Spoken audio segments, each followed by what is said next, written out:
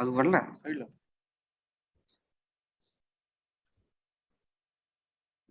Good morning.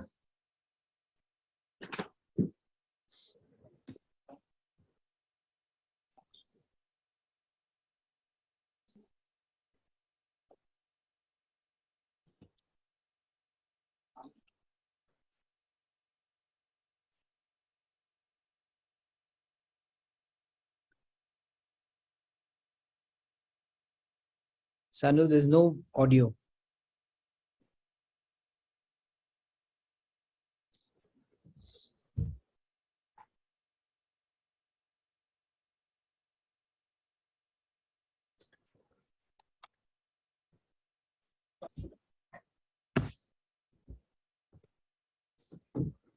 Sanu, there's no audio.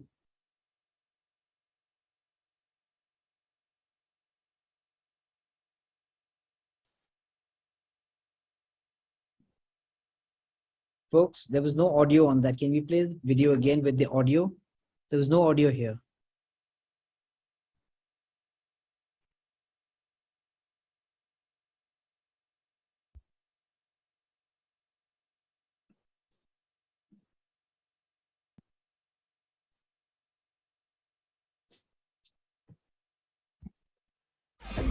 Welcome to the World Webinar on Cataract and Refractive Surgery, our most interactive WWCRS.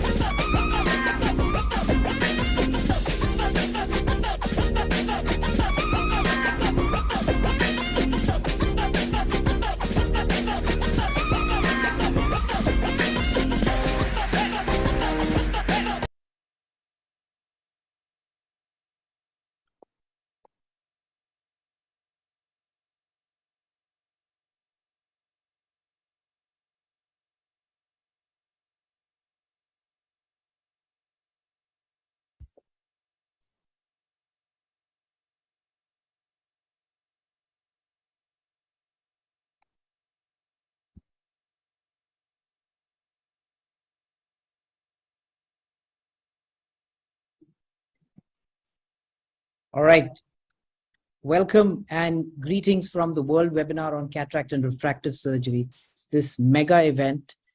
Honestly, this time we really have brought the power more in your hands, audience. Initially, you know, Sergio and I, it took a long time for us to really decide to do this event the third time. And we were really skeptical on doing this, especially looking at the number of webinars dropping every week. But sometimes, you know, we are defined by our passion rather than our data-driven decisions. And so here we are in what we believe we are doing really well. I'd like to really take this opportunity to thank our faculty who is graciously spending their time and energy, you know, making this whole ophthalmic community one again, which is what the vision was when we started WWCRS back in 2020. And I'd like to also take some time, you know, especially with this dried out virtual sponsors event, our sponsors for the day who, you know, really taken efforts to be here and help us do this event, put this together. Without any further ado, and I do not want to take your time away from this amazing stalwart of a faculty, I'm going to move on with the event. But I want to inform one thing. Remember, guys, the power this time is in your hand. So there are chat windows in YouTube. There are chat windows in the website. Just go ahead and, or in the Zoom, please ask your questions, without which we don't think that World Webinar is what it is. So we really want those questions coming in, let them flow in. I will butt in time to time in reminding people who are coming in new to ask questions on the questionnaire on the Zoom, YouTube, and website. Having said that, let's move on to session 1. And can we introduce session 1, guys?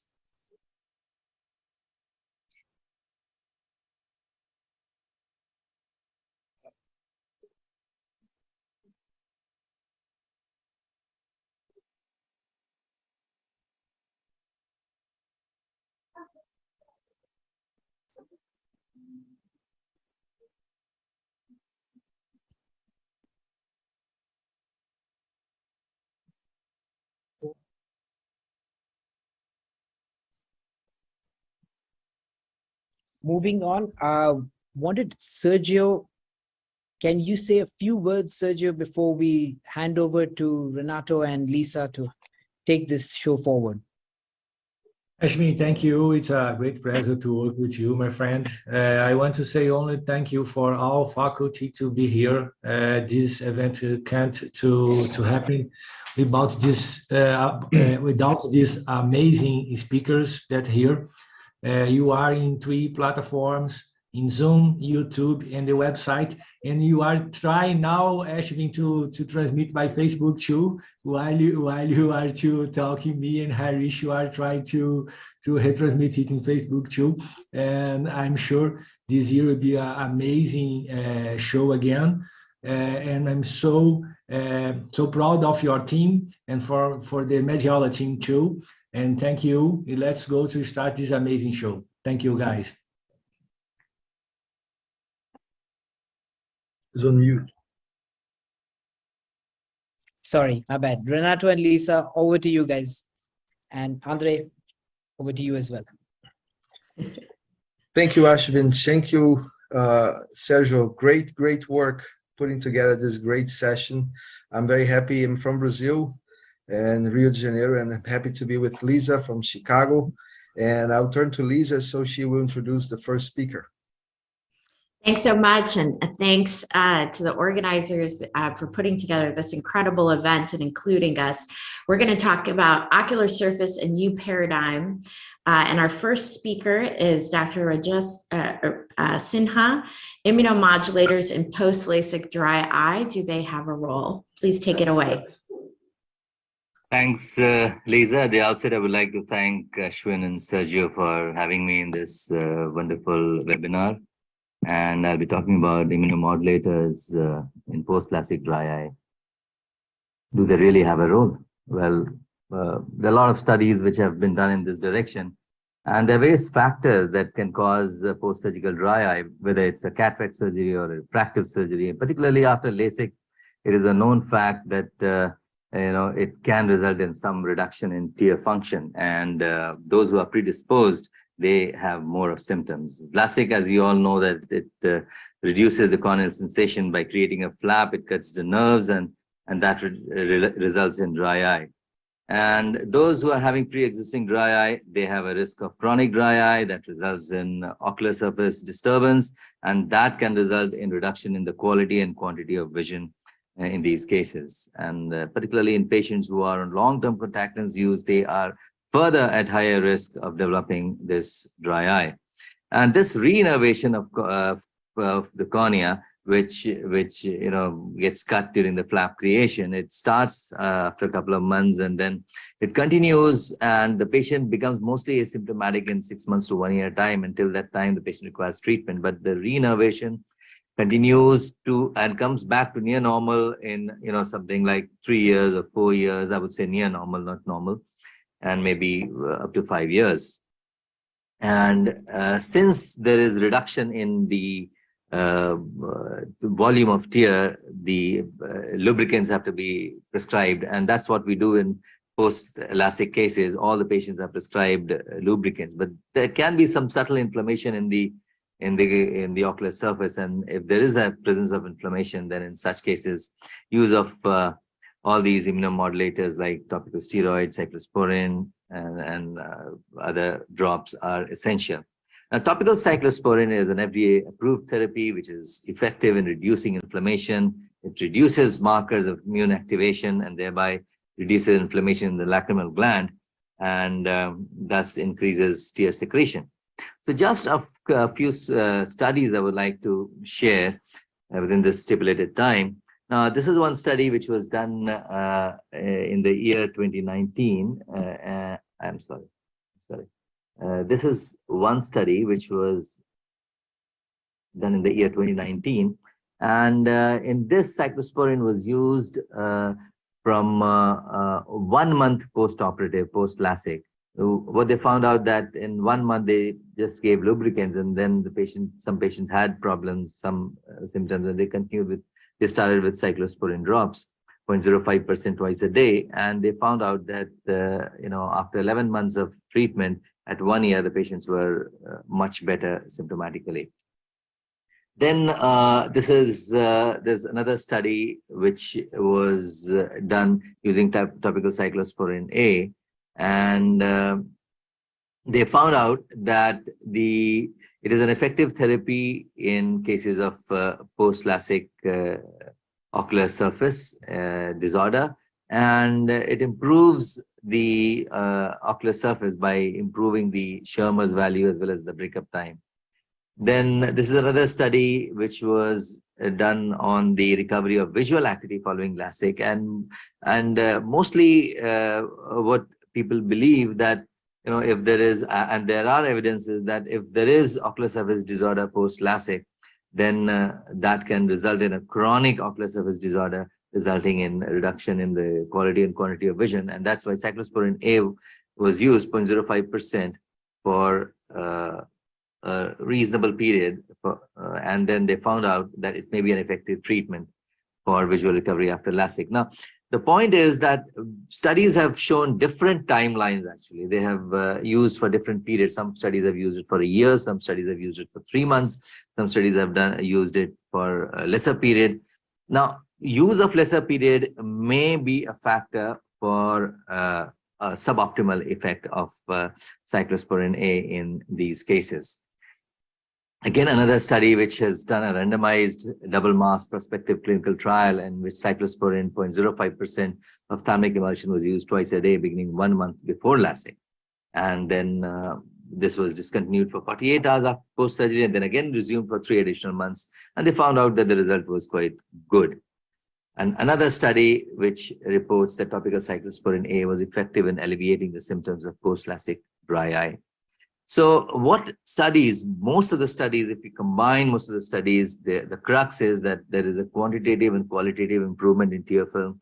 It increases goblet cell density, and thereby it improves the ocular surface. So topical cyclosporin is considered as a disease-modifying drug, which lubricants are not. Lubricants are just, a supplement which are added because because of denervation, the impulses to the brain for tear secretion is reduced.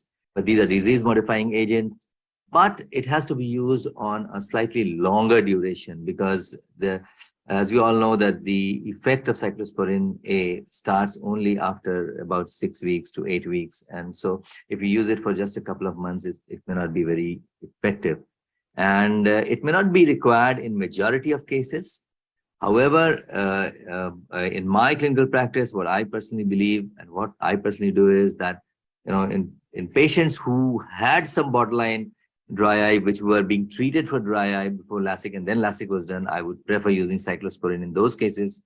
And the other group of patients will be those who are still symptomatic after, say, a month of use of lubricants along with other drugs, and still the patient is symptomatic and having some ocular surface inflammation, some subtle signs of ocular surface inflammation. In those cases, I would prefer using topical cyclosporin A. So thank you very much for your patient listening.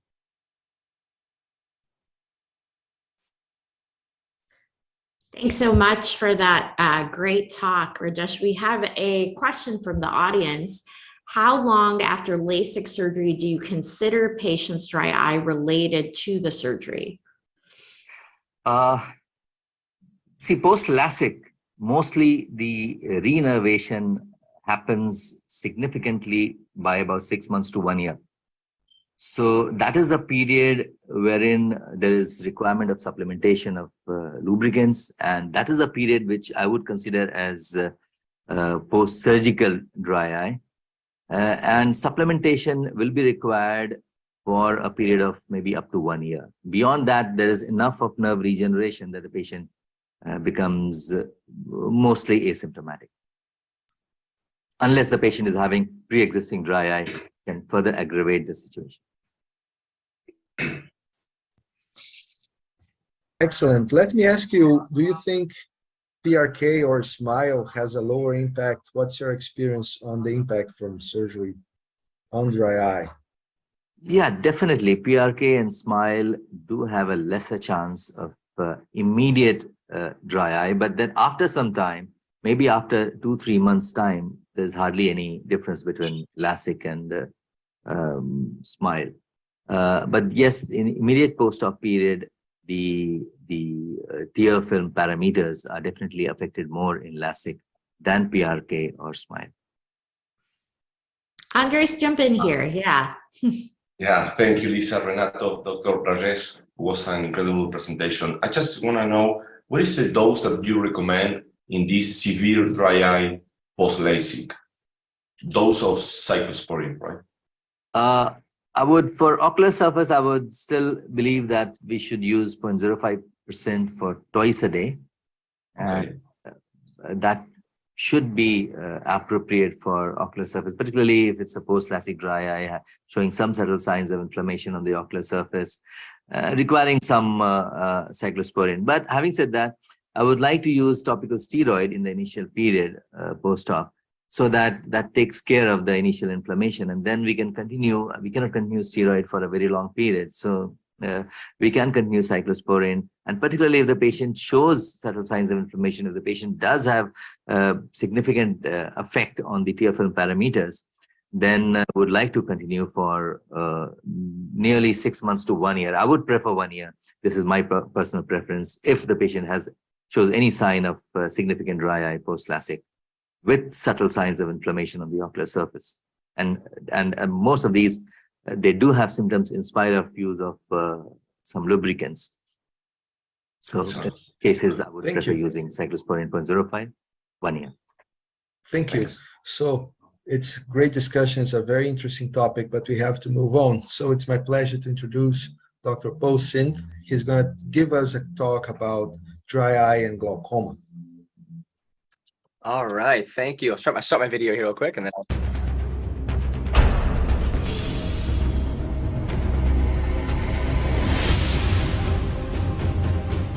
all right, I had to start with a little video there. Thank you all so much for the opportunity to be part of this presentation, and a great job to all of the organizers. Really awesome to see everybody here. But for me, as a glaucoma and cataract refractive surgeon, I think dry eye is such a big part of my world, especially in the dry eye market. We see so many patients who are suffering from dry eye, which affects cataract surgery and their overall compliance. And we understand probably the biggest issue I face in medical management of glaucoma is dealing with compliance. How do you keep people on medications long term? And we all understand the various barriers to compliance, right? Dosing regimen, side effects, cost, etc. But dry eye, because of the associated symptoms, tearing, burning, redness, photophobia, and really fluctuating vision, these are all symptoms that patients really focus on, which decreases their ability to stay on medications and to trust you as a surgeon. There's a number of data sets out there that shows us between 50 to 60, I say in my practice, maybe 80% of my patients have a significant, not just mild, but moderate to severe form of dry eye if you have glaucoma at the same time. And if you look at the data on number of medications, the more bottles we add, the more risk we have of obtaining or having a concomitant dry eye as well. So we want to limit the number of bottles if at all possible. And there's many studies out there talking about the role of BAK, benzalkonium chloride, on the ocular surface, the loss of goblet cells, the glycocalyx being destroyed with BAK over time. And then actually the PGA themselves, latanoprost, et cetera, can actually cause us to lose meibomian glands and cause meibomian gland dropout and dysfunction as well, which exacerbates the tear film lipid layer as well. But why this is so important in my world, if we're trying to deal with compliance, well, Boudouin showed us if you have a concomitant dry eye and glaucoma, you have a 30% reduction of compliance, which is really important because if you're not compliant, what happens? You may have fluctuating IOPs. If you have fluctuating IOPs, studies have shown us, like the AEGIS Advanced Interventional Glaucoma Interventional Study, the more you fluctuate, the more risk you have of progression over time as well, despite having low pressure. So we don't want to have people fluctuating. But even in terms of contrast sensitivity, we do know in glaucoma, when we lose ganglion cells and nerve fiber layer, we start to decrease our contrast sensitivity on the left there. On the right, though, you see that with dry eye and glaucoma, the dry eye itself can decrease contrast sensitivity. So this is why we talk about different kind of IOLs, whether it's multifocal IOLs or even EDOF lenses. We got to really be careful because we are, even in the dry eye patients and glaucoma, already reducing significantly that contrast sensitivity as well. So I think it's important, and my goal today is to talk about how we have so many options, whether it's MIGS, whether it's drug delivery, SLT. We have a lot of options to get people off of medications, especially when we're doing cataract surgery. We don't have to choose between quality of life and control of IOP anymore. And whether it's drug delivery here, where I'm pressing a button, and pushing some bimatoprost, Durysta, we have in the United States, which can decrease the need for topical drops even before cataract surgery, getting their surface healthier for a few months, and then doing cataract surgery when the surface is healthy, getting them off that topical PGA. SLT, we talk a lot about with the LIGHT trial, topical TGA versus SLT, showing both have the same efficacy, but less chance of progression, less chance of visual field defects, and better quality of life. A couple more minutes here. We looked at a study that we were published last year with the iStent and cataract surgery alone versus cataract stent. In the orange is the cataract iStent, showing us those who had the cataract stent had a decrease or had an increased improvement in patient-reported outcomes on the OSDI scores and the VFQ-25. And those who were off glaucoma drops had the highest improvement in their quality of life scores as well. And so we look at pre and post MIGS, we see significant improvement in ocular surface disease, in staining, tear film breakup time as well, and even lipid composition, which we've done some studies on as well. And so I think it's important for those of you out there who are not looking for dry eye and glaucoma, use something called a Ratten filter. I have it on my slit lamp. I have a Ratten filter, which is a kind of yellow filter or blue filter. It allows us with a cobalt blue light to really identify surface issues that we sometimes can't identify with our cobalt blue light. And this is a patient with EBMD, excuse me, and dry eye. And with my cobalt blue light, I had a hard time. But when I used that Ratten filter, I was able to highlight that surface tear film so much better as well. So with that said, I want to stay under 4 minutes. But the key is don't forget ocular surface disease and try your best, whether it's SLT, MIGS. If you're going to do a cataract surgery, employ one of the minimally invasive glaucoma surgeries if you can, because you can decrease the chance of medication burden, which can improve their potential for stability over time with their glaucoma. I stayed in 4 minutes, Ashwin. I tried my best. Thank you, everybody. Great work. Great work. So it's a challenge here for us as well to keep ourselves on track. So, Andreas, what's your experience with dry eye and glaucoma? Well, I agree with Paul. I like the last message. All these devices will help us to reduce the medication and, of course, the ocular surface. So I think this is the final message for all of us. Thank you, Paul. It was a great presentation, 4 minutes, and you gave us a lot of information. So thank you so much.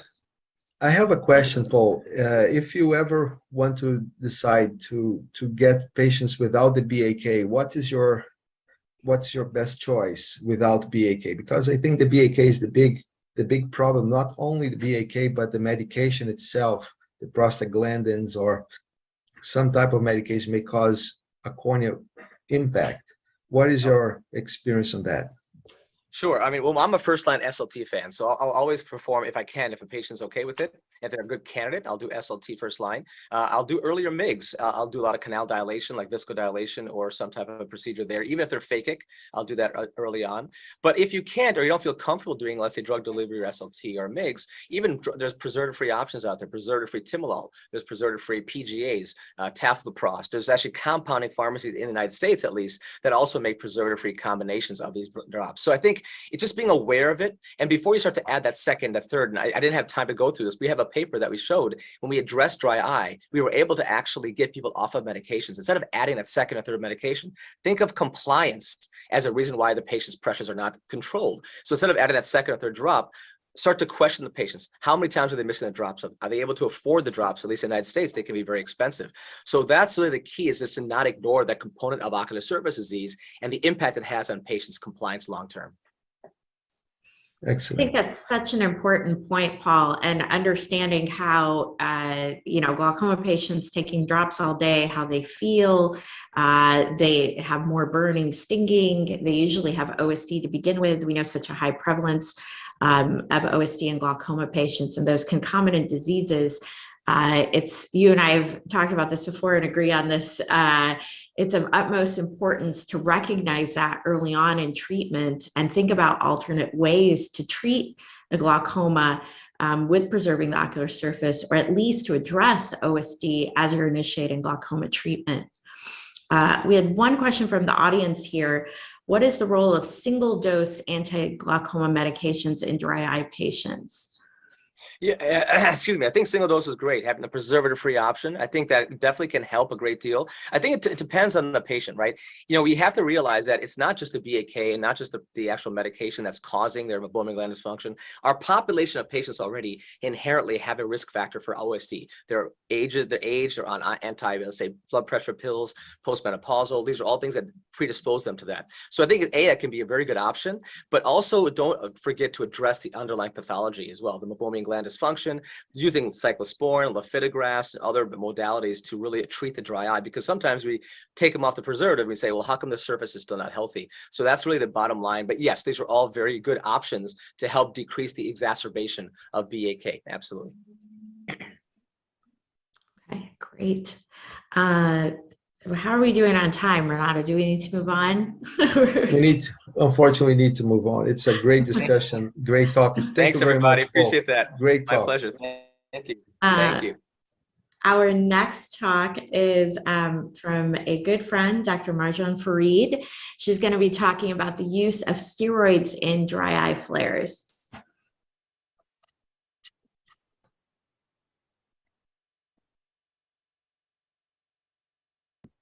Wonderful. Thank you so much for having me. And it's an absolute pleasure to be here. So thank you so much to the organizers for inviting me. So let's talk about strategies for management of dry eye disease flares. Specifically, those are my financial disclosures. So, as we all know, dry eye, it can be a very chronic inflammatory disease, and there's multiple triggers. You get into this cycle of tear film instability, which can result in ocular surface irritation, which increases inflammation. And these triggers are multiple risk factors, if you will: environmental, medication use, history of surgery, postmenopausal, and inflammatory. Certainly patients with underlying inflammatory diseases tend to have a higher risk. What we are understanding more now is that episodic flares are a very common feature of chronic dry eye disease. Similar to many chronic inflammatory diseases like asthma, uveitis, rheumatoid arthritis that affect various parts of the body, that these diseases also have periods where their symptoms are increased and they have this sort of flare-up or exacerbation. Dry eye has a similar pattern.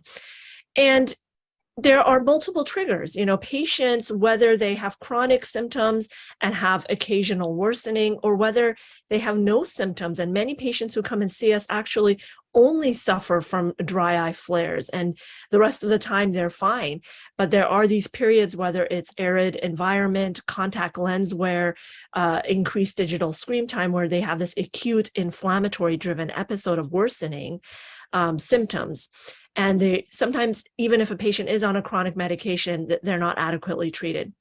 There's two types of immune response. There's the innate, or the very rapid immune response that patients have in response to a trigger. And this is where their symptoms are exacerbated. And then they have this adaptive response, which is a long-term response where the body remembers that initial trigger. If we can treat very early in that innate immune response, we can really minimize the risk of these patients becoming long-term dry eye inflammatory situation. And this is where I think the role of steroids is so important, because of their rapid onset of action. So here we have a case. This is a 42-year-old woman. She's on the screen. She runs an online business. Her eyes feel tired and gritty by the end of the day. And she uses artificial tears at least 4 times a day. But every couple of months, she has to increase her artificial tear use to almost hourly when she spends too many hours on the screen. And she's unable to continue doing her job effectively. When we look at her exam, she's got no fluorescein staining, but she does have some lissamine staining on her interpalpebral conjunctiva. Her inflammadry, or her MMP9 testing, is mildly positive, and there's mild MGD as well. Her risk factor is certainly female. Her lifestyle, being on the constant screen, that mild meibomian gland tear film instability is also there. So my question is to our panel, actually. This is an inflammatory response. She's having flare-ups that are causing worsening of her disease. We want to treat the inflammation. We want to treat her lid margin. Does this patient need a chronic anti-inflammatory, or could we start by treating the flare-ups only?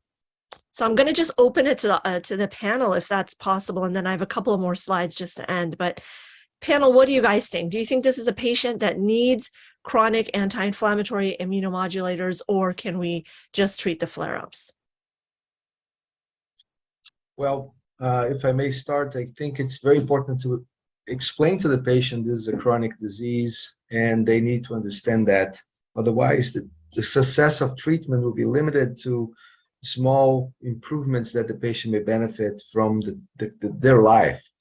But I think it's necessary to go with an inflammatory strategy to control it. And I think oral omega-3, along with a short period with the steroids and maybe some treatments for the meibomian gland dysfunction, we can get this to be controlled for the patient.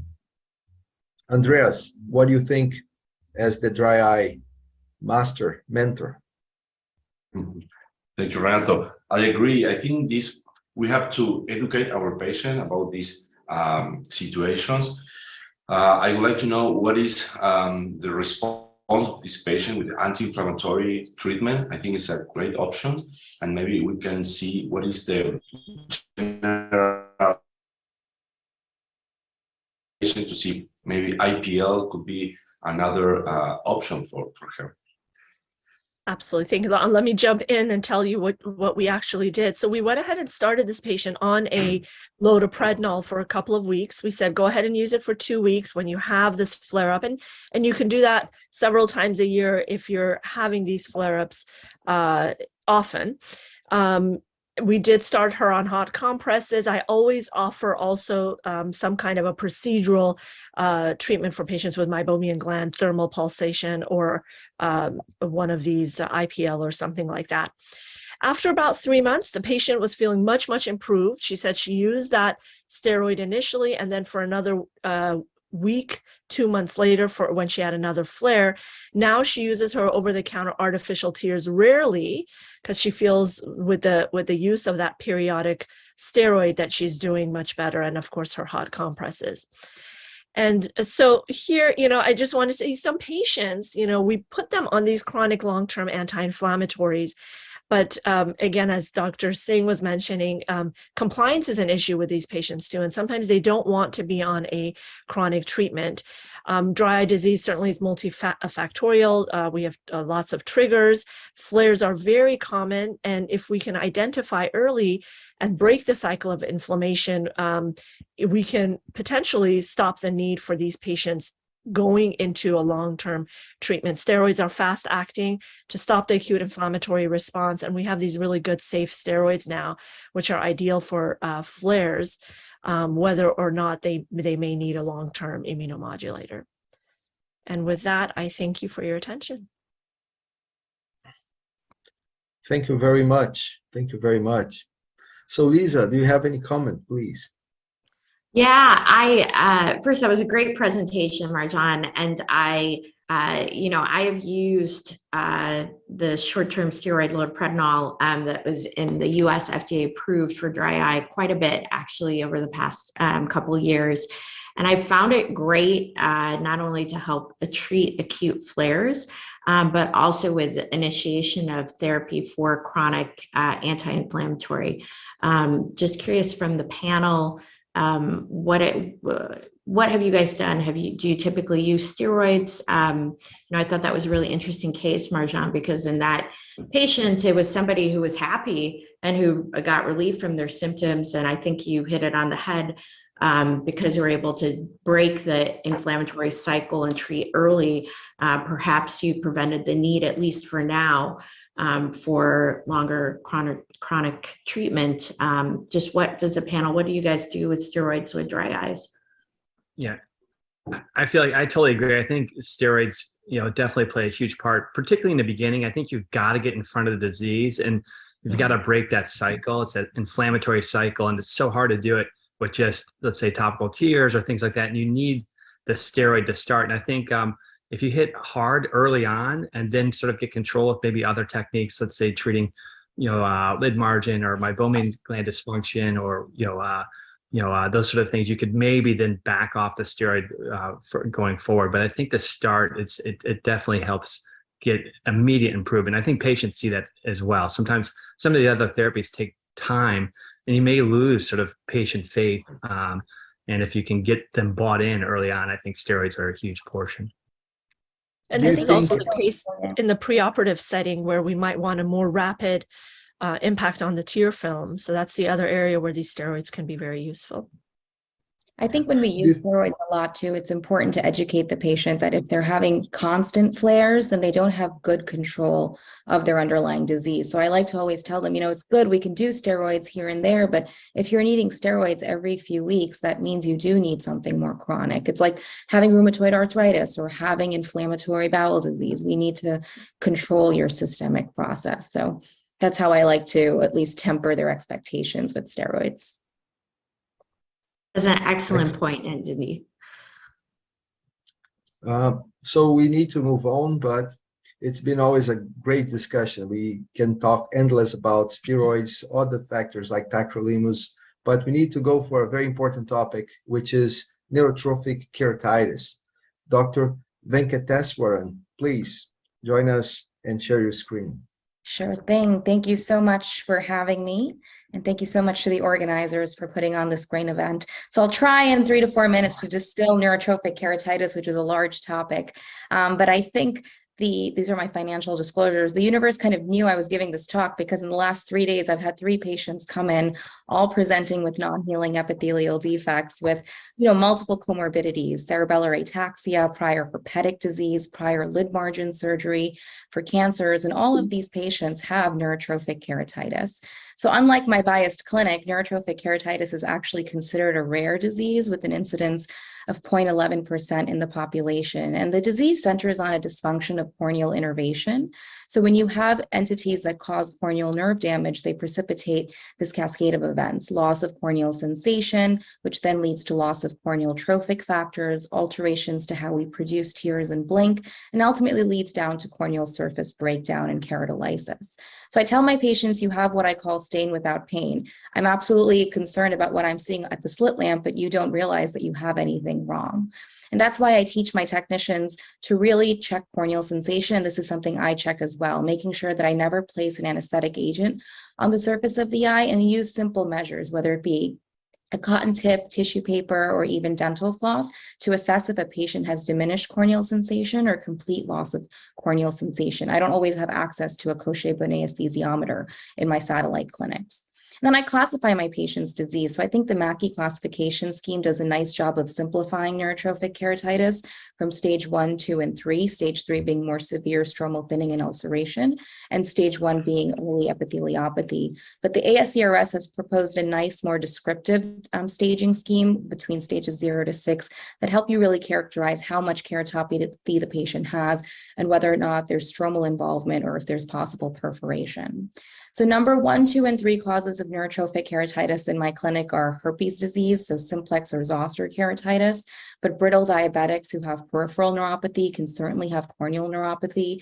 Other things to consider are patients with prior ocular surgery. Our pediatric patients can have congenital diseases like Riley-Day, and then patients who've had neurosurgical procedures can also be predisposed to this.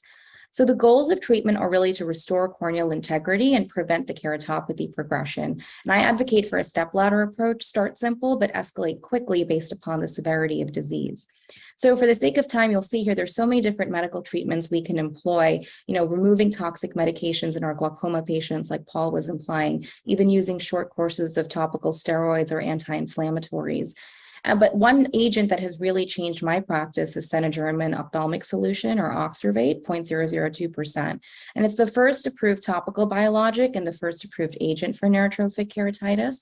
And it's a recombinant form of human nerve growth factor. So it comes shipped to the patient in a bottle. It's applied 6 times a day for 2 months, and it's approved for patients ages 2 and upwards in the United States and Europe. And our clinical trials in Europe and the United States have shown that, there's very high percentages of patients who have complete corneal healing with Oxervate treatment, and they stay healed for over 1 year after treatment. So here's one of my colleagues' patients who's had chronic anesthetic abuse, chronic glaucoma use, and laser vision correction, had a stage 2 ulcer that resolved after Oxervate therapy.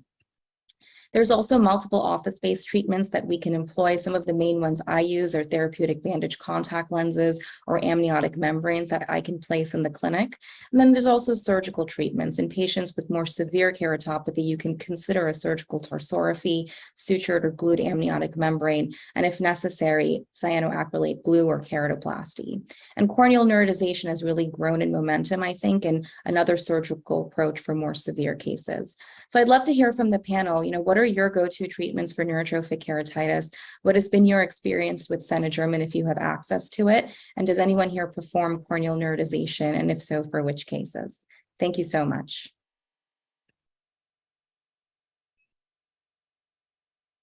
That was a great talk, and Denny, thank you. I didn't think someone could summarize neurotrophic keratitis in 3 to 4 minutes, but you did an excellent job. Andres, go ahead. Sorry, Renato, go ahead. Let me ask you, do you think it's an unmet medical need for a good non-contact aesthesiometer for the cornea evaluation? Is it an unmet need that we don't have, because okay, I saw you use many things that test corneal sensation, but it's very subjectively. You don't have a metric that is going to be reproducible. What do you think about having a corneal sensitivity testing? Do you think it's a necessary thing? You think it's going to help you?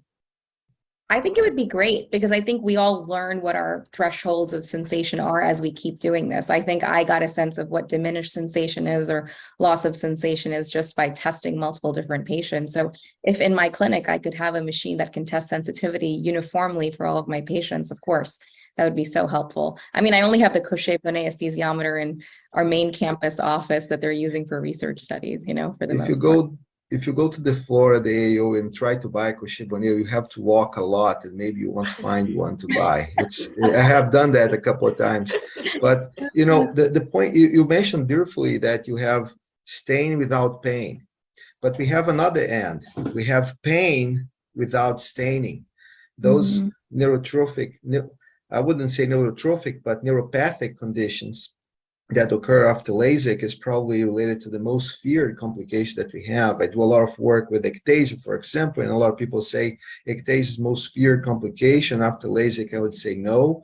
The most feared complication after LASIK is suicide because of ocular pain. And this is something that may be prevented if we have such a testing for ocular aesthesiometry before surgery. What do you think about that? I agree. I think neuropathic pain is actually more challenging to treat than neurotrophic keratitis. Many of those therapies we try don't work. I mean, oftentimes in these patients, I'm thinking outside of the box using, oral nerve modulating agents, even neurotoxins, to see if that mitigates it. But these are some of your most unhappy patients in clinic. One thing that I use a lot here, it's not so easy to prepare it. Ironically, it's to prepare autologous serum. It's the patient's own blood to help them. And eventually it's hard to have this compound, which is your own blood to yourself. And it's complex should be the most straightforward thing for you to have, but you have a lot of legal situations to prepare it, which is really unfortunate. Andreas, do you want any comment, please? Yes. Well, we have a question from one of our colleagues, Jeffrey. Dr. Nandini, he said, can you use the Cenegermin for all the stages of Enkey? Yes, you can. You could use it from stage 1 to stage 3. I think, you do have to make a good argument sometimes for insurance companies for stage 1. That's actually the more of the challenge that I experienced, at least here in the United States. But I've seen it work very effectively for stage 1, especially in stage 2 and stage 3, though, you do want to be combining approaches. So you want to be doing, say, amniotic membrane or serum tears to bridge them to Cenegermin, because it does take some time for us to obtain Cenegermin, and Cenegermin's an 8-week course. So these patients I watch very vigilantly on therapy, every 2 weeks. Renato, now I found out that you don't think my dental floss is repeatable, but besides that, I think it's a good, this is one of those underdiagnosed conditions. We know that patients have more neurotrophic keratitis, particularly dry eye patients. There's studies showing high osmolarity that damage corneal nerves and have decreased sensation. But it's not something that we necessarily routinely check in clinic. And so to your point, if there was something that was available that would have this as part of our routine exam, perhaps we'd be able to identify those patients sooner as well as treat them sooner to avoid, other complex problems later. Bill wants to say something. Wiley, you got something on this? Oh, no, I agree with what the panel is saying so far. I think these are very challenging cases, and it's sort of, you've got the pain with no stain or stain with no pain, and sometimes that can be challenging to understand which therapy is going to be best for either approach. So it's been a great discussion. Okay, thanks. Yeah. What is the role of confocal microscopy? Just the last question. Confocal microscopy in your clinic. I don't do a lot of confocal routinely, but I certainly have many colleagues who are imaging all of their patients prior to therapy and after therapy. And we have seen nerve growth, after Oxervate therapy, which is interesting, right? That's what it's supposed to be doing. And so I wouldn't say it's a mainstay in a clinic, at least not for a general ophthalmologist, but certainly in corneal clinics can play a role. Excellent. Lisa, please. Absolutely. Great job. We're moving on to our next talk, which is another really interesting topic, treating MGD procedurally. And Priya Gupta is going to give us this talk. Thanks. Okay, guys, you would think after this much time I'd know to unmute myself. Okay, so in these next few minutes, we're going to talk about procedural-based MGD treatments. These are my financial disclosures. So let's start with a case. So a 49-year-old woman who complains of fluctuating vision and irritation in the eyes.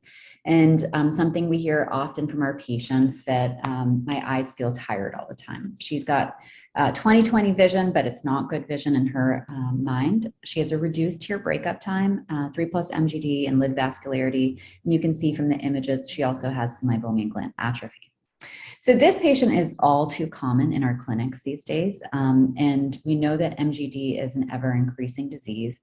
We're getting better at diagnosing it, but we're also getting better at treating it. And I know there's a lot of confusion about what are the best treatments and the optimal treatments. And so what I wanted to share today in these next few minutes is kind of the key principles of treating MGD that I feel like I've adopted over the last decade, just by seeing and treating a bunch of patients. So I think the key 3 principles are to treat obstruction, to treat biofilm, and inflammation. My top 3 to 4 treatments that I'm currently using for MGD are microblepharoexfoliation. And I really like this in patients with rosacea or extensive keratinization on the eyelid. For patients with obstruction, I like to use the TearCare thermal pulsation system. And then patients who have rosacea and maybe even more significant disease, I actually like to start with IPL or intense pulse light therapy. And then last but certainly not least, in certain patients, it can be important to put them on a topical anti-inflammatory agent as well, such as cyclosporin or lifitegrast. So really for any patient, I might use all of the above, or I might use one of them. And it just depends on the patient, their severity, and their clinical picture. So just to briefly summarize some of these treatments. So microblepharoexfoliation is just as the name implies. So it's basically a deep cleaning of the eyelid to remove the biofilm and the bacteria that sort of live along the lid that can create inflammation, but also mechanically removing the keratinized material along the surface of the eyelid. This can be really important to help relieve the obstruction so that, when you do other treatments, that helps to improve the consistency of the oil is able to be released on the surface of the eye. TearCare, so this is an external heating device that precisely heats the meibomian glands, and it's paired with a manual expression. And I find this treatment to be effective to not only liquefy those secretions, but help to customize and tailor how and where which glands need expression. It's been shown in the peer-reviewed literature to be non-inferior to lipoflow thermal pulsation. And both treatments in the study improved tear breakup time and symptomatology. IPL has been around. It was recently FDA approved within the last couple of years. And it's a broad spectrum light source that really helps to focus on treating the fine telangiectasias that are associated with ocular rosacea. Patients have treatments about once every 3 to 4 weeks and then expression. And there's lots of proposed mechanisms, just decreasing the vascular load, decreasing Demodex or bacteria along the eyelid. And then of course, it's often paired with expression. The one limitation of this is that you can really only use it in patients with skin type 4 or less. So that would be like my skin coloring or less. And that's because the melanin also absorbs some of the heat energy and can be damaged. Certainly, IPL has been shown to be effective in the literature, increasing tear breakup time, decreasing telangiectasias and symptoms. So in summary, I think that really treating MGD until we have other therapies is primarily, needs to be jump-started in the office with in-office treatments. And there's many therapies that are out there. And it's important to realize that one therapy might not be the sort of cure-all for patients, and multiple therapies might be needed. And I love to actually get mybography in these patients to help stratify where they are in their disease process. Thanks.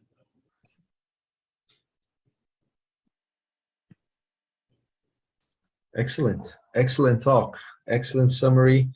My question for you is, do you think the IPL, for example, has a filter? Do you think the strategy for changing that filter from patient to patient based on what you try to achieve as an effect, as a biological effect from the light? What is your strategy? You have any experience, or you use the same filter? Can you give us more information on how you treat these patients? Sure. Yeah, the filter is really, it's based off of skin type. So the wavelength of, for darker pigments, you're going to use a different wavelength than for lighter pigmented skin.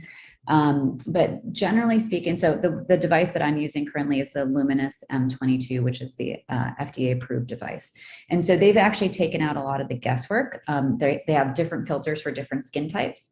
And so, it makes it less onerous on the clinician to try to have to fine tune that. Some of the other devices that don't have, that user-friendly aspect, yes, you do have to kind of change around the filters. And I think that's where, we can all learn a little bit from dermatology. They use IPL for cosmetic purposes and have so for many, many years. And so to me, I like to stick with kind of one protocol. I don't modulate the filter as much as I modulate the millijoules of energy. It kind of comes with a preset amount of energy based on the skin type that you select. But absolutely, there's nuances. Not all Fitzpatrick skin type 1s are the same. And so I kind of titrate it to patient comfort, but also, what's happening on their skin. We don't want to cause a thermal burn or anything like that, which can happen. So I would modulate the millijoules more than the filters. Andreas. Dr. Gupta, I have a question. If you have to recommend any MG dysfunction device, what would be your first option? Because we have so many devices, so many options, and you said something that is totally right.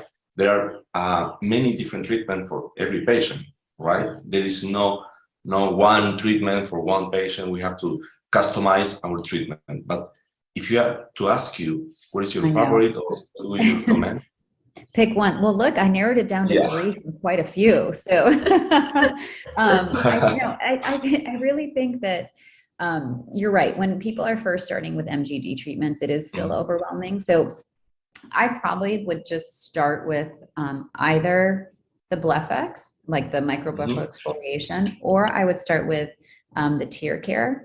Both of them have very friendly price points for a clinical practice. So that's always something to keep in mind, is how much you're investing in the technology. It can be a little scary when the devices cost, an arm and a leg. And so I would pick one of those as my first options. And then I would just get very comfortable with the technology. That's one thing I see people purchasing technologies, but then they don't put the time in to sort of get patients to try the treatment. And there's so much to learn just from your own hands-on experience. And sometimes when you get too many things, you just everything stays on the shelf. So pick one and then, line up a bunch of treatments and learn how the patients respond. And I think that also makes you better at talking to patients about those treatments, because you're more confident and you're more, you know what you're talking about because you've done more. So I think that's sometimes the hard part when patients have to pay out of pocket for treatments and things like that. They just, they kind of want a guarantee, and it's hard to guarantee something that's a chronic disease treatment. Absolutely. I think that's an excellent point, and especially about when you're incorporating these new technologies into practice, because you want to make sure that it's something that you're going to feel comfortable explaining to the patient, that you've observed these results that make it worthwhile. I think I've used iLux in the past, and I've been using TearCare for the past few months, and I've been impressed. I think one thing would be good to discuss, because TearCare does have, you're going to do the manual expression afterwards. I found that by enhancing my manual expression techniques, doing it where I do kind of a deeper expression than more superficial, I've gotten better results. Do you have any tips or for people who might be getting started with that technology? Yeah, I would say I actually really like the expression forceps that are part of the TearCare system. They have an angle, they're very comfortable for patients. And I think that just getting your ergonomics right at the slit lamp is kind of, for me, I like to just either use the hand that I'm using to express with, or my other hand to kind of pull the lid away a little bit. And I always have them look away from where I am working. So if I'm working, infranasal, I'll ask them to look up and to the left. And so that way, if the patient moves or your hand slips, you don't have to be worried about it. That said, the forceps are all brushed metal. You really cannot, I shouldn't say ever, but it would really be a lot of work to induce a corneal abrasion. The technique, I think, like you mentioned, Lisa, the kind of starting from the bottom and doing, one pass and then moving up a little bit and doing one pass. Everyone's anatomy is very different. Some people have tight lids, some people have very loose lids. I think the people with loose lids are the easier ones to start out with, where you're not having to fuss with things. When I first learned, I used a cotton tip in my thumb. So, it's just, there's not a right or a wrong. I always thought forceps would be more aggressive or more painful for the patients, and they actually prefer the forceps over a cotton tip, because the cotton tip can actually be kind of abrasive to the conjunctiva, so that their inner conj kind of hurts for a longer time than if you use the forceps. So just because it looks like it's going to be uncomfortable, it's not actually as uncomfortable as you think for the patients. Thanks. Excellent. We need to move on. This is one of the most interesting topics, because we can really do something for those patients with chronic meibomian dysfunction and dry eye. And the procedure is very important. That's the concept of the SPA for the dry eye, SPA for the tear film optimization. But we need to go now for the endothelium. And it's my pleasure to introduce my friend, Susan Jacobs, who's going to give us a talk on challenging PDAC cases. Thank you. Thank you so much, Renato and Lisa, and also thanks Ashwin and Sergio for this beautiful show that you've been putting on for some years now. Well, my talk is a little far away from the ocular surface. It's actually also a surface, but the inner surface of the cornea. So I guess I am somehow okay in this session. And this is a surface that's really wet. Okay, it's not dry at all. So let's talk about one tough case. Because of time limitation, I'm just going to show a case that's a little tough, I guess. Here's the cornea as it starts out. You can see the epithelial thickening right over there, and you can see that when we peel it off, the underlying stroma is edematous but quite clear. You also have some anterior segment abnormalities. The IOL has it's captured in the pupil, as you can see there. So that's something that we have to clear. And you can also see there's a complete lack of iris in this quadrant. And you would have a little bit of a job having to correct all this. And that's what we're going to be doing now. I'm dissecting the synechiae of the intraocular lens and of the anterior capsule, this iris synechiae, and kind of just trying to draw the iris inwards a bit just to see how much it's going to loosen up, and also also try to stretch the stroma so that I can do an SFT. So that's what I'm doing here, pulling the suture out in the beautiful SFT technique that's been described by Dr. Amar. And then you do these 4-pass throws and then pull the iris. And so now what you've got is this pupil that's formed here, but you also have this area of missing iris, remember that. And so we're going to fix that as well. And how we do that is by doing the iridodialysis repair. So even though this is not really an iridodialysis, it was actually a missing sector of iris. We can really easily fix it out by doing something that's similar to an iridodialysis repair. And this is again, this idea of keeping a trocar there just so that the needles don't accidentally capture on the corneal stroma there is also something that Dr. Amar does, and I've also found quite useful. And the iridodialysis repair, once done, you go back to the pupil to make it a little bit more round and nice looking. And once the SFT is done, let's just skip this a bit. You do a little bit of vitrectomy. You can stain with IVTA, remove the Descemet's membrane and the endothelium. And you can see that I'm using the air pump assisted technique here. So I've got air continuously going in through the anterior chamber maintainer. And this is connected to the vitrectomy fluid air exchange system of the vitrectomy machine. And so I can titrate the amount of pressure that's going in. And once I've done that, we already have some iris defects. So I'm not going to do a separate PI here. We can go in and actually inject the pre-Descemet's endothelial keratoplasty graft now. So that's a graft that's been prepared, and this is a PDEC graft which has not just the Descemet's membrane and the endothelium, it also has the pre-Descemet's layer, that extra 15 microns, which really makes this graft much more stronger, and also it can be maneuvered around much better than a DMEC graft, which is a very fragile graft. And also the other big advantage that PDEC grafts have, of course, is the ability to use really young donor corneas, unlike DMEC grafts where you prefer to use older ones. So you can see this is really a reasonably good sized graft, and the average graft size that I get for PDEX is about 8 millimeter, sometimes more, 8.5, and sometimes even 9 millimeter. It also varies a little bit depending on the donor eye. Now here's another big advantage of the PDEC. I don't have to keep on trying to open up the graft completely. So you can see I'm reasonably happy with the amount that I've opened up, and I'm going to go ahead and inject the bubble in, and the rest of the graft is opened up using the air pump assisted technique. So I'm going to be putting actually here in this case, I'm just doing it on an air bubble, just opening it up a bit, just like you would do with a DZIP graft. You can maneuver the graft around a bit. And there's actually a technique to open this so that you're not touching all over the endothelium, but just touching at one edge of the fold. And using that one edge of the fold, you can just crawl the entire graft up. There's also this patient that also had an extracapsular cataract extraction. So you can see that incision right there. And it's also seen in the post-operative period. That's the post-op day 1 appearance. And you can see a good air bubble and a very clear cornea. And here is, again, the next day, the delayed post-operative period, and you can see again a very good cornea. So I'll stop sharing with that, and I'll be happy to take any questions here now. Thank you, Susan. Beautiful surgery, like a miracle for the patient. So thanks, congratulations. That's my main message. And what do you think about these cases that you're challenging us with in the daily practice? The PDEC today is just for the normal cases, for your endothelial disease. Do you think it's your preferable technique for endothelial keratoplasty? Yeah, actually, we've completely stopped doing DZEX and DMEX in our institute. We do only PDEX.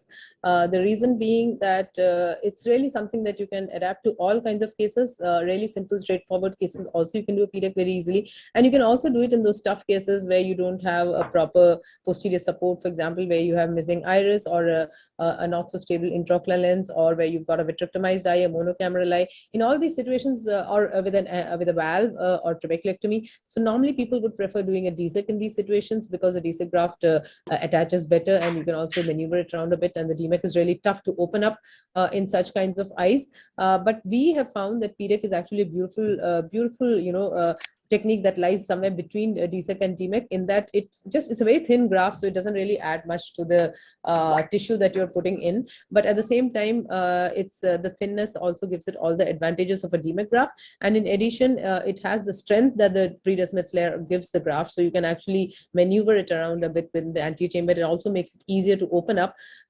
And also remember that you're also putting in a much higher volume of endothelial cell counts to start with, since you're using really young donor eyes. So we use donor eyes as we've used, it's not always that young, but we've used donor eyes even as young as 9 months old, you know, and those corneas are generally not used at all. But we have been able to use all these grafts for PDEX, and we generally don't take eyes less than 40 years. So our cell count, the starting cell count is really high for us. So I think those are the advantages that PDEC offers us. And as I said, we're doing only that now for endothelial keratoplasties. It's a huge paradigm shift. Yeah, it is actually, it is. Definitely. Well, so the Ashwin set, we set a good example for the entire rest of the day. We're gonna end on time. Thank you, everyone. Thank you for an excellent session. Thank you to co-moderators and panelists, Renato and Andres, and everybody who is on the panel, and of course, Ashwin and everyone for such an incredible event. Guys, thank you so much. Speakers, amazing talks. I learned so much from you guys. It's not even funny, honestly. And Andre, Lisa, and Renato, thank you so much for coordinating the whole first session. We're really grateful and thankful to you guys for spending time educating the world on this platform. We have close to about 1,000 people already all across. So honestly, it's already a big show, and we really want more and more in terms of educative format. Thank you, Session 1 faculty, to being here. I'm going to introduce the Session 2 faculty. So please, I just want to remind everybody, put in your questions when the session starts. It's extremely important. We put the questions in the Q&A box. We will get them answered. Go ahead, guys. Can we introduce the Session 2?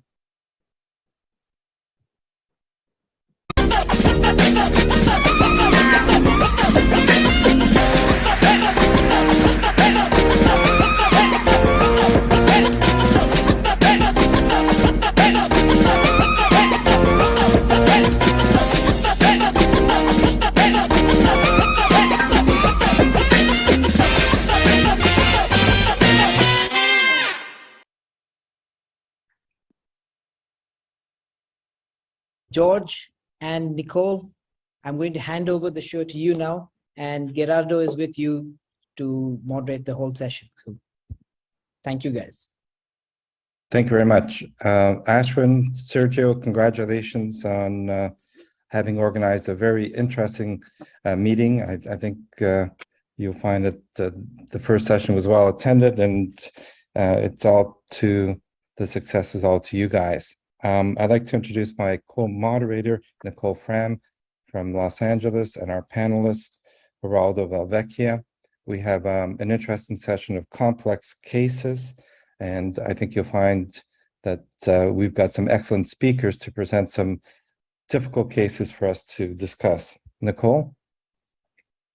So I just wanted to also congratulate Sergio and Ashwin. This is always an exciting event. We have the most incredible people here today, and we just want to kick it off so we can stay on time. Our first speaker is the one and only Steve Safran, and he's going to talk about, you got a what? So Steve, please take it away if you're here. Okay, I'm going to share my screen now. Okay. Can you see this and hear me? Yes. Excellent. Great, great, great. Okay, so the name of this case is You Got a What? So this is a 59-year-old male attorney, real estate developer, surfer, master of the universe from California, which is about 3,000 miles away from my practice in New Jersey. He has a sublux traumatic cataract from an auto accident, vitreous in the anterior chamber, phacodenesis, a fixed dilated pupil that's thin and transilluminates, and large zonular dialysis. You can see that here. And he's asking me, well, how many of these have you done? What's your success rate? How soon after surgery can I go surfing? And, I basically, explained to him that nobody does a ton of these and has really a success rate they can talk about statistically, but I do a lot of these, and if he wants to, get a second opinion, he's more than welcome to it. No, he's happy. He goes back to California and then sends me this email. This is an actual copy of the email. And he's got all these questions, including questions that you really can't answer, like, is there an artificial instructor inserted for the lens attachment? So I call him and sort of straighten everything out by phone. And then I get another email. These are the actual emails. Is there any way to assess the risk benefit to various outcomes, including traumatically negative outcomes? I sent him back to see, maybe you should consider a second opinion, Bob. He goes, no, Steve, you're my guy. I want you to do my surgery. Then I get this, oh joy, by the way, for that. So Steve, how do we need to make any decisions about the lens type preference? Please advise. Thanks, Bob. Well, we did discuss this at your visit, and the plan was to avoid a diffractive lens because I thought this might cause glare and bother you, and try to use an Eyhance toric, which has a little bit of extended depth of focus and target low myopia, about -0.5. And this is the surgical plan off the LensStar. He's going to get an 18.5 150 toric. So he comes in and we take him into surgery, and I noticed this, where that little black arrow is, this little line. Does anybody have any idea what that might be? Well, I say, Bob, have you had LASIK? Because that looks to me like a LASIK flap. Oh yeah, I remember I did way back in the 90s. Forgot about that. Is that important? Well, the patient's blocked and I'm scrubbed in. He came in from California for the surgery and he's received sedation. So now what do we do? Do we cancel the case? Well, I don't think that's going to happen. So what I did was I broke scrub, went onto my laptop and recalculated.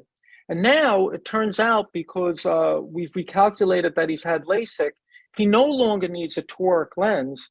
He needs a 20 diopter lens. See, Barrett takes the back of the cornea into account as an assumption, but if you had LASIK, that's already been corrected by correcting the refraction. That gets knocked out. Now he doesn't need a toric lens. We have this lens in stock, and we can move forward and do the surgery. So here's a quick video edit of the procedure that we did. He's got vitreous in the anterior chamber.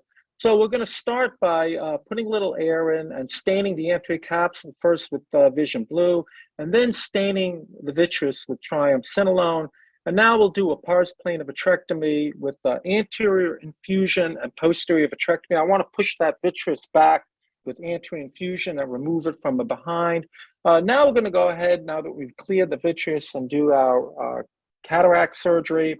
And you can see the lens is pretty loose. We've stained the capsule so we can see the anterior capsule. I find it's very helpful in all these loose lens cases. We make our capsulorhexis, and I want to put capsule retractors in. We're going to put 4 retractors in. I like to place these from inside with a micro forceps, as you see here, tuck them under the anterior capsule rim and put them into the equator of the bag. And now we can go ahead and do sort of a routine phacoemulsification because the capsular bag is well supported. The lens is, it's not too dense. I've edited most of this out. We do the cortical cleanup. And you'll see this whitish strand here, and it looks sort of like the capsular bag is collapsing, but that's actually just stained vitreous.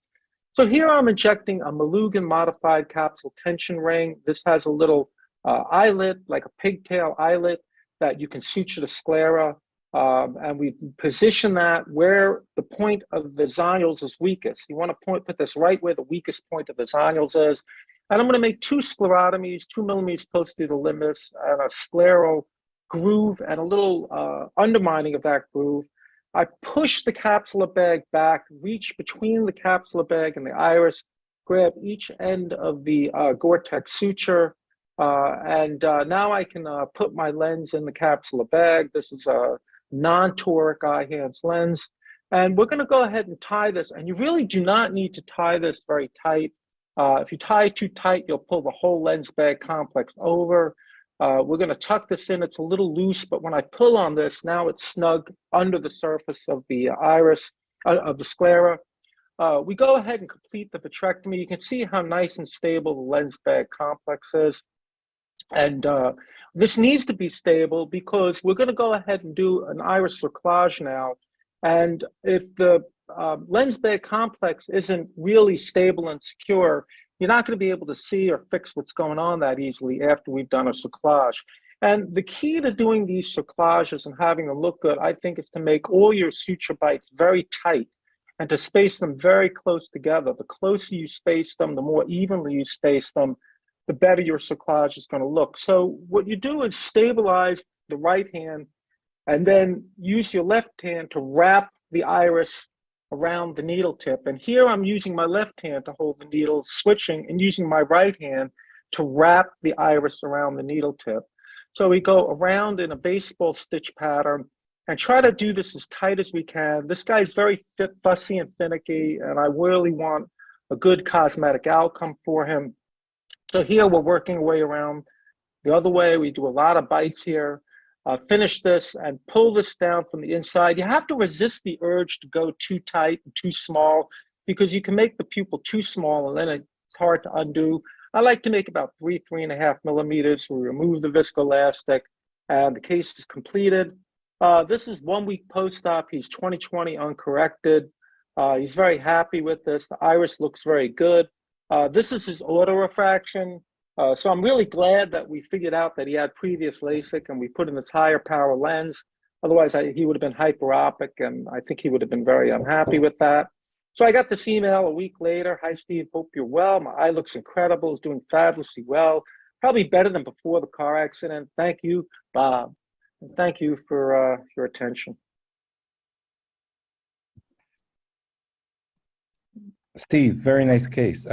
Quick question for you. Using Vision Blue in somebody who's got some zonular dialysis, are you worried about the Vision Blue going in behind into the vitreous? Yeah, and I am. And what I usually do is I put a little dispersive viscoelastic in the area where there's where the dialysis is, where the zonular dialysis is. Then when I put an air bubble in, it pushes that dispersive viscoelastic to that space, and then I stain the capsule, just dripping a little on the cornea, on the anterior capsule, just a tiny bit of Vision Blue. So it really isn't filling the whole chamber, and the dispersive viscoelastic protects the area where the zonular dialysis is. I've done very severe zonular compromise, large dialysis with this, and I've never had it run into the vitreous with that technique. But you know, in this case, I was doing a vitrectomy anyway, so worst case, if it did go into the vitreous, I could have cleaned it up. Okay. So Nicole, Gerardo, do you have a question? Yeah, please.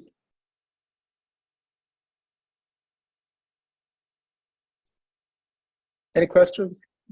Yeah, I have a question. So some of these cases, I mean, you make everything look easy, and I love that, and you're amazing, and it's really true. And it takes a lot of patience to do a case like this. How do you plan if you think there's going to be a lot of vitreous? Like, let's say you weren't someone who felt comfortable always going pars plana and putting a lens on and getting all the vitreous out like you do. Do you have a retina person with you? How many hours do you plan for this case if you're a mere mortal?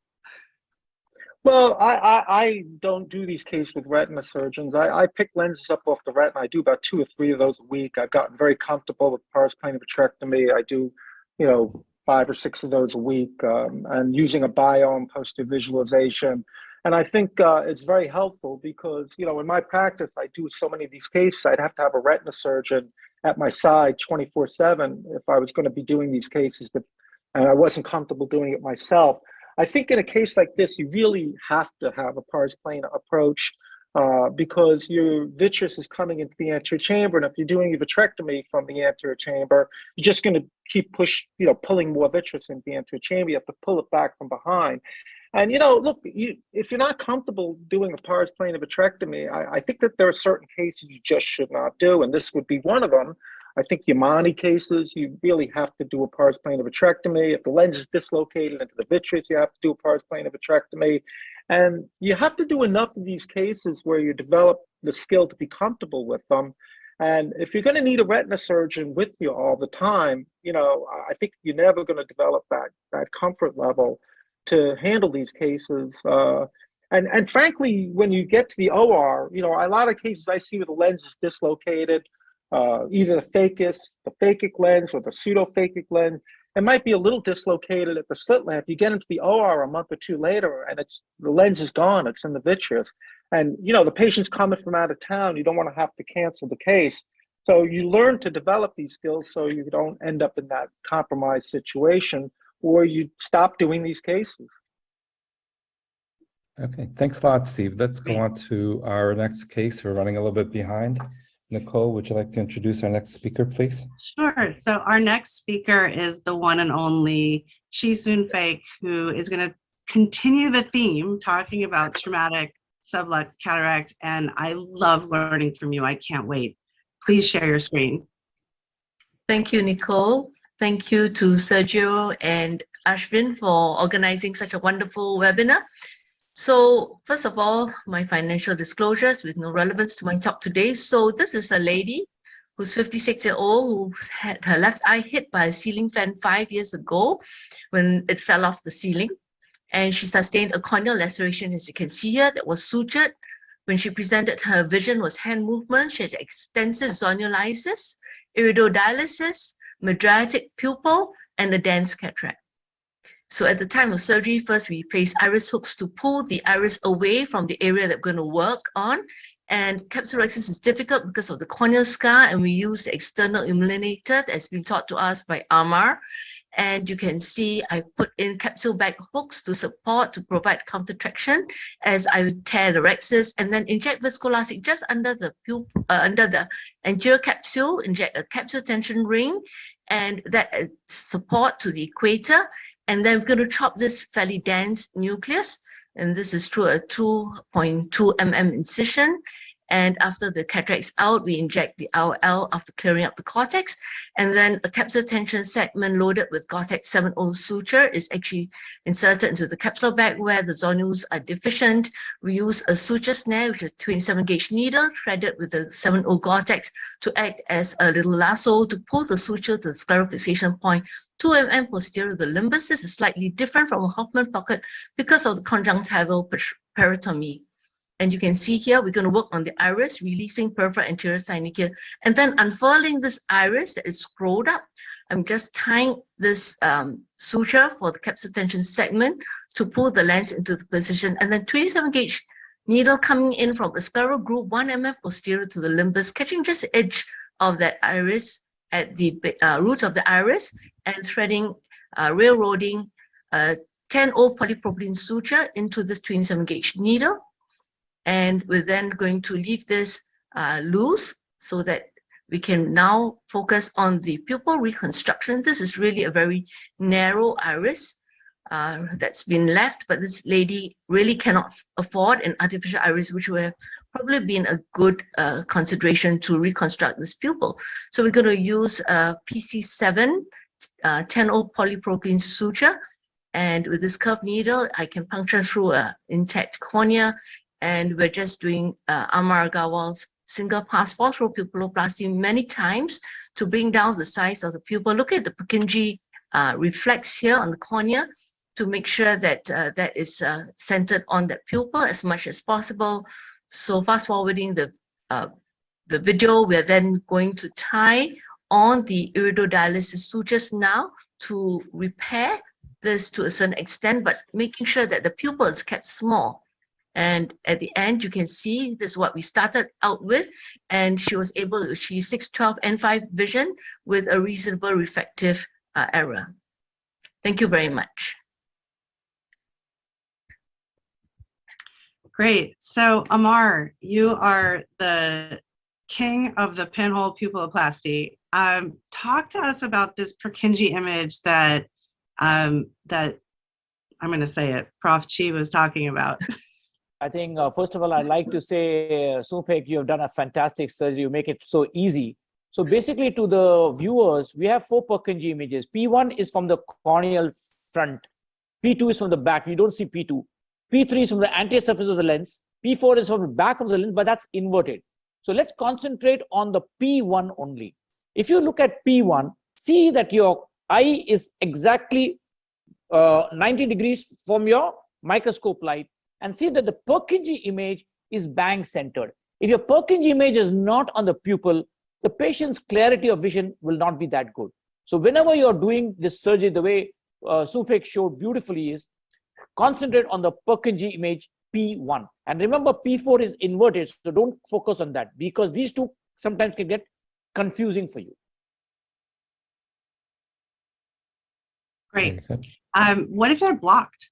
So even if you're blocked, what happens is they will be blocked between you and me. They will be blocked. So just keep the chin up, and I keep it perpendicular like that, and think. If you make it exactly around the Lumira microscope, those three triangles which you see, you'll get approximately 1 millimeter. So if you just go beyond it, you'll get 1.5. So even if you don't have a marker to analyze how much your pupil size is, with that you will be able to assess exactly your pupil size. So remember one thing, a pupil right around the Lumira three triangles which you see, you'll get approximately a 1 millimeter pupil. Anything beyond that will be 1.5 to 2 millimeters. Quick question to Chi. These complex cases, do you do any of them under topical? No, never. It takes too long, and I think the patient gets uncomfortable. Handling the iris can be painful. Correct. You know, I always block these patients, but sometimes you end up doing them under topical by accident. You know, you have a case that you didn't realize was going to be But then you what can it do turned a into. subtenon. You do a subtenons block. Correct. Great. So George, take it away. Okay, so our next speaker is going to be, where are we? Okay, Filomena Ribeiro, talking about IOLs and keratoconus. Filomena, please take it away. Thank you, George. Nice to see you all, and thank you for having me. I will share my screen.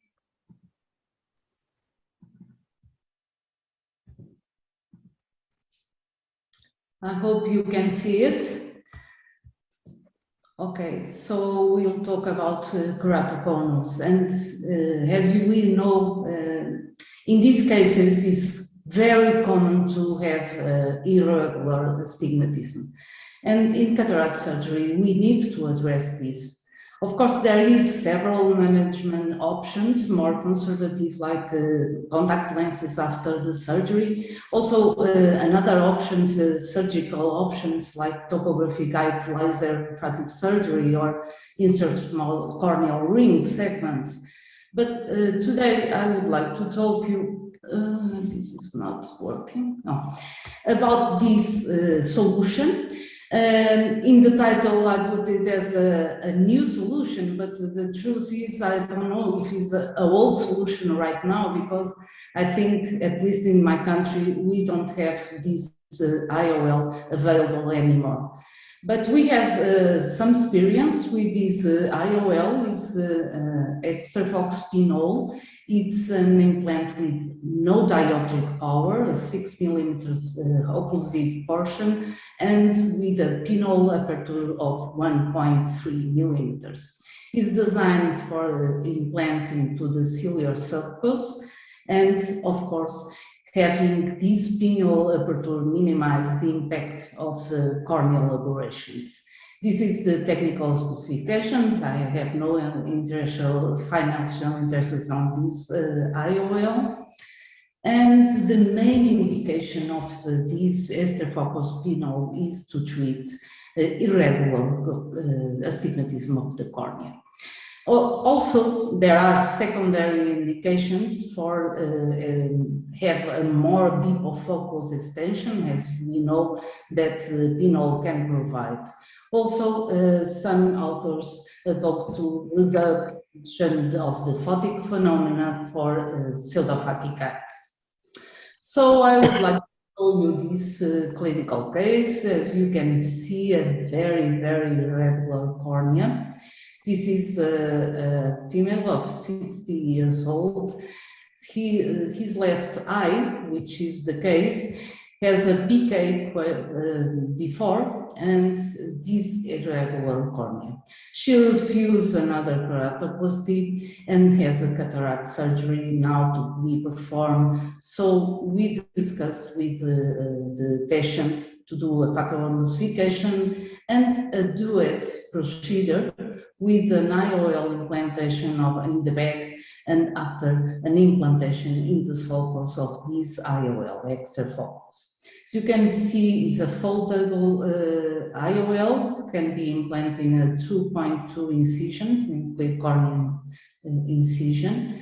And as you can see, this is the result that we are implanting just after the first implant in the bag, and now this IOL in the sulcus. So the post-op of the patient, you can see the image, and we can perceive very well the irregular cornea that she has. And the truth is, she is very, very satisfied with this solution, providing her a very good functional vision. So this IOL, we may pay attention because autorefraction is not reliable in these cases. They can have a false aperopic shift.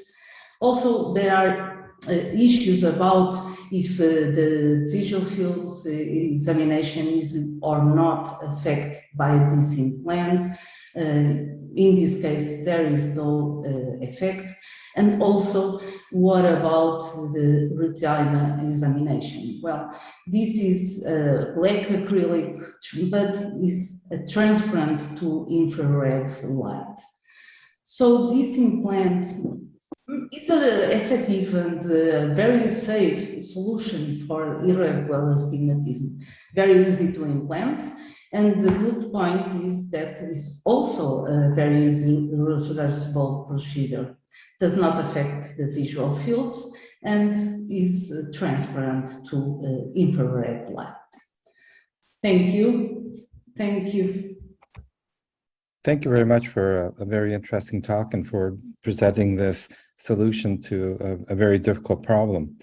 Unfortunately, the lens is not available in certain parts of the world. So Steve, I'd like to ask you, what is your approach to keratoconic patients, since I believe you don't have access to this lens? Yes, me? Yeah. Yeah. I'm asking, I mean, it depends on what if they are able to wear a scleral lens and they have a cataract, I'll put in a monofocal lens so they can continue to wear the scleral lens. If the keratoconus is mild and they can correct with the refraction, and the refraction gets them to see, well, it's stable, it's consistent with their topography, and it's correctable with a toric lens, then I'll use a toric lens. But, and if it's bad enough, I'll do a penetrating keratoplasty and do cataract surgery at the same time. I'll phaco them, put the lens in the bag, do penetrating keratoplasty, and then if I need to exchange the lens later on, I can exchange the lens a year or two later for a lens that gives them a better refractive outcome. There's a variety of different options depending on the situation. Some case we'll do a DALC and come back and do the cataract. So it really depends on the situation, Amar, what is your choice? Would you consider using this lens? Or? One is, suppose we have a very young patient, we do CARES, which was started by Susan Jacob, but let's take the older patients. I feel we're better off with the pinhole pupillasty. One thing I want to tell everyone is, please check the Holiday Pentacam reports. And I've discussed this in the Quicksands moments with Nicole and Elizabeth Yu in the ASCRS thing is, you see, you're always looking at the astigmatism. Please also check next to that, there's one thing called the HOA, the higher order aberration, the RMS value. The normal is 0.3. You'll get a shock sometimes. I used to see astigmatism is, let's say, 4. But the higher order aberration is about, let's say, 8 or 10. So imagine how bad these cases are. The moment I do a pinhole pupillasty, they are bang on track like that. So we have done these post-DAL cases, keratoconus, pellucid marginal degenerations, a lot of such cases. And I think that works very, very nicely. One last thing I want to tell is, when you put a pinhole IOL, which is fantastic, and I've used them, remember, if the patient has a Uritz-Zavalia syndrome, then you have a problem because there is a closed angle glaucoma forming. With a pinhole pupillasty, that closed angle becomes an open angle because you're pulling it down, whereas the pinhole IOL does not solve that problem. Keep that one fact in mind. Great. I think it's so important looking at those higher order aberrations. I've learned so much about how to handle this. I wish we could get that lens. Gerardo, do you have any experience with this lens, any pearls or any issues with iris chafing because it's acrylic? You asking? I was asking Drago. Okay. Well, I would just like to know from Philomena what the edge is like on the haptics, if it is acrylic, and how that affects the iris over time. Well, I think there is no long-term studies about that, but in the cases that we have, we don't see any dispersion of pigment. No, I don't think is an issue. But of course, it's not a well-studied IOL, and as I said, at least in my country, is not available anymore. I don't know why. Yeah, well, hopefully we'll be able to bring it back. So our next speaker is the one and only Amar Agrawal, and he's going to talk about a very, very long day, which I had the other day. Take it away. Yeah, I'm just going to share the screen. Fine.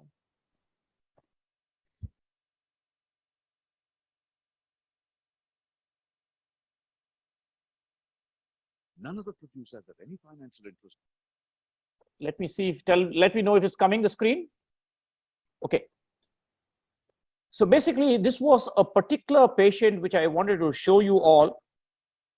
This patient was referred to me by one of the leading ophthalmologists in India, and from Bombay. The patient was operated 6 times. They had gone for simple cataract surgery, IOL drop, everything. 6 surgeries had happened, and you can see how bad that cornea is.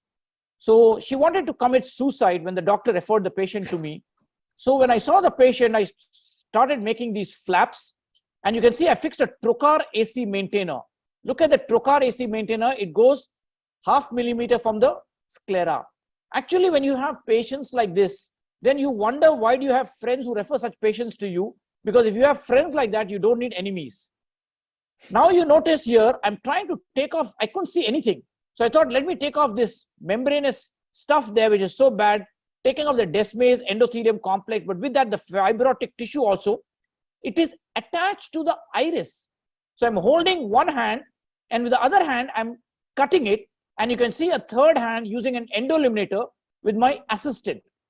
Now, once I have tried to remove it, now I'm trying to see, okay, what's going on inside? And subsequently, you will notice after I remove this, I feel something glistening inside. And you will see that in a second just now. Here you can see the membranous tissue removed. I have fluid continuously going on inside the eye. And now you will notice, see something glistening inside. So I know this must be an IOL which is subluxed inside. I'm doing a little bit of vitrectomy, but I'm worried now. This lens goes down, I'll be in a mess. So I better catch it somewhere. Luckily for me, it's a 3-piece IOL, and I've caught it somewhere, anywhere. Now you do the handshake technique. So basically, you're using 2 glued IOL forceps, passing it from one hand to the other till you catch the tip of the haptic. I need to pull out that lens to be absolutely safe, because once my one haptic is externalized, as you can see here, now I'm safe and I can breathe a bit because I know this lens will not go down. So now I can complete my remaining vitrectomy to clear up the mess which you are seeing in there. But now I have to catch the second haptic. Notice the view is so bad. So if you're not seeing, don't worry. Even I was not seeing on the table. So I'm trying to see something. Even with the endoeliminator from outside, I'm not seeing. But I catch it somewhere, anywhere. Does not matter where you catch it. As long as you caught the haptic. Now transfer it from one hand to the other. Catch the tip of the haptic. Once the tip is caught, catch and externalize. Remember, don't catch it anywhere else. Now look at the amount of haptic externalized. It's a lot. So I created my Debord Charrier Spock with the 26 gauge needle, tucked it inside. So far, so good. Now my next step is to work on the pupil.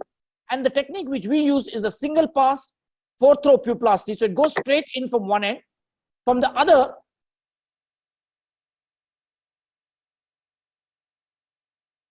side, you take a 26 gauge needle. I don't know what happened.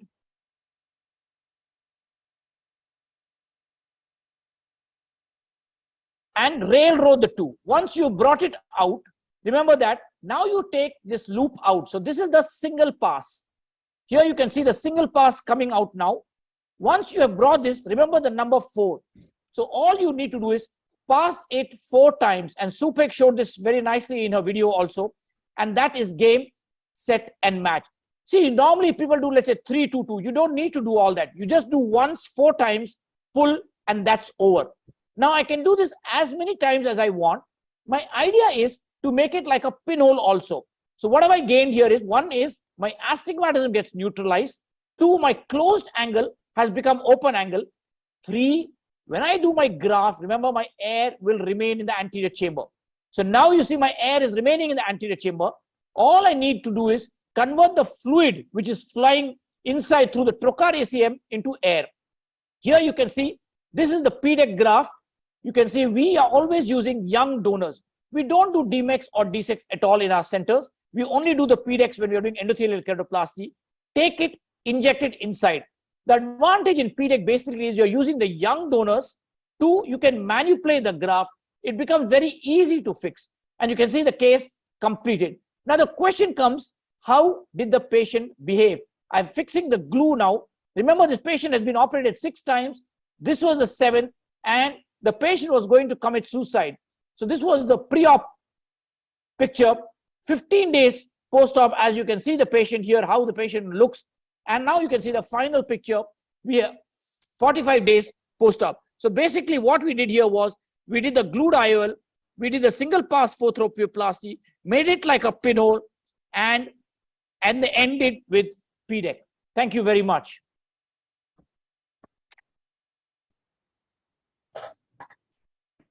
And he did it in 15 minutes. I have a question for Amar. Yes, Sergio. I was with Amar last month in Chennai, but I want the secret to because Amar is 10 years younger now. I don't know what he's doing. Amar, tell for us. When I have dinner with Nicole Fram in the American Academy. Fixed. You follow that formula. So honestly, you know, these cases that are combined with cornea and iris and lens, you have to make some very calculated decisions about, can I see to fixate the lens, and what is my easiest technique to do that? And the glued IOL is great because you can actually, you know, hand over hand, you can do this illumination. Sometimes though, it's nice to just do the IOL, in my experience, and then come and the iris if you can see, but just do the IOL and the iris part and then come back and do the cornea, only because, you know, with certain procedures, if you don't have a pressurized eye, that cornea is not going to stay on. So I think it's important to understand when to stage a procedure and when to do it all at once. Steve, I know you do a ton of these kind of cases. What's your experience with that?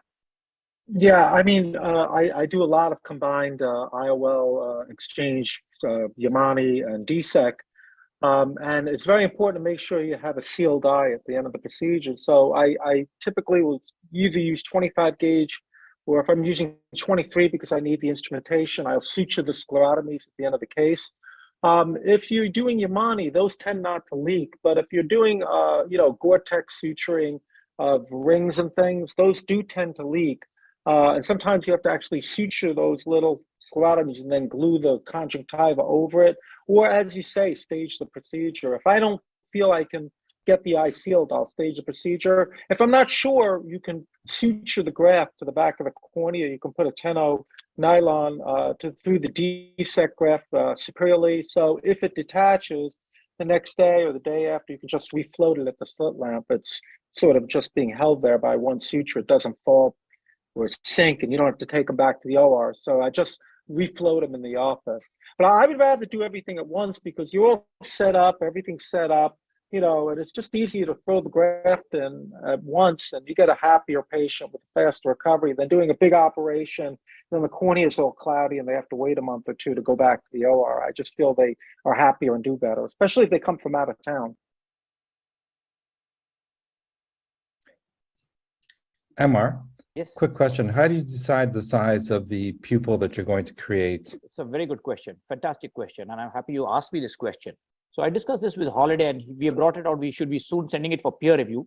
Very simple, as I said. One is we have designed a pupillary device. So it has 0.5, 1, 1.52. Preoperatively, you just have to put it in front of the patient and ask him which one he likes. Let's say he likes 1.5. On table, I'll make it a 1.5 millimeter pupil. The second point is, remember I talked before about the higher order aberration. Please check. We are analyzing now, if someone has, let's say, 12 higher order aberration, and I said normal is 0.3, invariably they'll go for a 1 millimeter pupil, they'll prefer. If someone has, let's say, 1 higher order aberration only, he might prefer a 1.5 to 2 millimeter pupil. And we are trying to analyze this also. So the simple answer to your question is, use the Holiday pinhole device, which is made by Epsilon, check it preoperatively, then on table, we make it exactly the same size. The advantage in this is you'll gain 1 or 2 lines.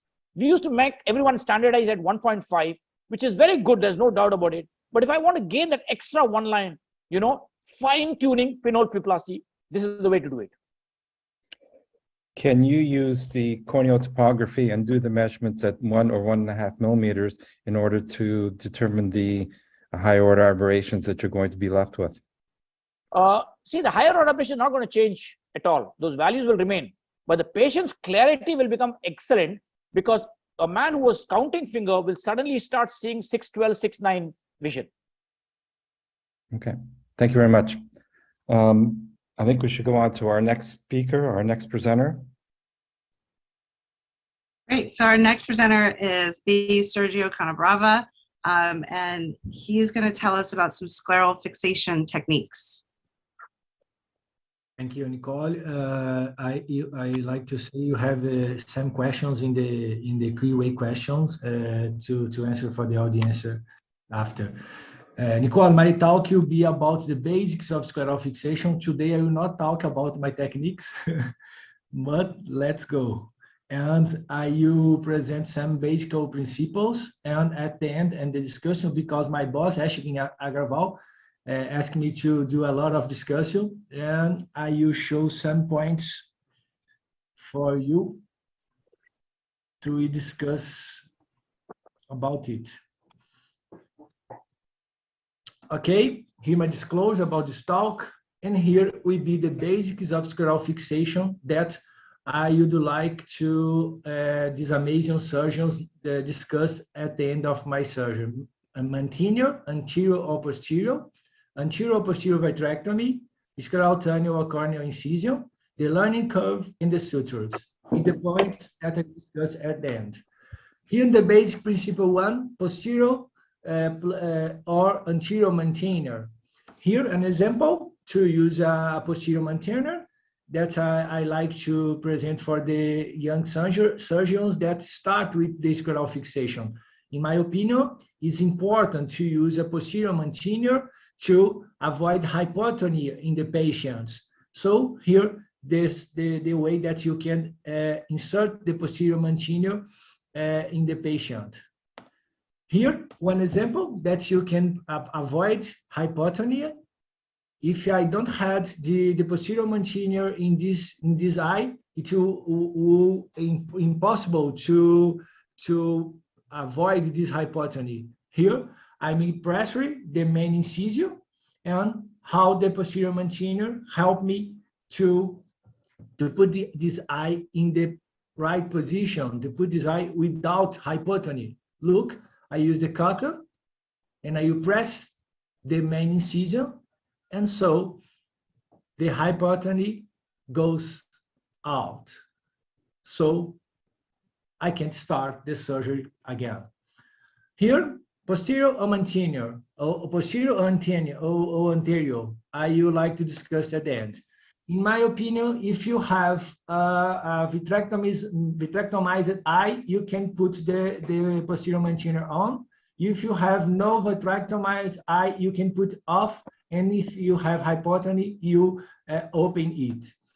Basically, two, anterior posterior vitrectomy. Till now, since the last year, all my scleral fixation, I send it for the posterior surgeon to perform the posterior vitrectomy before.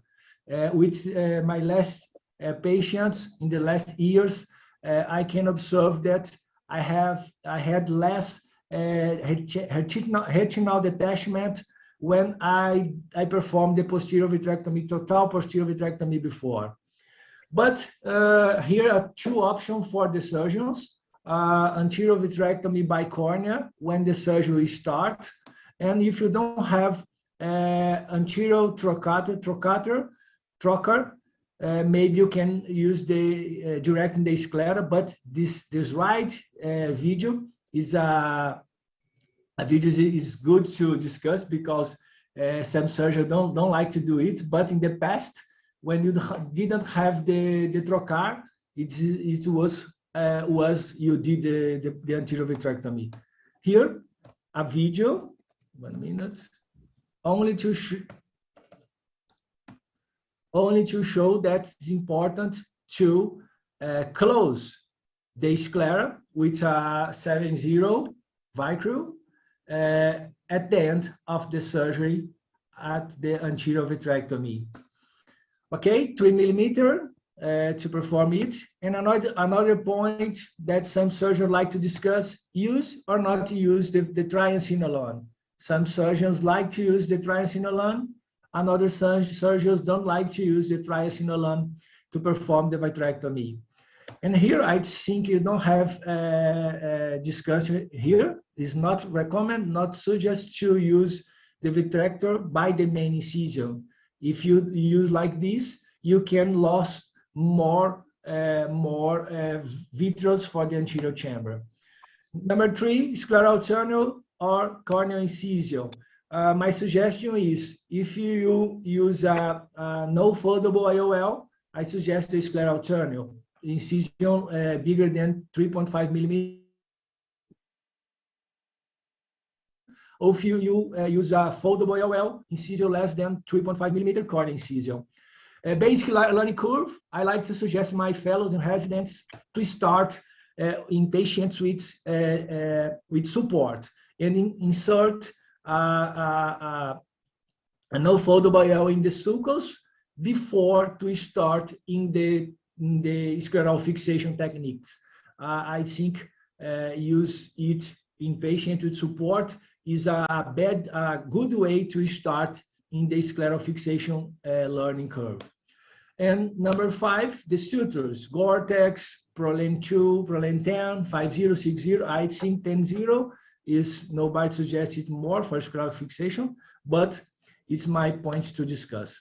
So Nicole, George, are you back to the first, my questions to create the discussions is here and is here. Thank you. Thank you. Great. Thank you, Sergio, and thank you to you and Ashwin again for putting this incredible event on for the whole world to see. I wanted to ask Chi whether or not she felt that infusion has to be on all the time during scleral fixation, or are there times where you don't need it? And do you prefer posterior anterior fixation and infusion? Generally, I control the infusion with my foot pedal, so that if I feel that the eye is a little softer, I will just touch a little so that I get the right pressure. I don't like a continuous infusion because sometimes, especially if it's coming from posterior, it can push the iris out. So I think I like to be in control of the situation. So that's under my foot control. And I generally prefer the infusion from the limbus. Yeah. So I put the incision rather than radial, it's almost a little circumferential. So it's not in my way. So it's parallel to the limbus. So my incision is not being like a paracentesis radial. It goes the other way, 90 degrees to it, so that my cannula goes in parallel to the limbus. Absolutely. So, there's certain people that prefer anterior infusion versus posterior, and you bring up an excellent point about the iris. The issue is that you have to, even if the iris is out of control, I think you have to control it, and you can put an iris hook to control it. If you see it starting to come out, it's just going to continue to do that. I know, Steve, you have some comments on this. Yeah, I mean, I use posterior infusion, posterior vitrectomy in all these cases, trocars, and I think I like to use the infusion like a surgical instrument. where I can turn it on, turn it off, depending on whether it's going to help me or not. For example, if I'm cutting the lens, I have it off because this guy's going to come up in your way. So I cut the lens with it off. I fill the anterior chamber with viscoelastic. It's critical, and Sergio talked about this, it's critical to have self-sealing incisions. It doesn't matter how big they are. If you're taking out a PMMA lens, it's a 7mm lens, whatever. As long as you're designed at self-sealing, like what we do for M6, you can turn your infusion on and the eye will be firm. You never want to have a hypotenuse eye. If you're passing needles from outside into a soft eye, you'll get choroidal detachment, bleeding, and the eye will get out of your control very quickly. So you want the eye at physiologic pressure or self-sealing incision. Use the infusion with foot pedal control as a surgical tool. And you can turn it on and off at certain points in the procedure as you feel it will help you. It can push Summering's ring material out through the incision, assist you that way. You can shut it off when you're cutting. For Yamane and things like that, I think you're much better off with anterior infusion. You can fill the anterior chamber with dispersive viscoelastic, and then the anterior chamber is isolated and all the flow is posterior, and your endothelial cell count is going to be a lot better. The corneas look a lot better the next day. So Yamane, you want posterior infusion or anterior? Always posterior, always posterior. Yeah. I put a trocar in every one of these cases, or three of them really. I do 3 trocars. I would just say the final point that Sergio, I'm so glad you made this, is that hypotony postoperatively is bad. And we must take the time, even if you bevel and you make this amazing trocar entry, if you think it's leaking at all, suture it, because the hypotony is going to cause a vitreous hemorrhage the next day, choroidals, things like that. So I really love that you included that. I just wanted to say a quick thing that suturing those, I totally agree, is very important. Sometimes it can be intimidating because you take the trocar out and you can't find it. So before you take the trocar out, place your suture, and it will be easy to suture your sclerotomy every time. The only comment I would make is that there are certain cases you're going to more likely need to suture the sclerotomy than in other cases. If you're doing a high myope or a re-op, you're going to have a much higher need to consider suturing the sclerotomy. If there's a smaller axial length primary surgery, you're using 25 gauge trocars, you're not going to need to suture those if you make a proper incision. I think there's one more important point that I'm going to ask Chi to address this. How extensive a vitrectomy do you do in these cases? I think it's very important that you do an extensive vitrectomy because it's helpful in limiting the amount of post-op uveitis and post-op CME. But can you comment on that? Oh, yes. So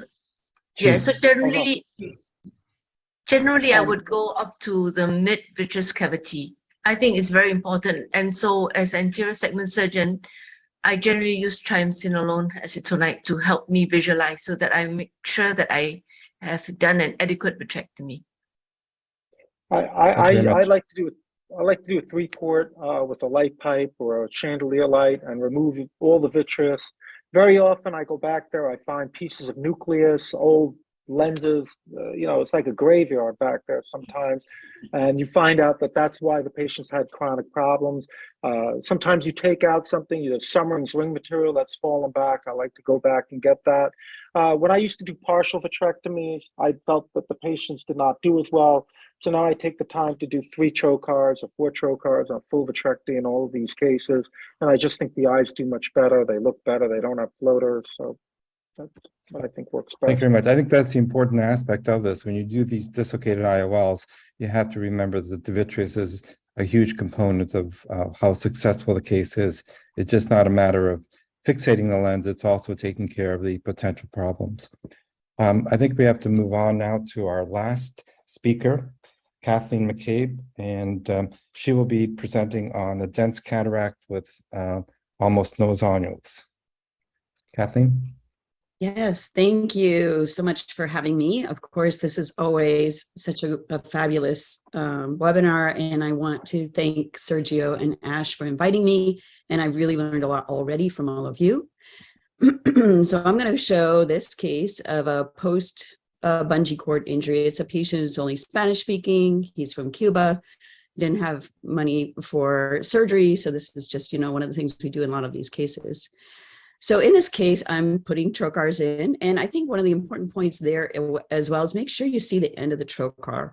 So you should always see that in the pupil somewhere if you can. I have stained the intercapsule. As you can see, it's pretty fibrotic, but I already created a capsulotomy with femtosecond laser, which I think makes it a little bit less traumatic for me to remove that central capsule. Still doing it really slowly and carefully, so I'm not adding more trauma to the zonules that are remaining, and putting in some capsule hooks as you've seen everybody else do. This is a very dense cataract, as you can see. So I'm trying to just make sure that I'm pushing capsule away all the time. I'm not going to show you all of that. But the cataract came out pretty atraumatically. But if you look, and you'll see this a little better, you can see that actually in our upper left, there is an anterior capsular tear that happened in the area of that capsule hook over there. So, I mean, I think there's an easier probably way to do this that, you know, we might have wanted to just take that whole lens out, but instead I decided I'm going to put in a capsular retention segment, and I'm placing that 27 gauge needle with this now preloaded CTS that's going to sit in the area, one of the areas, because there's several, of maximal zonulopathy. And I'm going to place the second one because there was just a bigger area than could be spanned by just that one alone. I guess a CTR might have been helpful, but I was a little hesitant with that anterior capsular tear to do that, and really not sure if I should even be doing any of this or just doing a Yamane technique. But again, just like Sergio said, he has said many times, make a tunnel, make sure you have a very small flange and bury that adequately.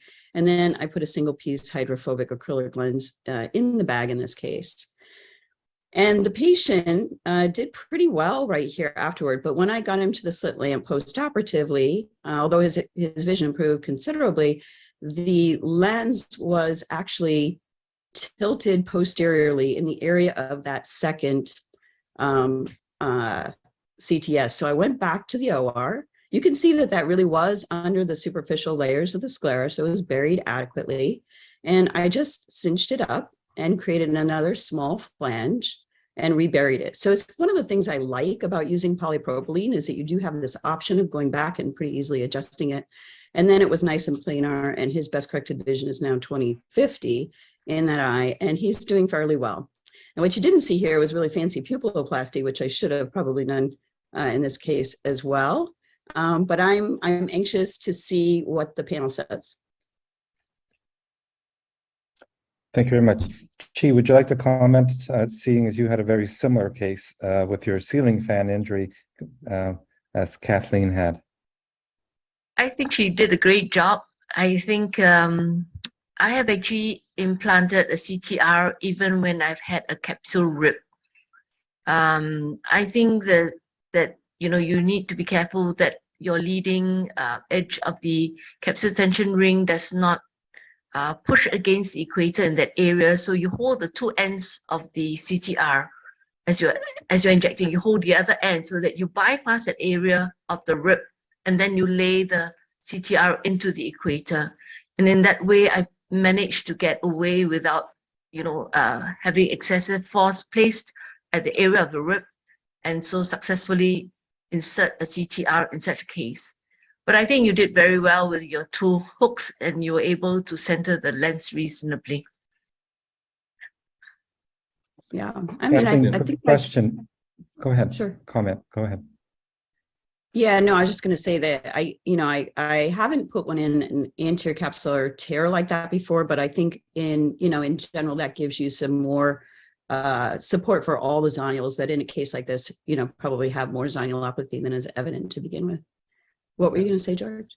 I was just going to ask you quickly, when you were adjusting the amount of suture that you were removing, was there any objective way that you have of sort of determining how much tilt you were accounting for, or was it just sort of eyeballing it? Yeah, no pun intended, right? So Right. I don't currently have intraoperative OCT, but clearly that would be the best way to do it. I also don't have actually intraoperative aberrometry, but that would have helped. You might see a decrease in cylinder as you make it more planar. But I eyeballed it exactly as you said. And Incredible. post-operatively, I guess the slit lamp, it was I have nice. a question. Sorry. Yes. I have a question for Gerardo. Gerardo, about your pocket, what do you think? It's a good option in this kind of case? Yes, no, incredible surgery, Catherine. You are an extreme surgeon. Yeah, probably in this case, I take out of the capsule and make a Yamane modified, but it's really great. How is your manage of your handling of the vitreous in this case? You make a anterior vitrectomy. Right. So I did place that trocar and I did a posterior vitrectomy, but I actually brought the vitrector in front of the cataract and made sure that, you know, there was everything that had prolapsed all along every edge I could see. This was a very long case with a lot of vitrectomy that was, you know, edited down to 3 minutes. So, but yeah, I did spend a long time making sure there was no vitreous there. Really great. I think Steve wants to make some comments. Go ahead, Steve. Yeah. I mean, the comment I want to make is that, you know, you have these challenging cases and, you know, the question is, when do you save the capsular bag and try to go through heroics to save it? And when do you sacrifice the capsular bag because it's not really doing anything? And in my opinion, you know, a capsular bag with bad zonules and a vitrectomized eye is just a carrier for lens epithelial cells. It really doesn't, it's not doing anything. So I'll take it out, do Yamane. Now, if saving that capsular bag is going to allow me to avoid a vitrectomy or use a toric lens, which will benefit the patient, then I'll save it and I'll put, you know, stuff in it to support it. But the stuff you put in is expensive. You got to poke holes in the eye to support it. And, you know, to me, Yamane is faster, easier, and, you know, really more reliable than trying to rely on a capsule bag that you have to support with hooks and rings and things, which costs money, take time. And, you know, there has to be a point in doing all that work, in my opinion. And if you're not going to avoid a vitrectomy in a young person, if you're not going to put a specialty lens in, I think it's just easier to take it out and do Yamane if you've already done a vitrectomy. It takes less time and it's easier to do. So this is what I want to say to that. Oh, sorry. I just want to totally agree with Steve, because at the end of the case, what I was thinking to myself the whole time is, why did I do that? I should have just taken this lens out and done a Yamane. So I agree with you. I haven't shown this case before because I really think that was probably the better idea. But yeah, it worked out fine in the end, and it was a lot of extra hardware. But I agree with you. And my only comment on that. Yeah, my comments on that, I think if you have an anterior capsular tear, it can't, you know, there is a controversy about femto or no femto and whether that caused it. If there's fibrotic areas in the capsulotomy that was created by the femto, you can expect an anterior tear in that area.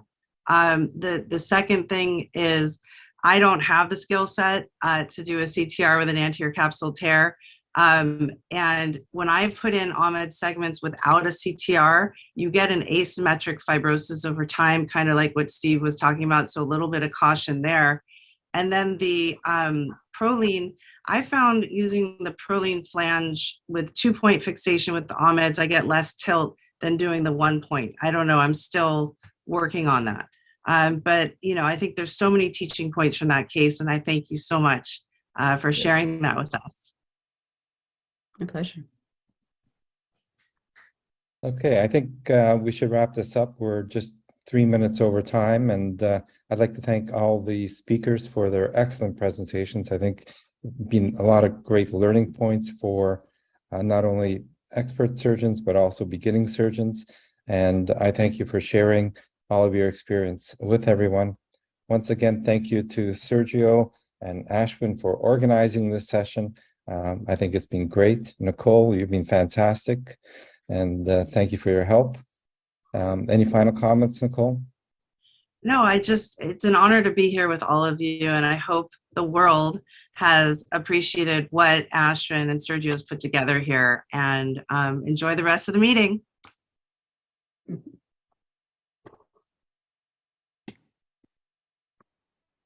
Thank you, guys.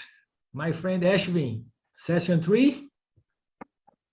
I like to say thank you for everybody. You starting the medium of the session with amazing numbers. I don't believe only YouTube channel till now you have more than 500 ophthalmologists stay in the YouTube channel. I mean, only YouTube channel. Thank you. Now I think the more expected session, unhappy session, Ashwin. I think people send us a lot of questions who will be in the unhappy sessions and the video, because I think this the most expected session for the World Webinar. Absolutely. Can we start the session intro, please?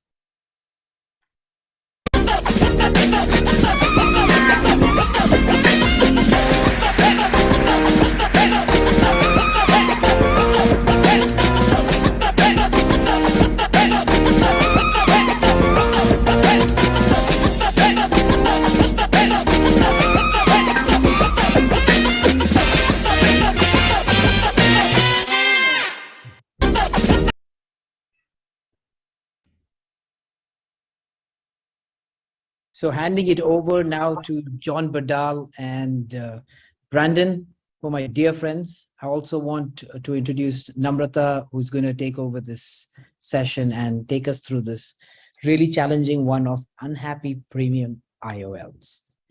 Well, real quick introduction, and to follow up on Nicole, on behalf of the world, thank you, Ashwin and Sergio, for putting this together. It's just absolutely fabulous. I'm excited. I'm John Berdahl. I'm excited to be here with my good friend, Brandon Ayers, and Namrata Sharma. Thank you for serving as a panelist. We're going to talk about unhappiness this Saturday morning in the US and Saturday afternoon everywhere else. The speaker group is star-studded with Uday Devgan, Bill Trattler, the one and only Ashwin Agrawal, Bruno Fontes, John Hovnesian, and Bobby Ang. And so they're going to help us get out of difficult spots with premium IOLs and help us manage both the surgery, the clinical, and the psychology. Brandon, what do you have to add? Well, I think this is going to be a really exciting session, and the format is 3 minutes per talk. This is going to be really quick, and we're already a few minutes behind. So why don't we go ahead and get started with our first speaker, and then we can get some discussion in. And I see we get things rolling, John, with capsular tears from Uday. Go ahead and hit play my video, please. I've already submitted the video in advance. We can play that one. If not, I can play it from my side too, but it's already been submitted, guys.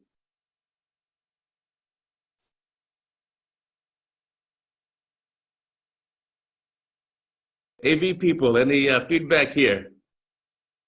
Sanu, do we have some?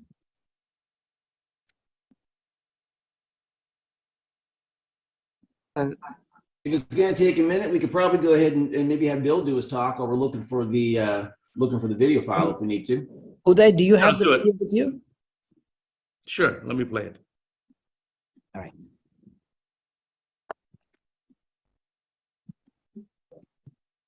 All righty. Capsule tears in presbyopic lenses, both anterior and posterior. Let me just show you 3 quick minutes. So we've seen this case before, very pressurized intumescent cataract. You just know what's going to happen here. You're going to try to get the pressure up. You say, don't worry, I'll just needle aspirate. And you go in with your real sharp needle, bevel down, you're ready to needle aspirate, and there you go. Now I feel much better. Well, femtosecond lasers may not be even better than that because, look, they're still attached. This is an intumescent cataract with a femto laser, and there's an issue there. So in the anterior capsule, now for an intumescent cataract, I've switched over to doing Zepto in these cases because doing this allows us to create that perfect capsulotomy, 5 millimeters in diameter, without any issues, no matter how pressurized or liquefied the lens cortex is. And you can see here, it looks fantastic. At the end of the case, everything's perfectly normal. So other issues in anterior capsular tears can be a capsule rhexis run out. Let me show you. Here's a totally routine case, a normal rhexis, but look at the right side of the screen. Now you see the capsule has run out. So notice how I don't let the bag collapse. I'm filling it with viscoelastic first, but not overfilling it. I don't want to extend that tear, because this patient's going to get a toric trifocal lens, and if I let that anterior capsular tear flip all the way to the back, I'm not going to be able to place my lens here. So luckily, it's in a position that's relatively still stable. We get our toric marks lined up, and our lens looks fine. Now, at the end here, don't just remove the viscoelastic. First, let's hydrate up the incision so it's going to be more watertight, it won't leak. Now take out the viscoelastic, and this is a case where I'm not going to go behind the optic to remove more viscoelastic. I don't want to do too much manipulation here, as little as possible, just to get out of here. And now, again, one hand injecting BSS while you come out of the eye so you don't let the AC collapse. Here's another one. Now let's go to posterior ruptures. I'm doing some cortex removal, cleaning the capsular bag, and right there, it just nicks the bag. And now there's a hole in the posterior capsule. So we're going to put viscoelastic in, and we're going to try to get that posterior rhexis done. But it's easier said than done, and sometimes you just can't. And I struggled for a while, and I was just unable to get that posterior rhexis done. Now remember, there was one piece of residual cortex, so I got that out. I'm going to put the lens in anyway. In the bag, again, a toric trifocal, and look, the posterior capsule splits. Now, luckily, the lens is still in an orientation where there's sufficient support. So again, like last time, first hydrate the incision, don't let it collapse, and then we'll cut our parameters down. So drop our flow at half, aspiration flow rate on our machine, and maybe even drop the infusion pressure by half, gently removing any viscoelastic from the anterior chamber. Obviously, we're not going behind the lens, and again, BSS to not let it collapse.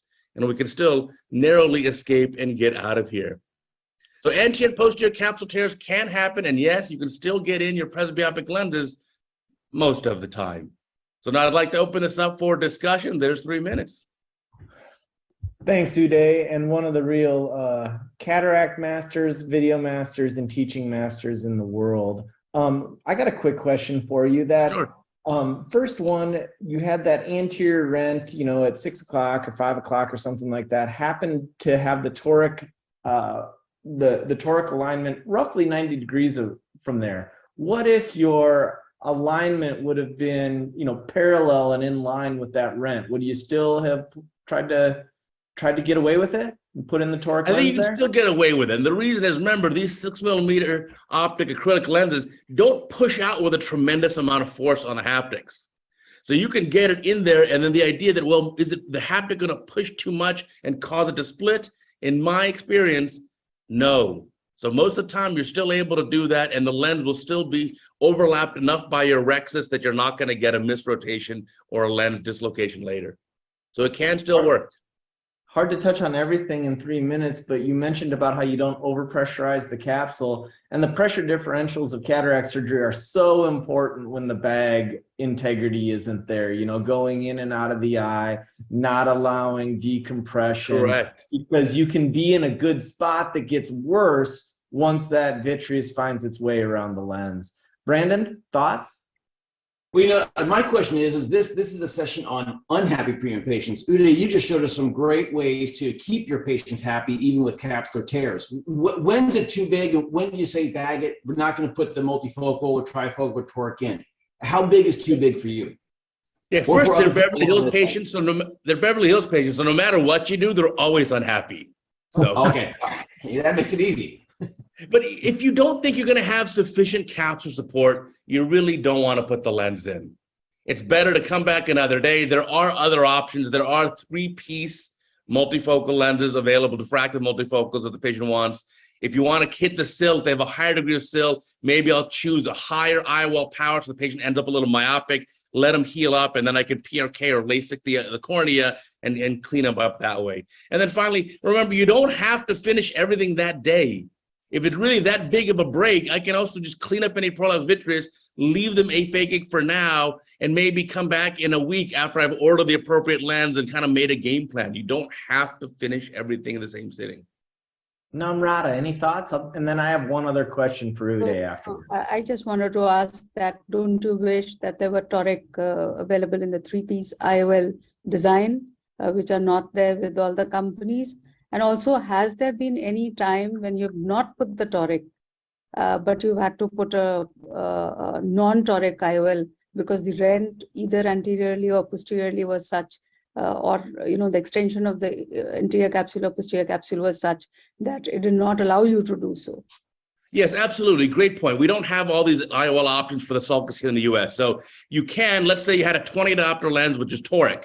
Maybe I'd put in that case a 22 diopter lens, a 21.5 diopter lens in the sulcus, non-toric, let the patient heal up, and then post-op, they're going to end up -1, -2 of SIL at some axis. That's a very easy and clean LASIK or PRK ablation. I don't want them to end up strictly with plano, because I don't want the post-op refraction to be +1, -2 at some axis. Because then the excimer laser is going to have a very hard time of flattening one meridian and steepening the other, and it all comes together in an ugly spot right in the middle of your pupil. So I want them to end up a little myopic, because an ablation of plano -2 at axis is clean and accurate. Quick question from Ashvin. What specifically do you do if the anterior capsule tears in line with the toric lens? How do you handle it? Correction. I still put it in. The question came from one of the audience in the Q&A box. Oh, got it. Thought it's an interesting question. Yeah, you can still like you brought up earlier, you can still very carefully get the lens in the bag at that same meridian, even if that run out is right where you want to have that haptic-optic junction. It's still okay, because the outward pressure or pushing out force from these acrylic lenses is very minimal. So don't do anything different. Just do it very carefully. Don't take the viscoelastic out. So sometimes better to be lucky than good. Yeah, last question I have for you, Uday. You have a posterior capsule tear or whatever happens, and you can't put in a premium IOL. Even you couldn't put in a premium IOL in this case. Tell me about the conversation you have with the patient postoperatively. What specifically do you say to them? Your tissues were such, your tissues were weak and didn't allow me to place the desired lens.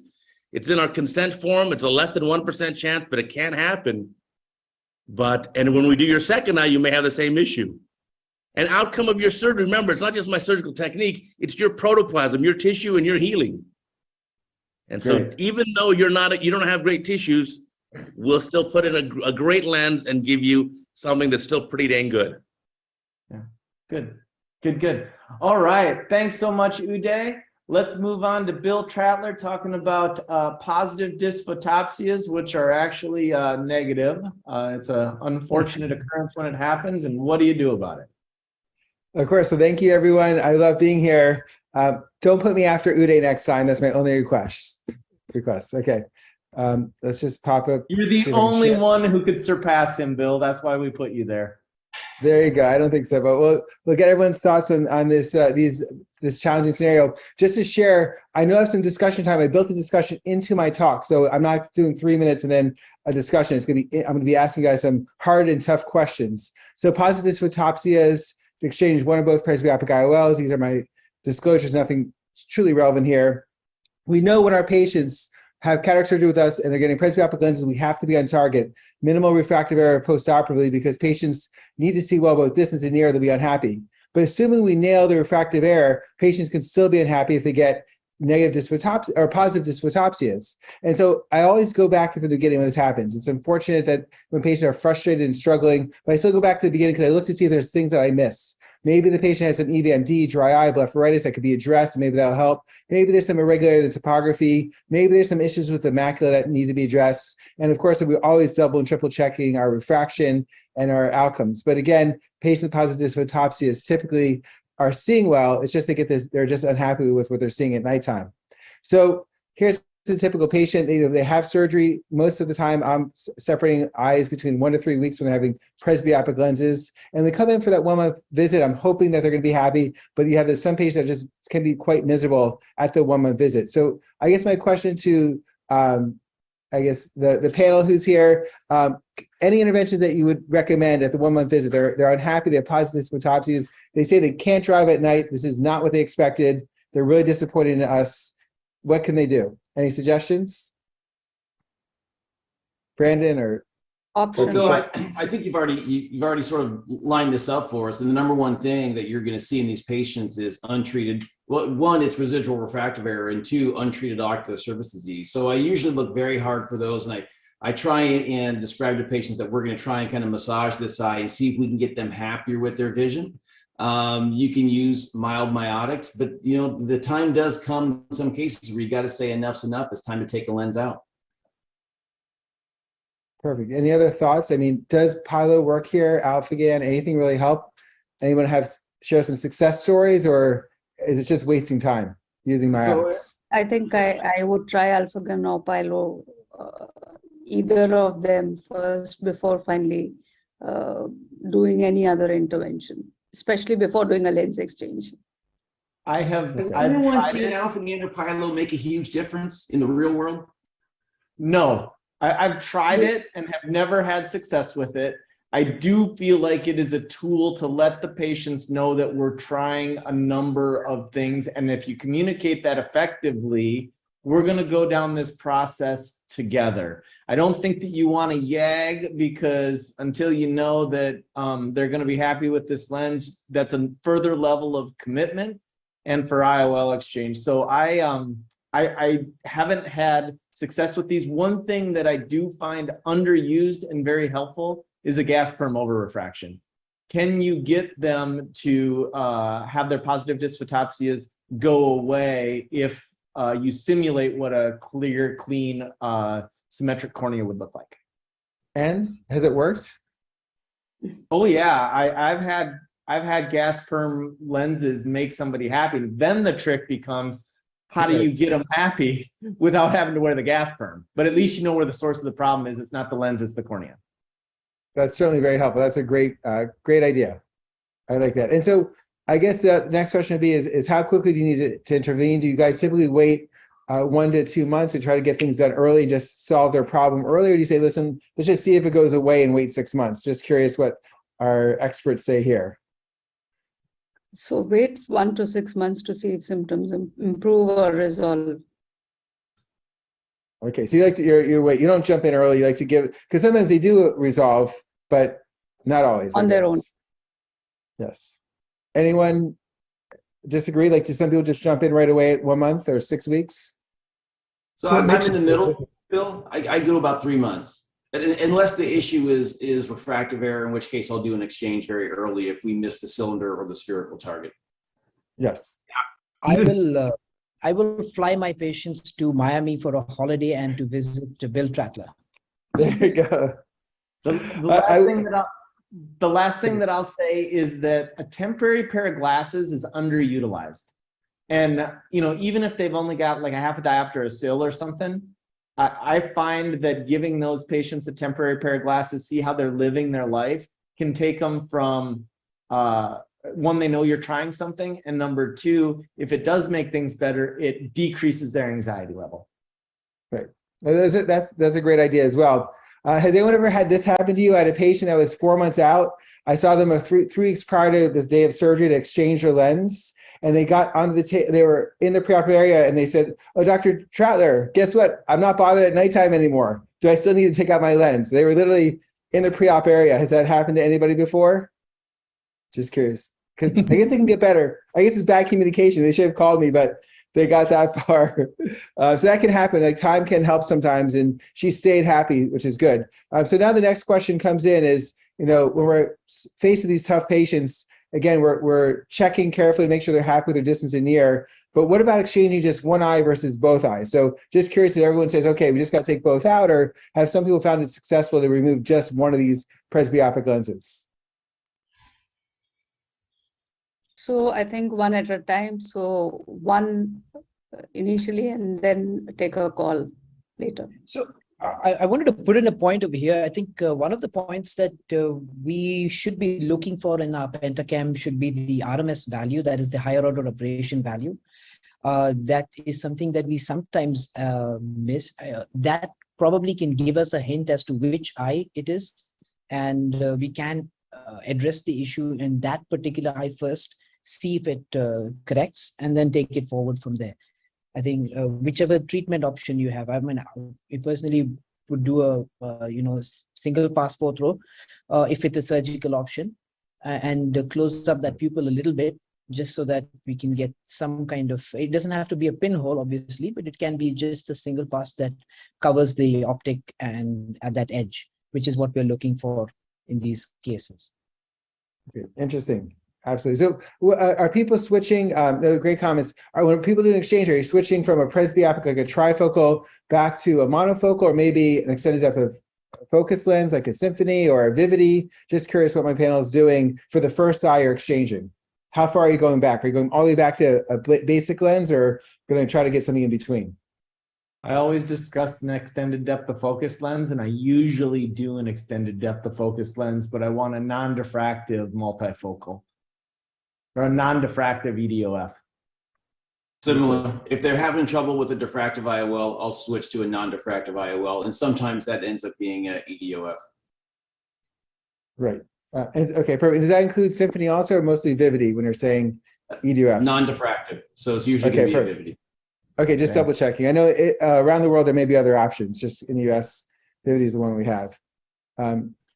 Beautiful. Any other comments on how to select? I mean, sometimes I feel like I just will go with the monofocal. They have so many complaints, and I just don't know what's. I would go to monofocal plus IOL. Yeah. Our patients are not that compliant when it comes to understanding the difference. So it's much easier to go to a monofocal, make them happy, and get to the next one, I'm guessing. Beautiful, beautiful. Yeah, and what I found also is most of the time, one is enough. That's what I found. I'd say the majority of the time I've exchanged one lens. Usually, if it's a monofocal or the Vivity, they're pretty happy that they've actually had enough improvement that we don't go on to the second eye. I'm not sure if that's what other people have found or if everyone's always exchanging both. Well, it's typically the dominant eye, isn't it, that matters most, particularly for nighttime driving. So yes. John, so you found the same thing? Yeah, and I typically will exchange for a single focus lens because there can be dysphotopsias from the non-diffractive multifocals as well, although they're certainly less frequent. I usually try to put a patient in a single focus lens, whether it's toric or non-toric monofocal. Hey, Bill, we're going to make up a little bit of time, but I do have a question, and maybe Brandon has one, but let's let you give your summary slide first, and then 2 quick questions, then we'll keep going. My summary slide is obviously don't yag until, because often we're going to be switching out. And again, I just want to thank everyone for having me be part of this. So thank you so much. Beautiful family, buddy. Let me ask you this guesstimate question. 1 month, at 1 month post-op, you have a patient that bitterly complains of positive dysphotopsias. What percentage of those patients are still bitterly complaining at 6 months if they haven't had an IOL exchange, do you think? What I'm trying to get at is how much is time our friend? So I think if it's bitter, like they're just miserable, it's not that high. If it's kind of bothersome and frustrating, that those patients improve. But when they're like miserable, it seems like even though we do everything, we try really hard, it doesn't make as much of a difference as I hope. So that's why I guess I wish there's a better way to grade them on their unhappiness, but for me, it's high if they're really unhappy, but they, again, moderate to better if they're not super unhappy. So I hope that helps answer. John, I don't know, any other thoughts from other people? Seems like, yeah, I think that's probably right. If they're super bitter, they're probably not going to get happy. If they're moderate, I'd say more than 50% at 6 months have gotten used to it. Kind of like they get used to the edge of their glasses. But it sounds like an opportunity to quantify it with the new Trattler unhappiness scale. Brandon, I don't like to use. So, one thing that I've seen, and I do this myself, is whenever a patient comes in and they describe dysphotopsia, I always assume that they're unhappy about it. But there have been plenty of patients who have good vision, distance and near, describe dysphotopsia and just kind of want to know that it's normal. And so you say, well, is this dysphotopsia bad enough for me to take the lens out? And they're like, oh, heck no, I'm doing fine. I just want you to know what I'm seeing. So dysphotopsia doesn't always mean upset or angry patient. But those bitter patients, I see them all the time. I rarely think that they actually become happy by waiting. So in those patients, lens is coming out. I like the Jedi mind trick. Some of those that's genius. Some of those bitterly unhappy patients aren't going to be happy no matter what you do. And so it's important also to try to assess that. Is it really a problem with the optics, or is it a problem behind the optics in the brain? Lastly, I think that you have to educate these patients what they're losing and put a pair of -3 loose lenses up in front of them and show them that this is what their uncorrected near is going to be like now, because they are making a trade-off and they're going to be trading near for lack of dysphotopsias. And for some, that may not be a good trade. And sometimes it's just one lens. Take one out, they see the difference, they're happy enough, and you move on. Speaking of moving on, let's move on. Ashwin, take it away with refixating multifocal lenses. Absolutely. Okay. I'm going to show you something different. So one of the biggest pain points, I think, in premium IOLs is when a multifocal patient's IOL gets decentered, and that's quite annoying for a patient as well as for a surgeon. Can everybody see my screen? Okay. So I think this is a traumatic dislocation. Even though it is a traumatic dislocation, I did notice that this patient had a sort of a three-piece sort of IOL, even though it's not a three-piece. But what I started to think about in these cases is that if we have a three-piece, for example, the J&J's Tecnis platform and the Sensar platforms do have the three-piece sort of multifocal lenses.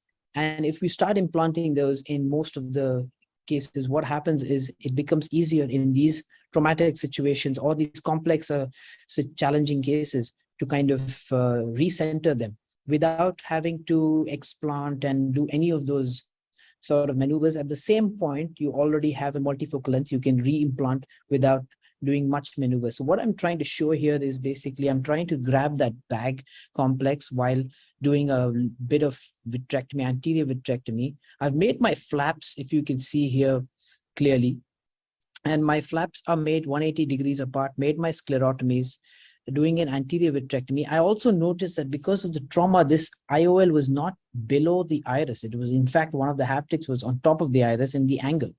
Once I noticed that, I actually had to, using a bimanual or a handshake technique, externalize one haptic there. This was a rather old intraocular lens, and if you notice here, this is not made anymore. So explanting this would have been a headache. Even implanting a new one would have been another headache. It made much more larger incisions, which was not needed, 2 small paracenteses, 2 small sclerotomies, and we're able to center this.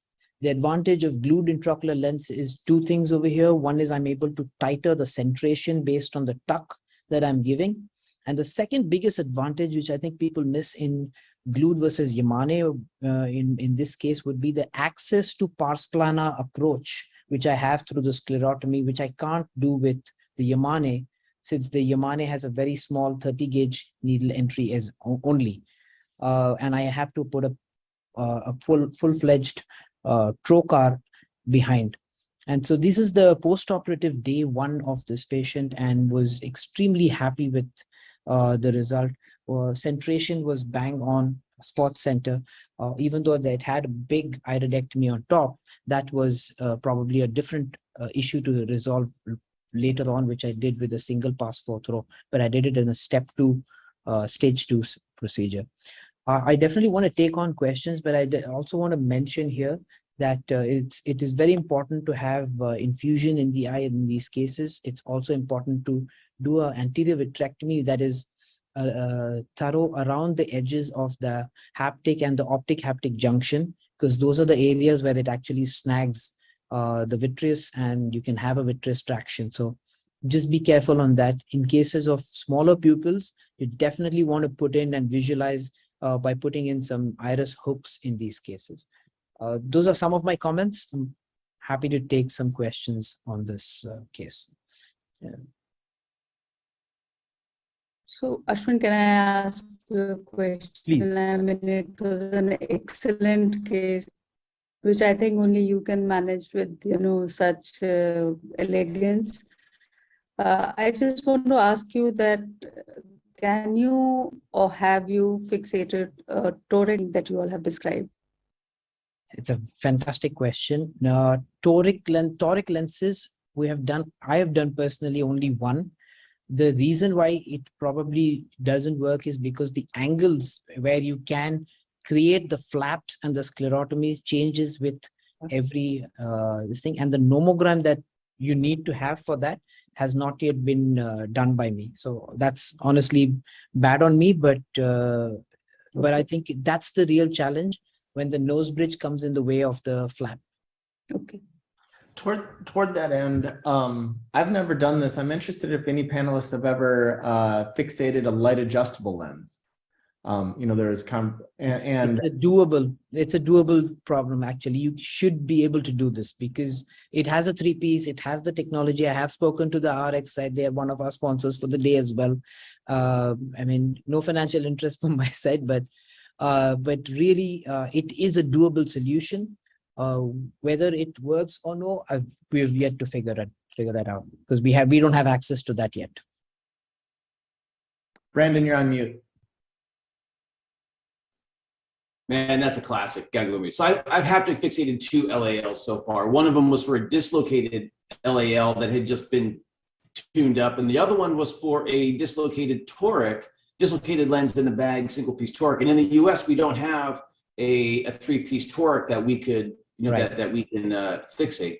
So as long as the centration is decent, it's been very, successful, and it now allows us to take care of cylinder, in patients where we would have had to very carefully Gore-Tex fixate, say an MX60T, where we can use the little haptic bridge. But I'm switching over to anybody who needs has a significant amount of SIL and really is looking for a refractive outcome with a dislocated lens to a LAL. And a quick question for you, Brandon, on that. One, the haptics were pliable enough, and were the haptics tricky to work with at all? Yeah, it is tricky, and it's an expensive lens, right? So you don't want to start kinking haptics and breaking haptics because it's $1,000 in the down the drain. So it is a PMMA haptic, so you need to be pretty confident with your technique before you tackle an LAL. But I would say it's similar to haptic fixating a ZA 9003 or another 3-piece IOL with PMMA haptics. So I think the point with the PMMA haptics, I'll tell you, is that they are a little more brittle than the PVDF haptics, and you just need to be careful of the kinks and the breakage that you can cause on that.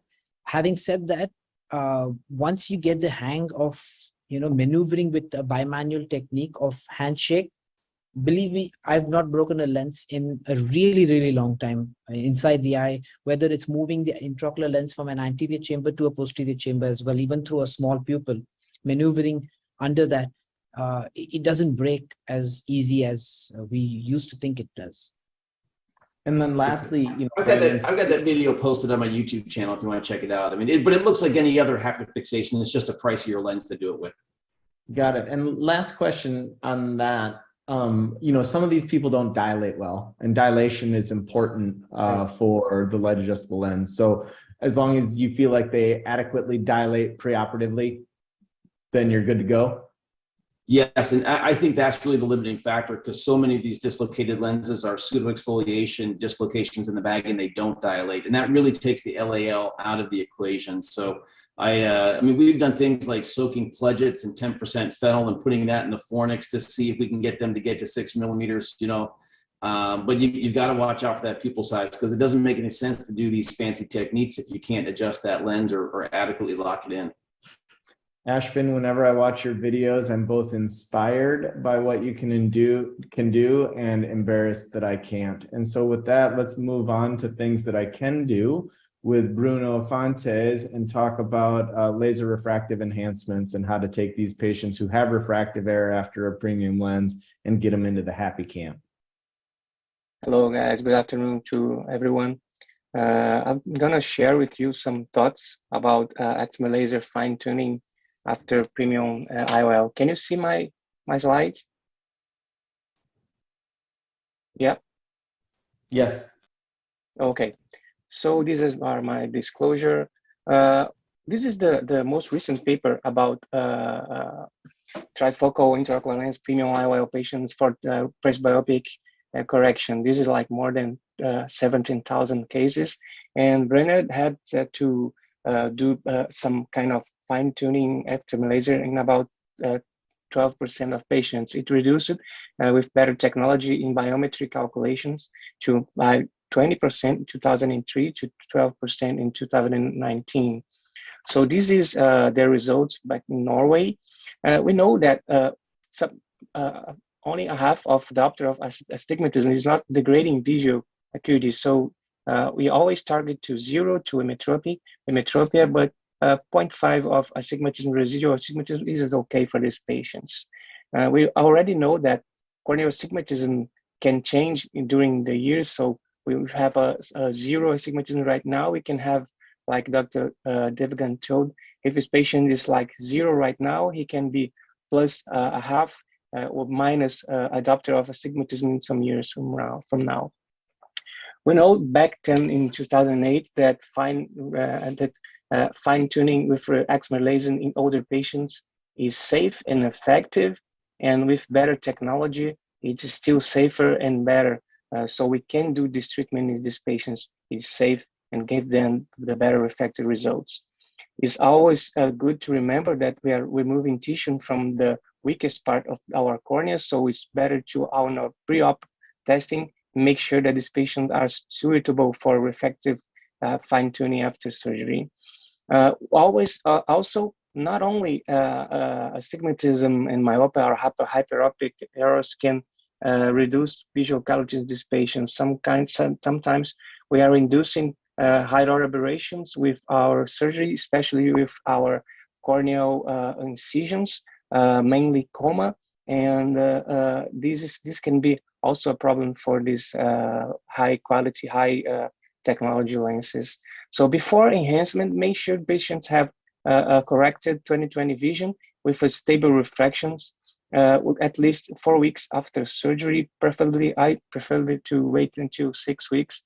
A very good pearl is, if possible, perform a contact lens trial test drive and make sure the patient is happy with this result, so we can perform and give the patient this result. Is maybe it's due to refractive error. And I wanted to invite you next year to our meeting here in Rio de Janeiro, São Paulo, and Brazil. And that's it. Thank you. Bruno, what a great talk. And I have a few comments, then we'll open it up to the panelists, but I got a few comments and questions. This is something that I'm interested in. You know, that big study that you mentioned with 17,000 patients went from a 20% enhancement rate to a 13% enhancement rate. I was really reassured by that, because our rate right now is about 9 to 10%. And, you know, I feel like it's because we're willing to do LASIK on patients that we think we can make happier. And, you know, my partner Vance would say, I brag about my high enhancement rate because that means I'm willing to do the work to make patients happy. And so ours is consistent with that. You also showed that Ken Hayashi paper that showed that astigmatism changes over time, both in patients that had surgery and those that didn't. And my question for you on that is, why? Why do you, and I have a guess, and I also have a paper that we're going to publish, or that's accepted for publication, that I'll mention, but why do you think the astigmatism changes that much over a 5 to 10 year period? Okay, thank you for your question. First of all, the biggest paper about is from Dr. Brenner in Norway. He's a good friend of myself. He told me that these results got better because of these machines, interferometry machines, biometry machines, that he believes that it's better if newer formulas and better biometric. And about your question about astigmatism, it is known that there's a lot of hypotheses with the pains of our leads, the pressure of the leads during the lifetime, it shifts the astigmatism during time. And we know that we have the spherical equivalent, there is 0, it will still be 0. So if we have some changes in the corneal curvature, it will be still a 0 or spherical equivalent. So we have 0, 0 right now. We have 1 diopter of against the rule of astigmatism, it will compensate it by plus 0.5 in the hyperopic change. So there's a lot of hypotheses of how about this works. This happens, but we know that it happens, especially against the rule. Astigmatism, it increases over time. My guess, thank you for that. My guess is that as people get older into the cataract age, their epithelium is thickening and it's changing a fair amount. And you know, one of the tools that we've found, no financial interest at all, is that has really helped us make better decisions is epithelial thickness mapping. And we looked at our LASIK enhancement. This has just got accepted to JCRS in about 800 eyes, I think. And we found that LASIK was considerably more predictable than PRK was in older patients after premium IOLs. And I think it's because that epithelium when you remove it with PRK, it doesn't necessarily grow back the same way because perhaps it was thickened. And then my last question is a question for the panel, just going around the horn, and then we'll see if Brandon has any questions or anybody else. Do you include the price of a refractive enhancement in your IOL package price? So, Yes. Bobby, let's start with you, and just a quick yes, I do include it, or no, I don't. No, I don't include it. Got It's it. just plain cataract surgery. Okay, got it. We dare include it. You what? We dare include it. Dare include it. We can't. Yeah. Brandon. Yeah, we do. If we need to do a refractive enhancement, that is included in the price, that IOL. And I would second your comment on PRK versus LASIK. I think our LASIK cases are much more predictable than our surface cases for IOL enhancements. Uday. Yes, included, and we do LASIK, and you can make a smaller flap because these older patients have smaller pupils. Got it. Hamrata. We don't include it, but for us, it's a little different. It's a government institution. So PRKs are done free of cost. And for LASIK, they have to pay for the blade. So we are on the side of PRK rather than LASIK. Got it. John Hovnesian. Yes, we absolutely include it. Bruno. Yes, we include it. Got it. Brandon or Hamrata, what do you want to talk about next? We probably got a minute or two left. So, the thing that I have the biggest issue with is those patients who had LASIK already 20 years ago and now need to do enhancement were locked into PRK. And I think they are the least predictable of all of them. And they're sometimes the most demanding because they've already paid several times for vision. And right now I'm locked into PRK. I'm not going to lift a 20-year-old flap. What do you guys think? What do you do? So can I suggest something here? One thing I've become a real big fan of is showing patients their own topography before surgery, particularly anybody who's got an irregular cornea. You can demonstrate to them through the colors of the map, what normal looks like and what abnormal looks like. Explain that with as many different focal points as their eye has, there's no one lens implant that's going to make them perfectly happy. Should they have problems after surgery, showing them that topography afterwards, they're going to remember that conversation because they've seen it before.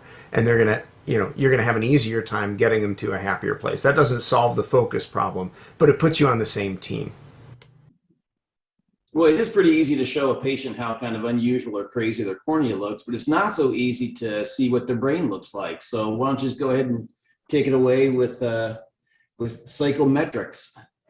Yes, let's talk about psychometrics. Let's see if I can share my screen here. Hopefully you can all see it. So I think it really is the missing biometric, as I'll explain. I work with a number of different companies and have some financial interests with some of the technologies we'll talk about. We have some really good rules for what we should and shouldn't do in terms of biometric measurements, how we evaluate the eye. But even when we do that, sometimes stumble and fall, unfortunately. And that is embarrassing and it's difficult. Part of the problem is that while we can measure what's going on with a patient, we can't always know what's going on beneath the surface. Patients don't always come with labels that tell us who might be difficult. Psychometrics is the science of measuring processes that are happening in the brain, and for our purposes, really, it focuses more on sentiments that would relate to an outcome they might experience with refractive cataract surgery. What are they a good candidate for? What is likely to lead to happiness? What might get in the way of that unhappiness? There is, fortunately, software, and we can do this with a simple paper form in our office to ask questions of patients. Simple 5th grade language is what we recommend. Let patients answer questions and then review them. With one software that we use, we have a single page report that's colorful, that's designed to help us assess what's going on with the patient very, very quickly. You don't have to look at every line of this to know that this patient is having enough visual symptoms into the red zone that they are probably ready for cataract surgery. We can also understand at a glance how much of different types of tasks they do. Someone who does a lot of driving at night deserves an extra conversation if you're going to consider a multifocal lens. All of these elements guide us toward the right decisions. The bottom portion of this form relates to the patient's stated desires. As far as uncorrected vision, would they like to have distance, intermediate, and near? How open are they to paying extra? And are they willing to put up with a little glare in exchange for less reading glasses? In the lower right here, we see a sort of a summary of what the likelihood is of the patient wanting to upgrade. This type of technology is opening the way for us to really understand what's happening with the patient and the eye. You know, in the eye, we're like the three blind men and the elephant. We've got, our exam that is giving us some information, our biometrics with our IOL Master, LensStar, and so forth. But psychometrics are the missing part that we don't use in a rigorous way. And indeed, in every disease state, there are patterns that exist only if we have all of these views of what's happening inside the body. And so combining them, as we look to the future, we're putting these together with artificial intelligence to see patterns that can help us predict, based on what a patient tells us and what we measure, what might give them the best outcome. So, in summary here, we have very effective methods that we already are quite familiar with for measuring what's between the eyelids. What we need to use better are tools for measuring what's been happening between the ears in the mind. Once we understand that, we can really put together a picture that helps us help the patient. And that's it. Amazing. Fabulous. So John, do you think that that assessment correlates well with acceptance of a presbyopia correcting IOL?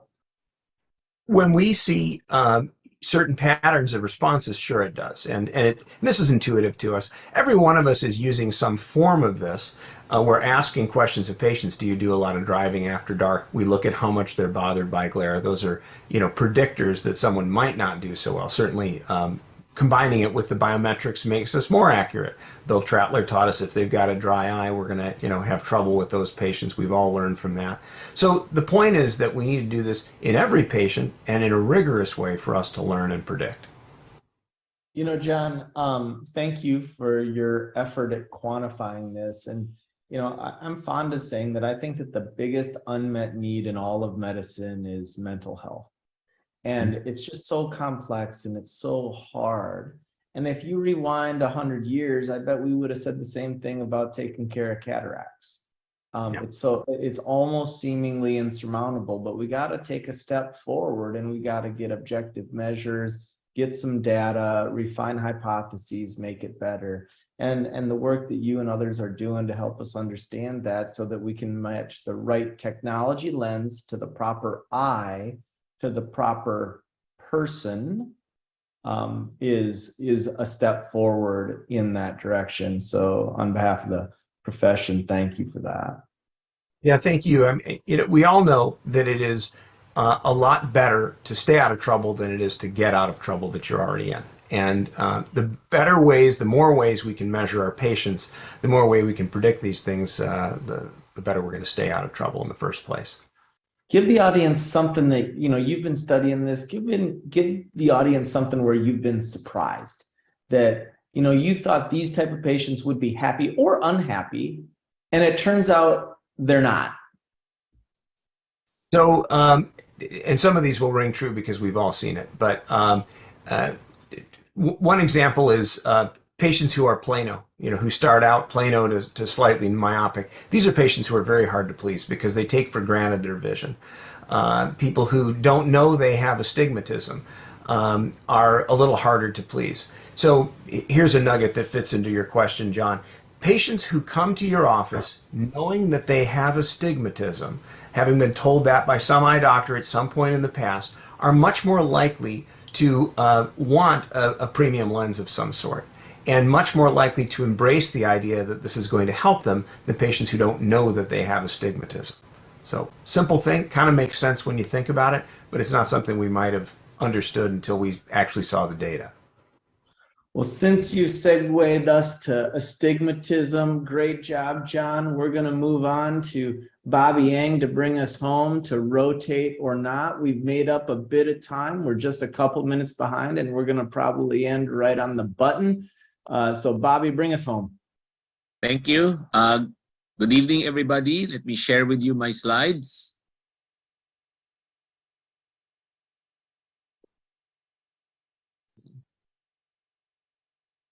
Okay.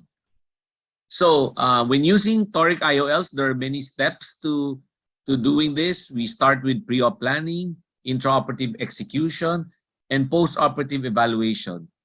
Many things have been said about pre-op planning and intra-op execution, but we hardly talk about how to troubleshoot after this. And when we encounter an unhappy premium toric IOL patient, usually it's because visual results were below expectations. Now, assuming that you have ruled out all the pathology and inflammations, we ask ourselves, why are they unhappy? Is my IOL in the wrong axis? Or did I choose the wrong IOL power cylinder? So this is an example of one of my patients. So preoperatively, vision was not good. And 1 week post-op, vision is acceptable, 20/30 with J2, but he has a little bit of mixed astigmatism. And of course, this patient's complaining a little bit that the vision is not as good as what they wanted it to be. So I'm forced to explore what happened, and I go dilate the pupil, and the intended axis was supposed to be 9 degrees, but when I see the dilated eye, it's actually about 28 to 30 degrees. So I'm off axis by a mile. So I need to confirm that this is what it is. So I use an iTrace toric check, and it tells me that this patient with a Tracy refraction does have mixed astigmatism. And one thing that I use here as a guide for me is the notation here that if I rotate the patient 24 degrees, then there's a 1 diopter change in cylinder, a 1 diopter improvement. Now, to confirm this, what I did was I used the Berdal, Harden astigmatismfix.com, and again, after inputting all the data, it confirms what the iTrace was telling me, that if I rotate the IOL, it can give me a modest improvement in the axis and the refraction. So I proceed with rotating, and at 1 week post-rotation, the refraction improved and the vision improved. The patients noticed the improved difference. Now, after rotation, again, I use the iTrace toric check, and I see that even if I rotate anymore, there's no more improvement in cylinder power. So at this point, it tells me to stop, no more rotation needed at this time. So what lessons did I learn from this is checking vision and refraction tends to confirm what the patient feedback is if the patient's unhappy. I dilate to document the axis of alignment, and an off-axis toric IOL can be due to either the IOL rotated, or maybe I, as the surgeon, put the IOL in the wrong axis. So once I confirm, it's time to make a decision and to rotate the lens or not. So I use a guide of between 2 to 4 weeks after surgery, after the primary surgery, to decide on repositioning the IOL. So other factors to consider here are multifocals are more sensitive to residual cylinder. So the patients will notice the blur effect of residual cylinder. And one thing that I often ask others is, do you have a different threshold for monofocal or multifocal lenses in recommending the toric version? And for purposes of discussion, what if the vision and refraction do not coincide? So I've had some patients who are happy and not complaining, but the vision and refraction is off. Conversely, I have patients who are complaining, but vision and refraction are good. So what do I do in these two scenarios? Are there other methods other than what I use to check if rotation will help? And lastly is, when is it an IOL power problem or an axis problem? Therefore, the decision should be, decision-making tree is, do I rotate, do I exchange, or something else? What I use as a guide to rotate or not is if the spherical equivalent is near 0, then I believe if it's a mixed astigmatism, if I rotate, it can improve both the sphere and cylinder. But if it's like a myopic astigmatism or not, then I think that even if I rotate, I remain myopic and off target. So that's it, and we can go for discussion. Thank you, Bobby. And let's give ourselves about 3 minutes and then wrap up. Questions, thoughts from the group? One of the things that how long will you wait before you rotate? When's it too late? Well, I generally don't want to wait more than 1 month. First, because the patient's unhappy and I don't want to prolong that. Once I confirm, I make a decision in about that 1 to 2 week follow-up. So I don't want the IOL to fibrose too much, and I don't want the patient upset too long. One thought on that real quick is that if, you do a astigmatism fix or eye trace or something like that, and it's telling you, and the lens rotated, and it's telling you to rotate it back to the original position, then I think that you can do it with impunity. And so go ahead and do it right away. If the refraction is telling you to rotate somewhere else, then you don't know if that refraction is stable yet or not. So it's that dance between getting a postoperatively stable refraction and not having fibrosis occur. One other little bit more nuanced point is some of the wavefront technologies, and eye trace falls into this category, they don't actually measure the posterior cornea. And so what they actually do is they send in a wavefront and then they subtract off the anterior cornea. And so what's left is the IOL, and the posterior cornea is what it's calling the internal astigmatism. And so most of the time that's not going to be a problem. But if you have a high level of internal astigmatism, that automatic calculation could be off a little bit. Likely not going to be off much, but it could be off a little bit. I think another really nice tool. Oh, go ahead. Oh, I've seen some patients having astigmatism vision because of capsular phimosis some months after surgery. So before planning some rotation or excimer laser, it's good to dilate this patient and see how the capsule is. Yeah, and I think that if rotation is going to solve it, I think that that's a tool that should be in every astigmatism surgeon's kit. Not everybody has access to an excimer laser, but if something on the IOL doesn't add up, I like just doing a laser enhancement, because you know that you're not going back in the eye inducing a new surgical astigmatism. So if it all makes sense, I prefer rotation, but if it doesn't make sense, let them sit tight for a little while, temporary pair of glasses, do LASIK. And maybe with that, let's give everybody a final thought on whatever you want: ophthalmology, unhappy premium IOL patients, or life. Ashvin, Ashvin, I'm going to save you for last. Brandon? Well, for me, I think whenever you're dealing with an unhappy patient, the key for me is just make sure you know that patient knows that you're on their side. This is not supposed to be confrontational. You're working together to get their vision the best. And I think as long as that patient knows that you're trying your best to get them their happiest, usually things will end up in a positive place. Uday. Bring these patients closer. Don't push them away. Say, you and I together, we're going to work together and figure this out. Hang in there. Bruno.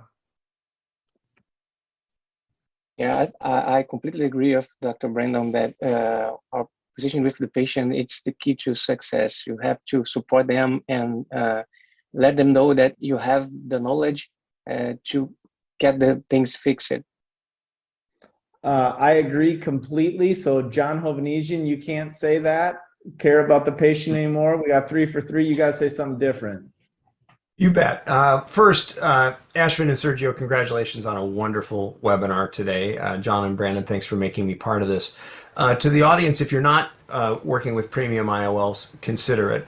Although we talk about unhappy patients, most are overwhelmingly happy. You get more hugs and kisses from these patients than anybody else. Enjoy it, work hard to understand it and do it right, but it's a great service to your patients. Namrata? I think I quite agree with everybody. I think explaining to the patient is most important of whatever lapse has been there or whatever the problem has been there. And sometimes even when you give them options, they don't want it. I mean, they neuro adapt or they adjust, and you let it be. And at times, of course, you have to take a call. Bobby. So what we do is we don't charge the patient, take care of them, just like even though we don't include excimer laser, when I have to do it, I don't charge them, because you don't want them to have a bad taste that you keep charging them for stuff. You want them to feel that you want to see things through and take care of them without all these money matters involved. I'll share mine, which is, hey guys, we're all in this together, right? If not us, who is going to advance the profession? And Ashvin and Sergio, you guys are certainly doing that. Ashvin, end us on a high note. So I think for me, it's going to be very simple and it's very easy. We can all address one patient at a time. But if I get the 9 stalwarts of unhappy patients on one platform right here, right now, to help 1,000 other people to address 1% change in their unhappy patients, I think we've sold a big game changer right there. And if they're able to practice 1% of whatever you guys just said, I think that's my whole year is complete from an educator standpoint. All right, well, you guys, thank you so much for your time, and everybody, thank you for joining us. We are 5 minutes over time. We've actually made up a little time in our session. So Sergio and Ashvin, congrats on the conference. I think it's time for the next session. Thank you for joining. Namrata, Brandon, and John, thank you so much for moderating this. It's been an exceptional session. We are moving on to the next session, that is, and thank you speakers for sticking on till the late end of this discussion. We're moving on to session 4, and I'll introduce the session moderators and panelists very soon. But let's look at the session 4 video introduction, please.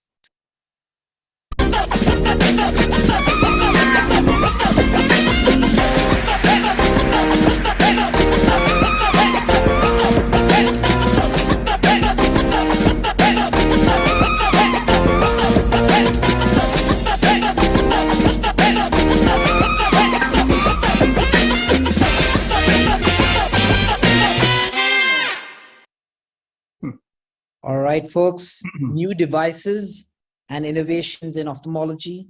I honestly could not have had a better moderator group and a better panelist for this session. It is an honor to have Dick Lindstrom and Arthur Cummings to host this, to moderate this session. In fact, Dick and Arthur have been extremely proactive. They've been extremely out there as moderators. So thank you so much, both of you. Gaurav has been an exceptional revolution in ophthalmology and has really supported me in more events than this one. So thank you, all 3 of you. I'm happy for you guys to kick it off in your own style. Thank you, Ash. Thank you very much to you and Sergio for this wonderful session again. Dr. Lindstrom needs no introduction, but I'm going to introduce him anyway. Over and above all his incredible achievements and awards in ophthalmology, he's probably best known for his innovation. And this is in surgical innovation, in product innovation, in business innovation. He's just the ultimate innovator. And I don't think there's anyone more qualified to, in fact, moderate this session. So, Dick, I'm delighted to co-moderate with you, and over to you. Yeah, it's an honor to be here with all of you, and thank you, Arthur. We're delighted to have Dr. Luthra as a panelist for the session. He's a serial innovator and has been improving surgical techniques for years. He's the co-founder of the World College of Refractive Surgery and Visual Sciences and chief of cataract refractive surgery at Drishti Eye Institute in India. So thank you for joining us. Gaurav. Thank you. Right, so to kick things off, I'd like to welcome Dr. Bill Wiley from the USA. He's the medical director of the Cleveland Eye Clinic and no stranger to innovation. Bill is going to be sharing easier ways of doing an hourly exchange with us. Thank you, Bill. Great. Thank you so much for having me. I'm going to kick this PowerPoint off here. There we go. So I'm going to talk about a better solution for a challenging problem. These are my disclosures. I'd like to acknowledge Dr. Sachika Fuoka from Japan that actually developed this technique that I'm going to discuss today. So, as we know, IOL insertion is one of the easiest steps, wouldn't it be easy, Alcon really kind of helped pioneer this, but wouldn't it be nice if extraction were about as easy as insertion? I'll explain later why there's two lenses in the eye, but this is more or less just showing how easy IOL insertion is and kind of trying to develop a technique that might be as easy as that for extraction. So again, modern IOL insertion is safe, controlled, repeatable, and predictable. Again, Alcon kind of pioneered it with their Acrosoft platform and their cartridges, but more or less it's just a really easy technique typically for insertion, and it'd be nice to develop something for extraction. So wouldn't it be great if IOL extraction was as easy as IOL insertion? Well, a little trick, those past two videos I showed you were actually extraction played in reverse. So this is the actual technique being played forward. So this is forceps that go through a cartridge, and once you grab the lens, then you can back that lens into the cartridge, allowing for more or less a complete reverse of insertion. So this is an extraction technique where you put the forceps through the cartridge, grab the IOL, and pull that IOL slowly into the cartridge, making it just about as easy as insertion. Here's the forceps themselves. Similar to, let's say, an MST design, a micro forceps, and you can back that through a cartridge, grab the lens, and then pull it back into the cartridge. Currently, I'm using the Alcon A cartridge. I think a little bit larger cartridge allows for a little bit easier insertion. If you try to use too small of a cartridge, it can actually tear the lens. So I'm currently using an A cartridge. So again, this is played in reverse. That's actually extraction played in reverse. But here's a case showing true extraction played forward. Okay, so here's an IOL that was a little bit mispowered. So I'm going to go ahead and inject viscoelastic in front of the lens and behind the lens. Free that lens up from the bag.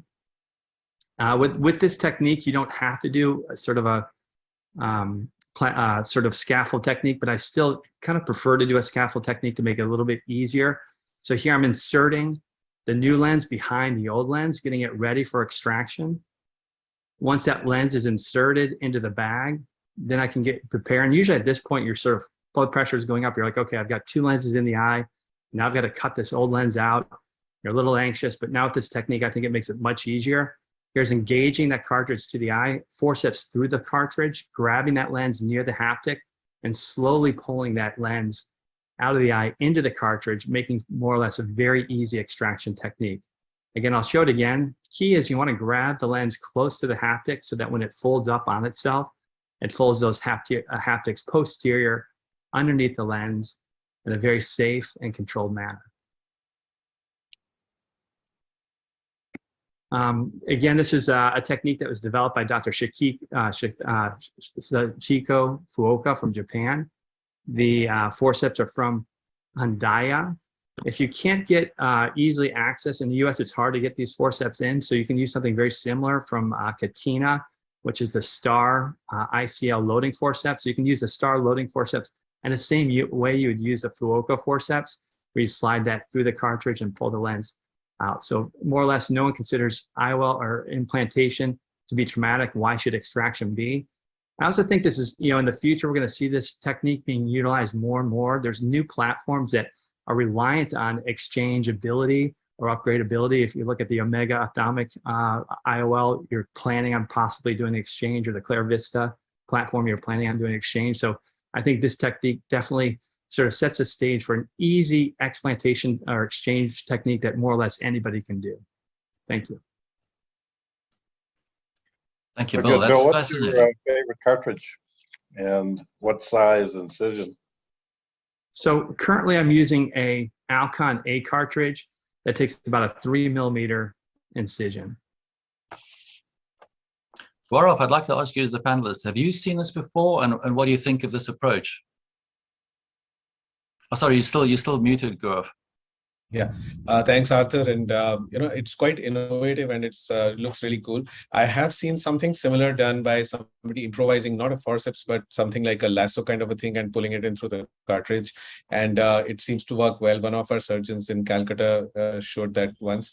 But this looks so nice, and if it's predictable, it would really be a game changer. Except that probably the incision size with the A cartridge probably needs to be a little bigger, and you need the cartridge to be going inside. So but still, it's a great. It looks really nice.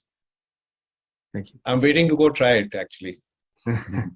Yeah, I'm waiting to try this as well. I've seen Bill present this a couple times, and every time I'm like, I'm going to try this next week, and then I struggle getting those forceps in. So still working on that. But it's an incredible technique, and I think it's a very, very useful tool to have in our toolkit in terms of IOL exchanges.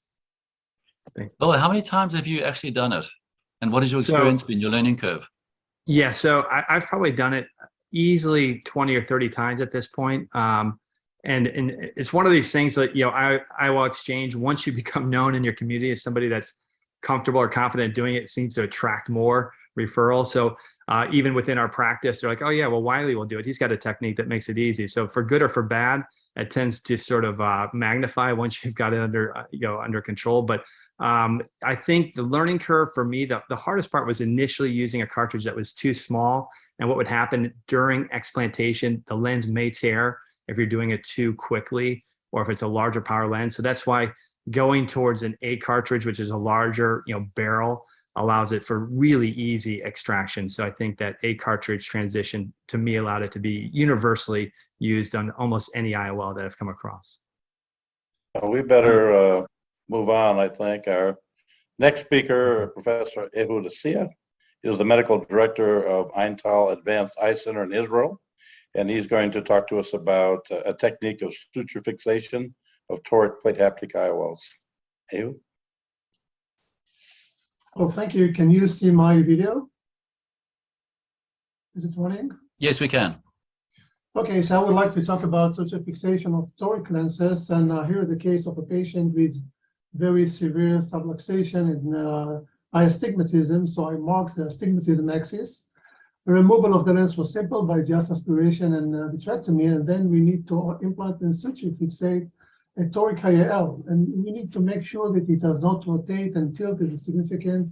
So I prefer to do 4-point fixation. I mark 2 millimeters from the limbus and 2 millimeters on each side.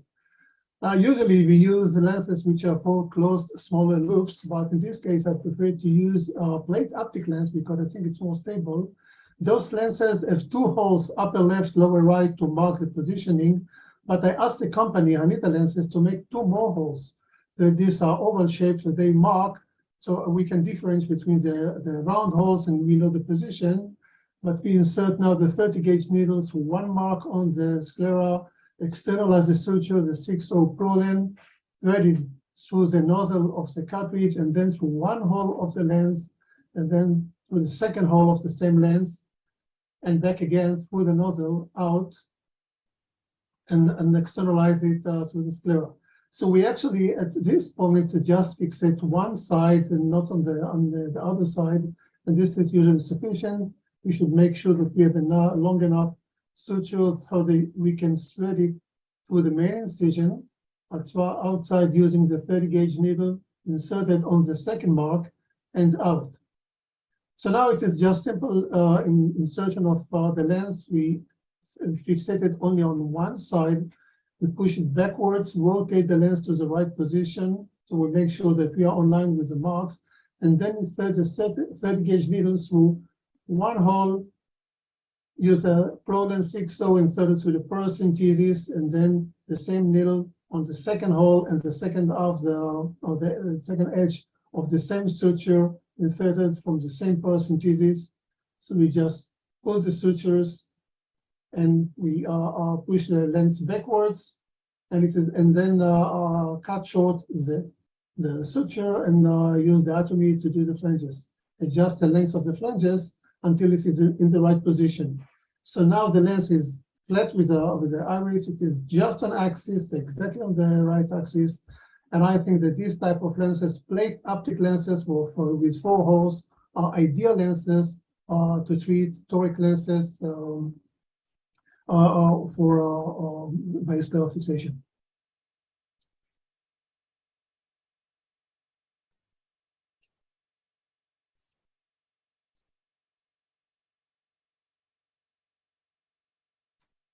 Right, thank you very much. If you can perhaps just stop sharing your screen. That's certainly very innovative and provides an awful lot of stability. I find it interesting that you don't need the opposite side also to be under the same control. Yes, I tried it several times. In several cases. In one of them, I did on both sides, and then but it's quite difficult with all these sutures going through the same nozzle. It's making it complicated. And one case, I just implanted the lens first and then started doing the fixation. Well, this is less stable, and then if something goes wrong, it may fall backwards. So I think that this technique in which we suture on one side only, and then do the second side was the most convenient. So this is why I showed this technique, and it's quite easy to use. Once the lens is inside and the proximal part is very close to the incision, going with the needle through the holes is very simple maneuver to do. I was amazed how simple it was, and it's right on axis and very stable and no tilt. So I think that we should have more and more of these plate epic lenses with the 4 holes. These are ideal for scleral fixation. Has anyone else on the panel done this before? Anything similar to this? Use the plate haptic as a secondary procedure? No. I use very much the Zeiss IOL. It has a platform, similar, it's a plate platform, but has 2 holes only. And I think the Michelette punch, it's a vertical punch, you can do the other 2 holes. I think your technique is very useful for this IOL too. Yes, but then you need a punch. The company make it for me, and for the company, it's a very minor change, so there is no problem with the regulatory issues. So if you just make a note and then you get the permission to use the lens, it's not a problem for the manufacturer to manufacture it. So Professor Assia, if you're faced with a case like this in the future, would you rather use a plate haptic and do this rather than a regular C-loop haptic? Yes, of course, I will. So far, it comes only for toric lenses, but we can use either low toric, or we will soon have some plate haptic with just monofocal lenses with no toricity, hopefully. I just have one question. How much would be the distance that you would try to keep on one side between the 2 haptics? Like, because you do not want it to be either on the loose side or on the tight. So like, how much would be the distance between the 2, the 2 flanges that you create on one side? I used 2mm wet for the limbus and then 2mm on each side, so a total of 4mm. Well, I'm not sure, as long as it is symmetrical. I don't think that does matter if it is 4mm or 5mm, but it works fine with this 2mm from each side. Well, it's fascinating. It's innovation just keeps on going. So I think we're going to move on. Our next speaker is going to be my good friend and colleague, Dr. David Smadja, and he's director of the refractive surgery unit at Hadassah Medical Center in Tel Aviv, and is also the president of the Israeli Society of Refractive Surgery. So David really is the epitome of disruptive innovation, and he really brings truly novel ideas to ophthalmology from other industries. And today, David's going to share with us the next revolution in presbyopia management. And I can't wait to hear what you're thinking about now, David.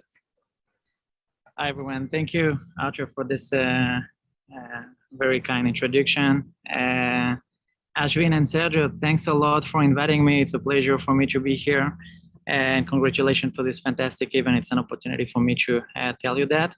So this is probably one of my favorite topics, discussing the presbyopia innovation. I think we have a lot of new innovation on the way. That was my financial disclosure.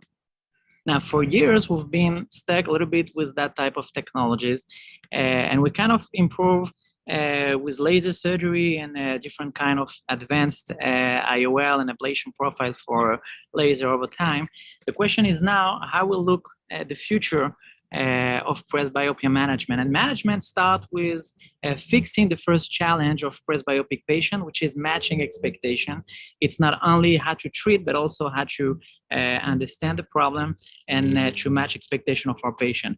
So we have today a lot of great technologies that helps to better understand our patient behavior. For instance, this company Vivior is based on a small camera that can record over a few days your visual behavior, and it helps to better understand exactly the time you spend over the different distance, and then to better match your IOL that will best fit for you.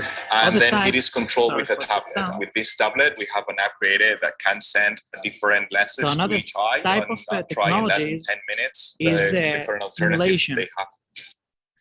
Simulation is preoperative simulation to better match also the patient expectation. We have today a way to simulate to the patient the way he will be able to see with different type of multifocal IOL, with the monovision approach, with playing with the aberration of the eye. And that makes those two type of technology, that some of them are obviously based on augmented reality that we didn't have before, can really help to better match our patient expectation.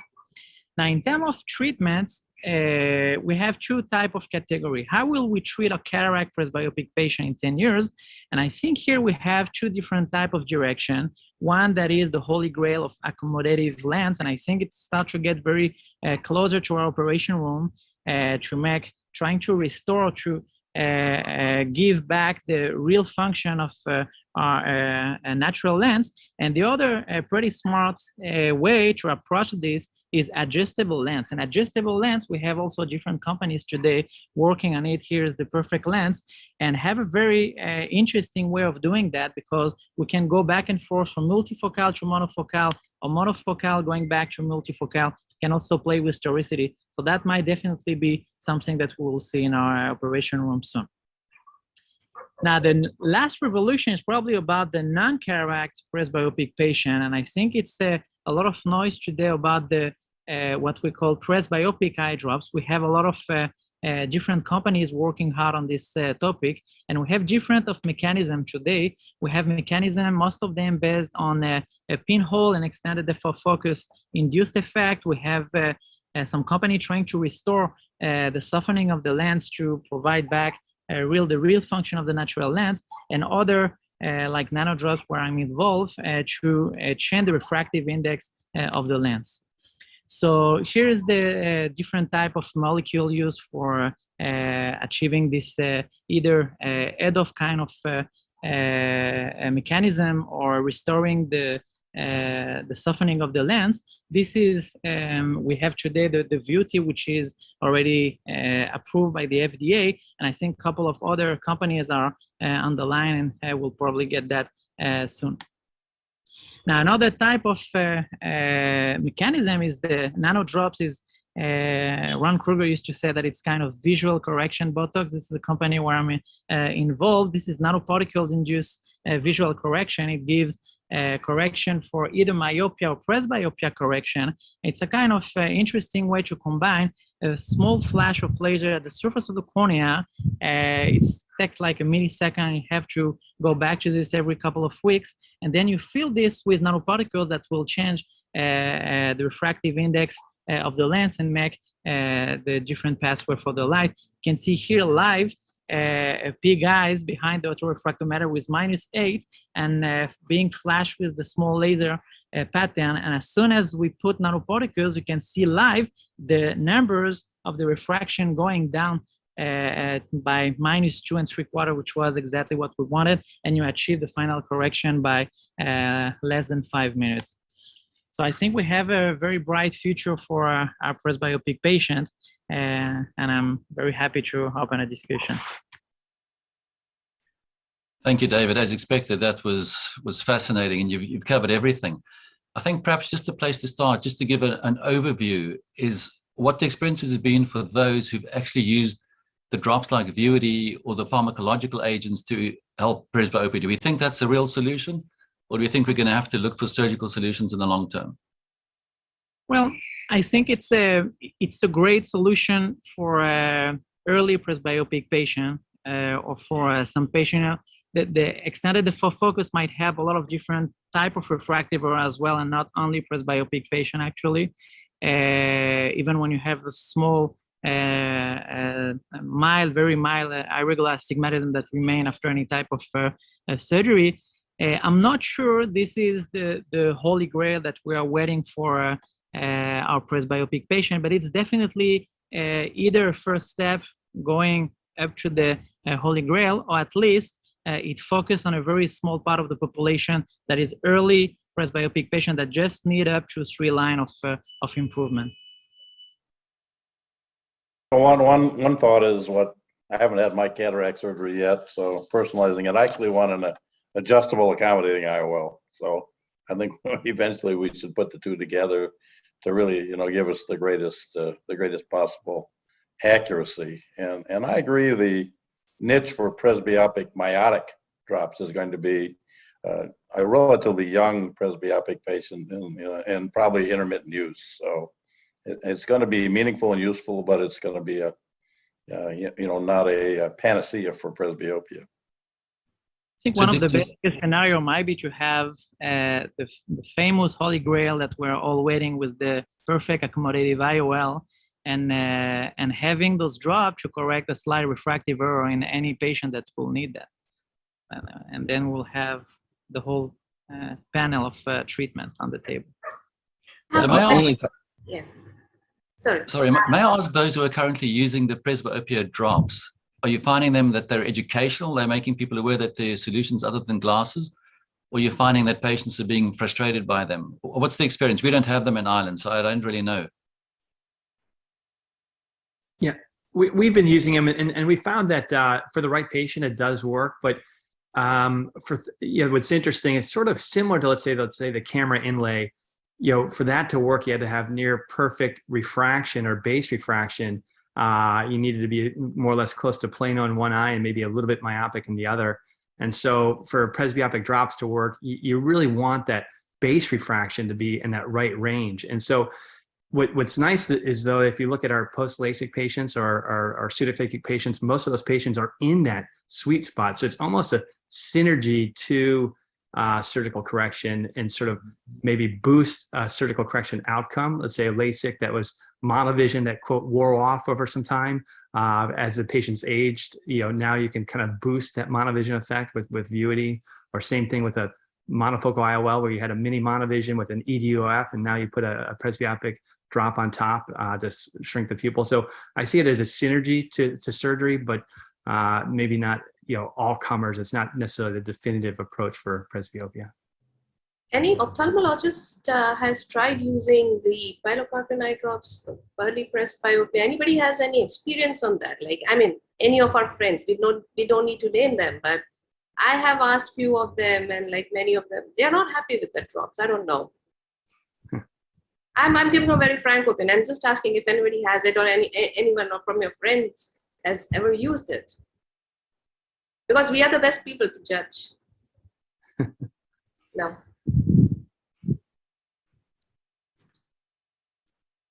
David, how long does the effect last of the nano drops? Well, that's $1 million question. We are hoping to start the first in human in a few months, and I think the final answer will be there.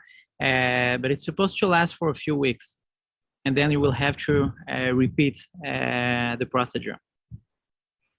And how big a deal is the initial ablation or photoablation of the cornea to create the little pockets? How long does that take? It's a flash. It's really a flash of milliseconds. And the final picture for us, it's obviously to be able to do that at home, because it's a very easy procedure and making things very easy for our patient. But I'm always, it's funny because every time you have a shift in the way you think things, then it seems weird to do, to do a small laser to flash your eyes at home. But when you think about contact lens, for instance, it's kind of crazy technology when people have to say to our patient back to a couple of years, you have to take this foreign body and to put into your eyes by yourself and take this out by yourself. That's sounds crazy. Today, it's a very popular and easy way to do that, and it doesn't scare anyone. So I think it will probably take time, but I think we must think about different way of correcting our vision. That's might be a new way. Yeah, it's fascinating. Well, I think we move on. We move on again. So Next, we have Dr. Morgan Micheletti from Berkeley Eye Center in Houston, Texas. He's going to share 2 techniques he recently developed, punch and rescue, and a modified twist and out for IOL exchange. So, Morgan? Thank you so much. And thank you, Ashvin and Sergio, for inviting me to talk about this. So I'm going to move pretty quickly because I'm trying to cover 2 things I've been working on here for the last couple of years. So twist and out, modified twist and out, kind of a play on Dr. Devgan and Rahul Pandit's original technique that was published about 1.5 years ago in JCRS, and then the punch and rescue technique with the device that I helped create. So just moving right into it here. Get over. Here's my financial disclosures, none of which are relevant. So this is just an IOL exchange. And my go-to method for an IOL exchange before or until I get Bill's device and everything in my OR was originally just the twist and out. And with that, you used your offhand to rotate against, to rotate the IOL against in order to pull it out. But it's a big awkward movement. And so what I realized is if I place a cannula across the AC, just connecting my 2 paracenteses, which I normally create 2 paracenteses when doing an IOL exchange anyways, just to dissect the lens completely out of the bag, then it frees my second hand to completely twist. And those are just a pair of 0.12 forceps. And it's real simple to just roll that thing out with 2 hands. You can do it through a 2.2 or 2.4.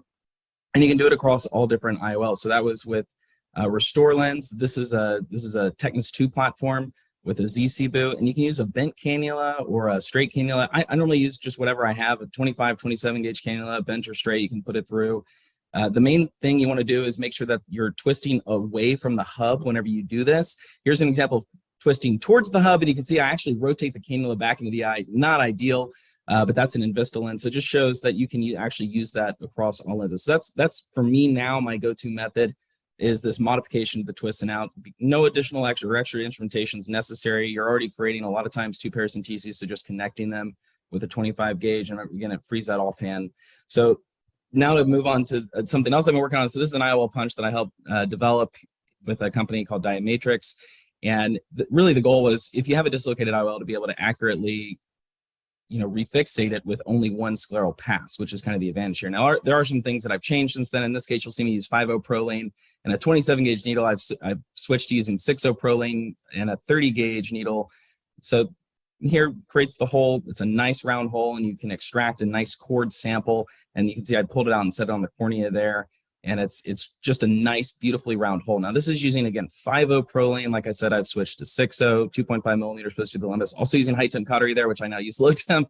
There were a lot of firsts for me in doing this. And so this is a multifocal lens that the patient was happy with before and really wanted to try to salvage. And so we were able to do that and just get pretty good centration afterwards. She was 20/25 post-op day 1, and I actually just saw her. It's now been almost 18 months since the original surgery, and she's still doing great. That lens is holding steady. And so she was fortunate. She only needed it on one side, but I've now done this on both sides. I've mixed and matched. So I've kind of done this, maybe done a punch on one side and a belt loop on the other just because of access. And and primarily because the punch requires a 2.4 millimeter incision. And so it can be a little more challenging to get to both sides of the IOL depending on the angle and where that lens is sitting exactly if you're trying to minimize spin, if you have some zonules left over in one area. So anyways, those are my 2 things that I've kind of been working on, and thank you so much for letting me present.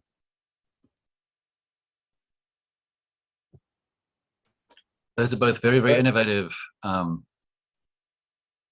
Dr. Micheletti, they are, very, very good. I've seen them both on the AAO website on a 1-minute video. So have any other of our panelists used these techniques yet or something similar?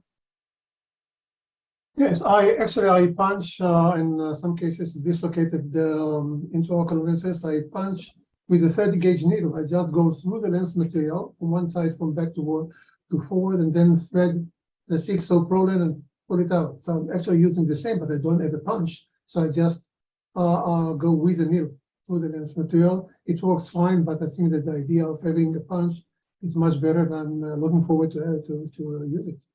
Great invention. Thank you.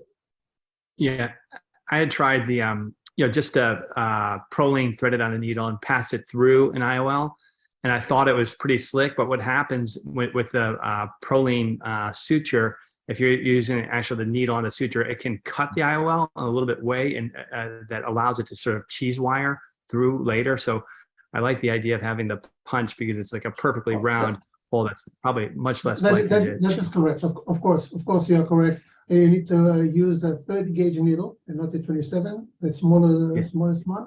And also not have any pressure when you pull the suture, because otherwise you may go through the lens with your whiz and make a large flange. So it will not go in. Right. The limitation with the needle is that the needle it's a slice, it's an incision. It doesn't actually remove or core out any materials. So, Correct. you can get that propagation of that same tear along the axis of the lens. And like you said, Bill, just get that cheese wiring effect if you pull too hard.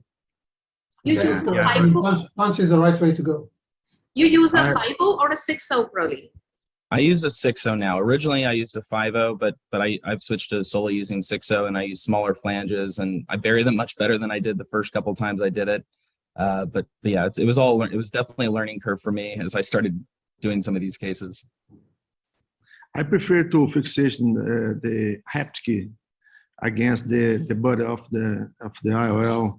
I will present my techniques follow. Morgan, what problems have you encountered, if any, so far in the learning curve? I think early on I was getting some tilt and just in terms of where I was placing the punch. A lot of times now what I'm doing is I'm actually punching through the fat part of the haptic, especially on the Alcon platform lenses. There's a little more pliability and you get a little less tilt because you kind of have the whole haptic optic junction to give a little tilt. And just provide a little buffer between going right onto the optic or via the haptic optic junction. So I have found that to be a little more beneficial in terms of just location. And what materials can you punch? So I've done it through most. So the Acrosoft platform or Acrosoft Clarion. You really need to do it on Vista because it's already got the eyelets. I have tried it on the LAL, and it's, I probably wouldn't try that or do that. You typically don't need to because it's a 3-piece anyways, and there's a lot of other options, but just for fun, I tried that out.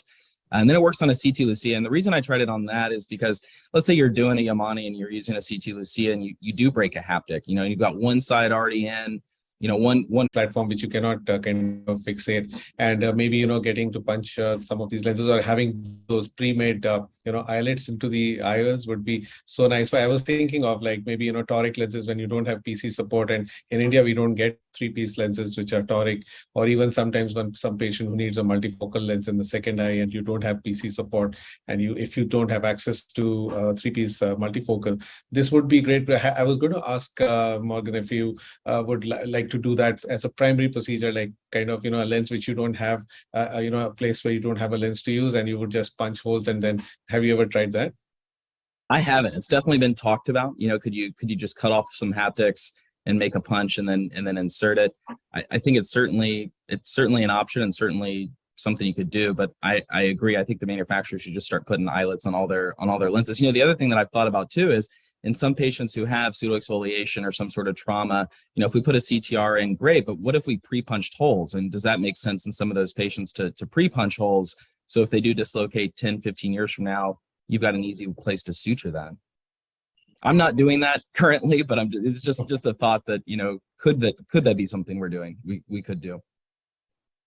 Yeah, that's a really good quick last question would be, if you leave a pretty big lump under the conjunctiva, have you seen them erode?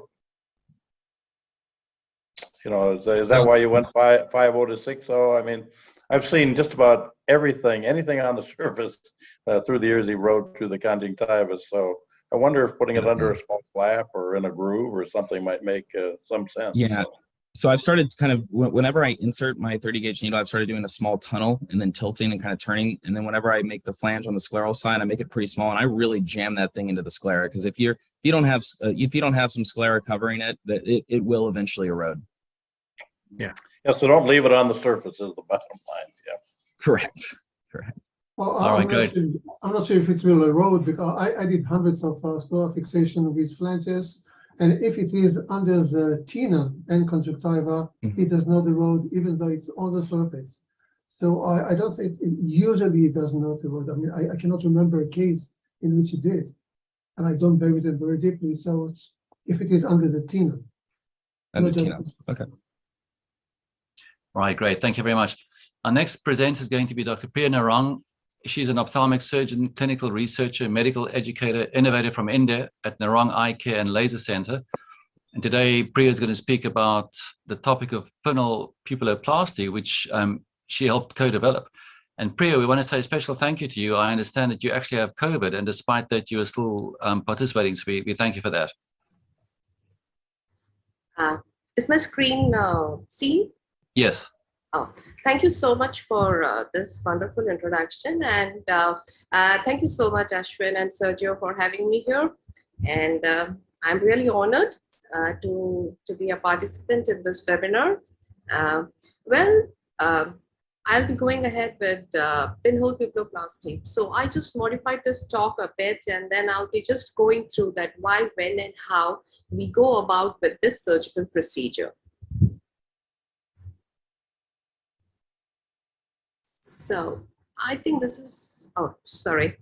Yeah. So the basic concept that why a pinhole pupilloplasty is done is that we usually choose this procedure for cases with higher order aberrations.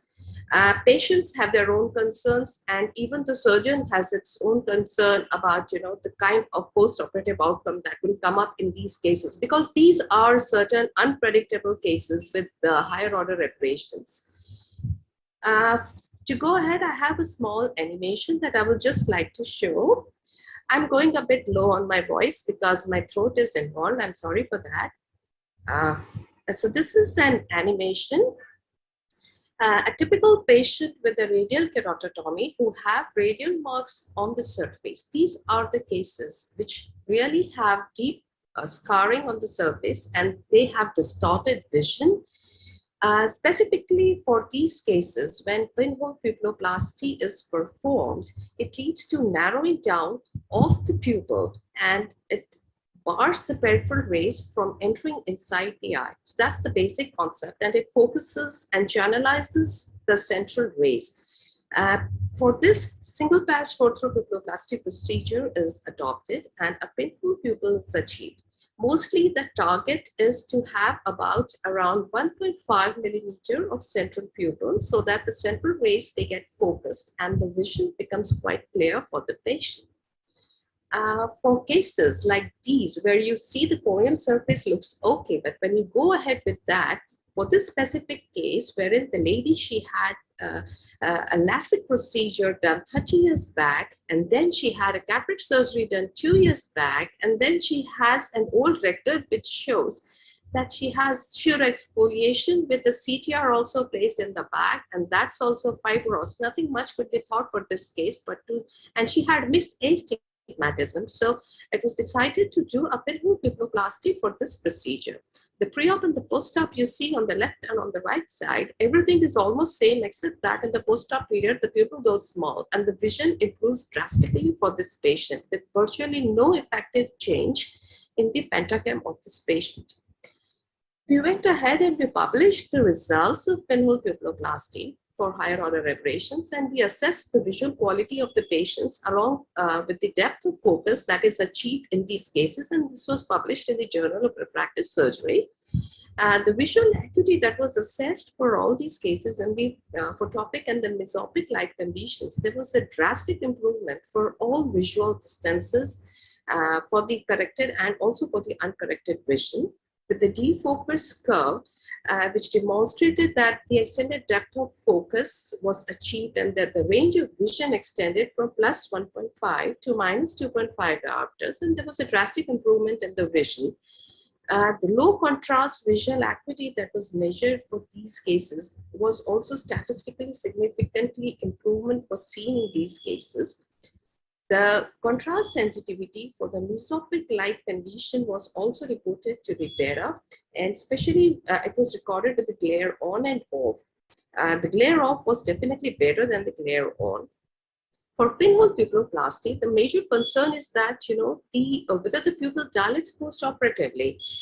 We have assessed this, and we have also published this in the Journal of Cataract and Refractive Surgery, where we have shown that it won't dilate that much, but it allows you the posterior segment evaluation that can be done. provided if these cases, they go into any other secondary involvement of the posterior segment, the suture can always be ablated with the YAG, and then the examination, or if a retina procedure is to be done, can always be done for the patient. But the immediate benefit that these patients get is tremendous. This is a newer concept which has been introduced for pinhole pupilloplasty. There is not the pinhole size, not one pinhole size fits each and every patient. This was actually evaluated because it's not that some patients, they responded their vision to be better with 1 millimeter pupil, some had it better with 2 millimeter, and some were happy with 1.5, and it was different for. Therefore, Dr. Holliday, he just suggested that we should have a pinhole device preoperatively, assess the patient, what is the kind of the size of the pinhole that these patients are actually happy with, and you try to achieve the same pinhole size for the patient intraoperatively. So in short, this is like customization of the pinhole size for the patient. How can you achieve that intraoperatively? Because then when you are having a precision value of 0.5 going on. So this, what you see down is the eyepiece reticle. This reticle is available, which you can just adjust it and then you can place it in the eyepiece of the your surgical microscope. And it has fine calibrations on it, as you see, and that helps you to decide intraoperatively how much is the size of the pinhole that you have achieved in your patient. The only disadvantage that I see with this is, as compared to the pinhole IOLs, is it's surgically demanding, because the surgeon should be very well versed with the pupil reconstruction procedure. Because whenever we try to go ahead and do a pupilloplasty for these cases, we at least need to work in 3 different quadrants to bring the pupil small from all the sides. Apart from that, it's for, especially in our country, we do not have pinhole IOLs available. So this works dramatically well for our patients, and the results that we have actually achieved in many of the patients, and which we would be putting forward maybe next year. I mean, the results are tremendously good, and working with the concept of customization of pinhole really helps patients to achieve better visual output. So thank you for this. Oh, very interesting. So there's no doubt that small aperture optics is going to become a more commonly utilized method in all our practices, with myotic drops, the AccuFocus IC8 IOL, and myotic pupilloplasty. I noticed Jack Holliday is one of my best friends for 40 years, but I would never want to do a surgical pupilloplasty at 0.5 or 1 millimeter. So even if the patient said they like that, I think that's too small. And you know, what's the smallest that anyone on the panel has found is useful? So 1 millimeter. So you've gone down as small as 1. Okay. We have a question. We know that the cornea acts as a magnifying lens, and it magnifies about 20%. So 1 millimeter pinhole is not 1 millimeter pupil. So it's how do you convert from the pinhole to the pupil size? Yeah, I do agree to what you're saying. Yeah, absolutely. Actually, there will be definitely the difference at the level of the surface of the cornea and at the level of the surface of the pupil. That difference would definitely be there. Priya, what I've heard about the drops is that some patients complain about dimness and a bit of loss of light. What do you find with pupilloplasty when you start going, quite small? Do you see the same thing? Do people complain about their night vision? Not exactly, because what we have seen in these patients they are actually so happy because they've never seen anything so clear in their life. So like they are in the worst case scenario. So what they get is so dramatic, and they're almost grateful that, they have never seen anything so clear in their life. So they never come up with such complaints, that we are not seeing good at night or this. Maybe what you are saying, we have definitely done a mesopic contrast sensitivity, as I told you. We did not find anything much significant in that. But yes, what you are saying, maybe we need to evaluate with many more cases in that. But they get a dramatic response. They are very happy with that. Dr. Priya, I have 2 questions. One, we comparing with your technique with the separate knots with the cerclage defined by Dr. Ahmed, what the advantages are and its disadvantages. Another questions, I had 2 cases of permanent dilated pupil after vaccine, AstraZeneca vaccine, and other after COVID. So if you have some experience like that. You mean to say you had patients with dilated pupil, persistently dilated pupil, post-vaccine? Okay. Post-vaccine. And they did not respond to anything? No. No, I mean, not even to any. No response, and I passed a couple of months and not returned to the original position. And I did the angiography, fluorescent angiography of iris, and it was a hyperfusion. I really don't know exactly what happened, but the suspicion is a thrombosis of the major arterial circle, but not confirmed. So that's the why The size of the pupil would be how much? Like, was it, I mean, fully dilated or something? Yeah, I did anything to everything to restore this, but not happened. Okay. I have not. I mean, personally, I have not seen any case following a vaccine. But as you are saying that patient has come up with that, maybe many cases of like we have done in cases of Ured-Zavalia syndrome, wherein the pupil becomes persistently dilated for no reason. And we have tried to do a single passport through pupiloplasty in those procedures, doing it and then narrowing down the pupil size in those patients. So it does help those patients. I don't know if surgically, if you have done that for your patient. I mean, you can bring them down to normal pupil size if they're not responding to anything. Anything. Yeah, you can do that. I mean, that's what we do in our cases when they do not respond to anything. So another one nice more- tool. And, One more question, if I can. Just if you have any consideration for the centration of the pinhole, because we know the centration is for the inlays it's a very important thing for refractive surgery. It's very important. So how do you center your procedure? It is done on the Purkinje 1 reflex. On the Purkinje 1 reflex, the centration is there. Like you have the surgical light microscope, the coaxial light microscope. It's usually done on that. To be more precise, you can even mark it before you block the patient for the surgery. And then, because you are going to do in the block, and in block, many times what happens with the perivertebral block, sometimes the eye might rotate a bit like that. So you can do it preoperatively, and then you can go ahead with your surgery. And we just make a triad around the Purkinje 1 reflex, which should be centered bang on that. Yeah, the second in the image. Yeah. So final paper by Dr. Durval Carvalho Jr., president of the Brazilian Association of Cataract and Refractive Surgery. He's going to talk to us about new instruments for fixation of single-piece IOL.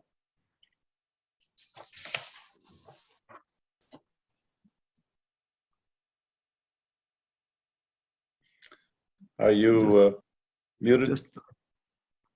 Just take place. Okay. Now go ahead.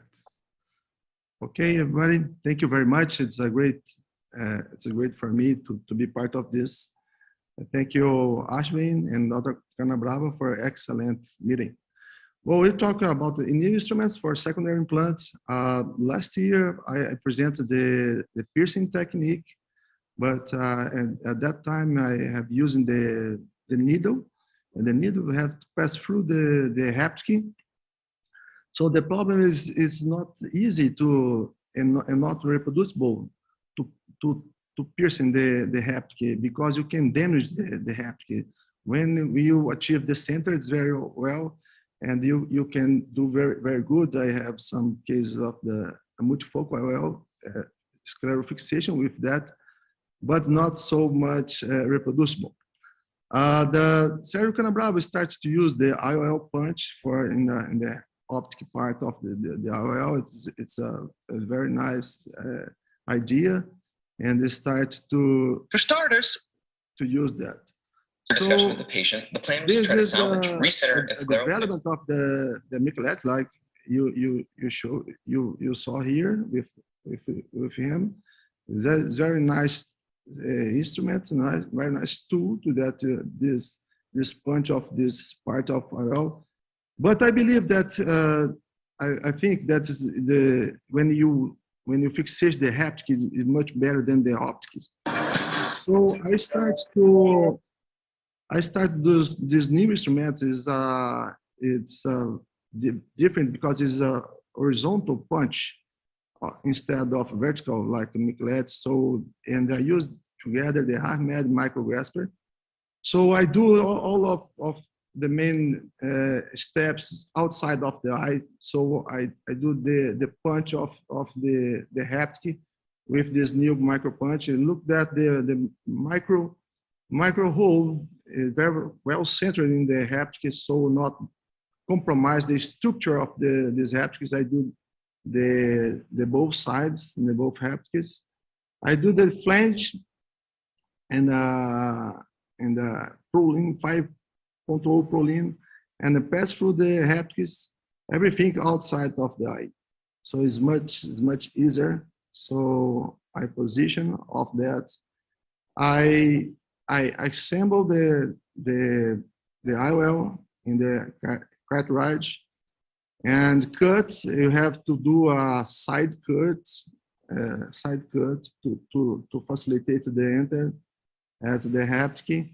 I do the same thing in the tail haptic, and I assemble at the cartridge like you see.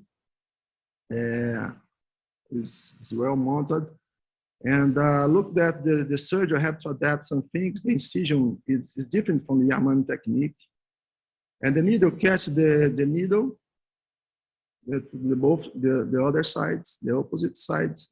The incision must be in the same way of the same direction of the needle. The other side it's easier because you can cut shorter the Prolene, and you catch by the needle in the for the tail haptic. You grasp inside the same thing, and you can rotate.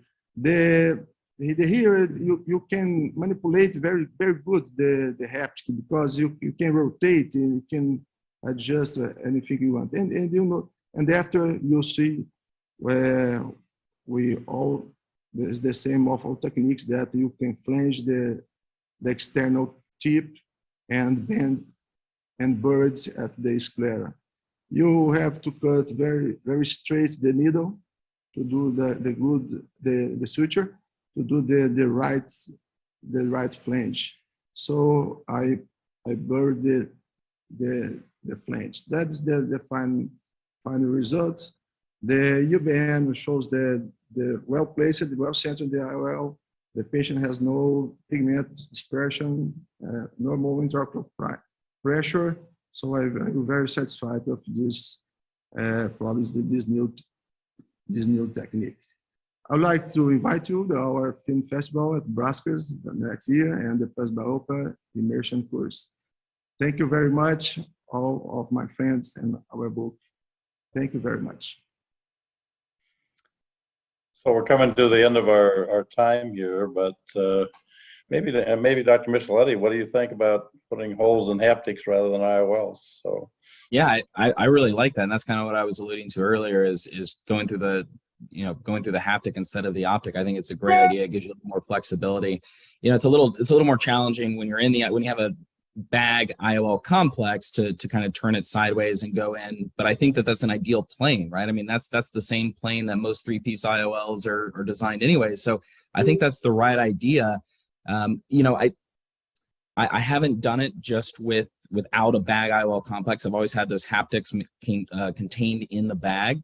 So I'm curious, any long-term, I mean, it sounds like everything looked really good in that case. It was beautiful case, beautiful punch, really, really awesome stuff. Any problems with info? Do you ever worry about those haptics being free out there? I mean, I know that they're kind of tacked down in the middle, but just the tips of the haptics, do you ever worry about UGG or anything as the iris is, constricting and dilating throughout the day? Yeah, the good news for this new technique, that is the hole is very thin, very small, and when you pass through the ProLin 5.0, it becomes very tight. When you becomes tight, you can rotate and align the haptic like you want. So it is a great advantage. For inside the eye, I intend I have tried some cases, but I think if it's not easy, I think to externalize the haptic to do that technique. But that's the way I prefer to fixation the haptic. I think is more physiological. Yeah, I agree. I think that's absolutely, you took it to the next step, and that's awesome. So I think thanks all, and our time is up. And Ashwin, thank you for organizing this symposium.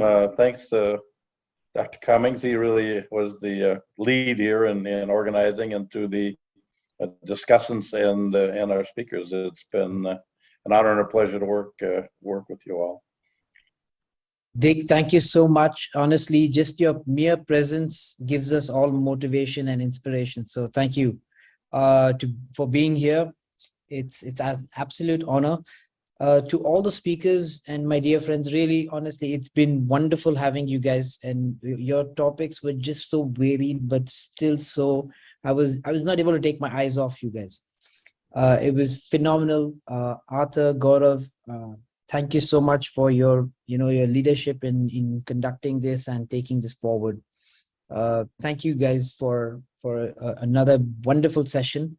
We are now going to move on to our final session. Bruno, you got to stay on for this one, buddy. Thank you, guys. Great job, Ashwin and Sergio. Thanks, Ashwin. Thank you. Thank you. Thank you, guys. Our session 5, guys, is a very, very interesting session. In fact, it's called the Audience Challenging Case Symposium. It's, I think, the first time we're doing something like this. So bear with us for any flaws that we might have had during the selection process or now. But it's a very interesting session. We have selected the top 3 videos, but we'll take you through them. And they are also part of our faculty today. So they are on our call right now. And I would request them to turn on their cameras before we start the session 5 introductory video.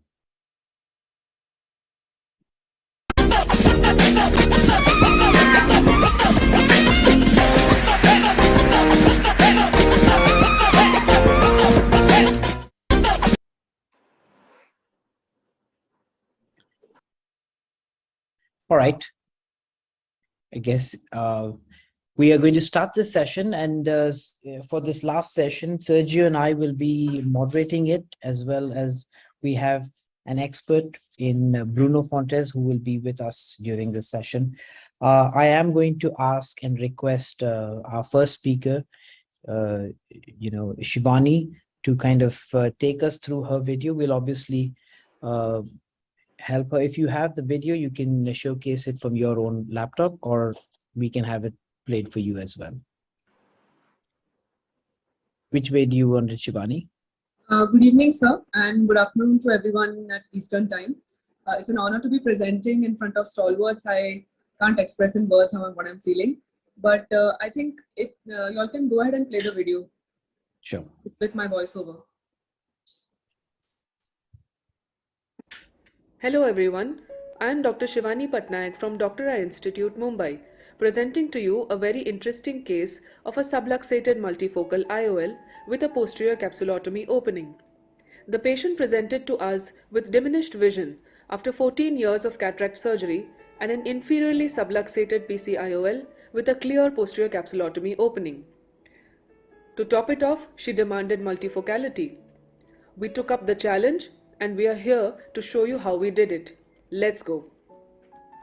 Under topical anesthesia, intracameral epitrate was injected as the patient was allergic to topical Midriatic drops. Dilatation revealed the autodislocated optic and haptics, disclosing the major cause of subluxation.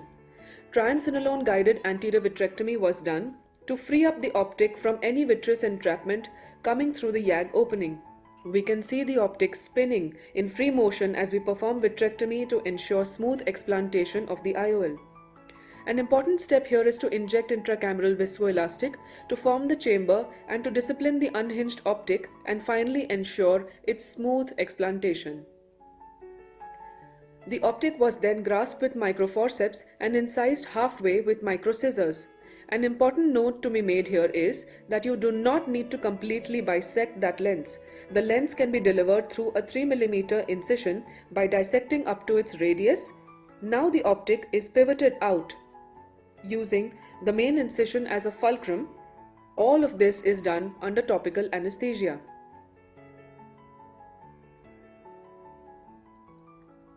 Now that the elephant is out, the tail and the trunk remain. One of the two haptics was easily grasped with the microforceps and extracted, but the other was left behind as it was inert and stubbornly fused between the anterior and posterior fibrosed capsule. Remember friends, the patient demanded multifocality, so we loaded a Tecnis multifocal IOL and injected it into the sulcus through the same 3 mm incision. The challenge now here remains to perfectly center the IOL in the absence of proper bag support. So, centration is crucial for the success of a multifocal IOL. The trick is to ensure that the IOL remains centered, which was achieved by capturing the optic in the YAG opening, ensuring future stability and removing all doubts of any further subluxation. Friends, as you can see, we are concluding the case with a well-centered multifocal IOL with optic capture, overcoming all the challenges of keeping it all topical, preserving multifocality, making it sutureless, and making less incisions, which means more. Thank you for your patient listening. This is a DEI. Wonderful case, Shivani. Shivani. Bruno, you have Congratulations. When we select your video, was amazing because you did all steps to explain the IOL. Vitrectomy, you cut it 3 mm, a great number to cut. You use a microforceps to remove it, and at the end you capture the three-piece IOL.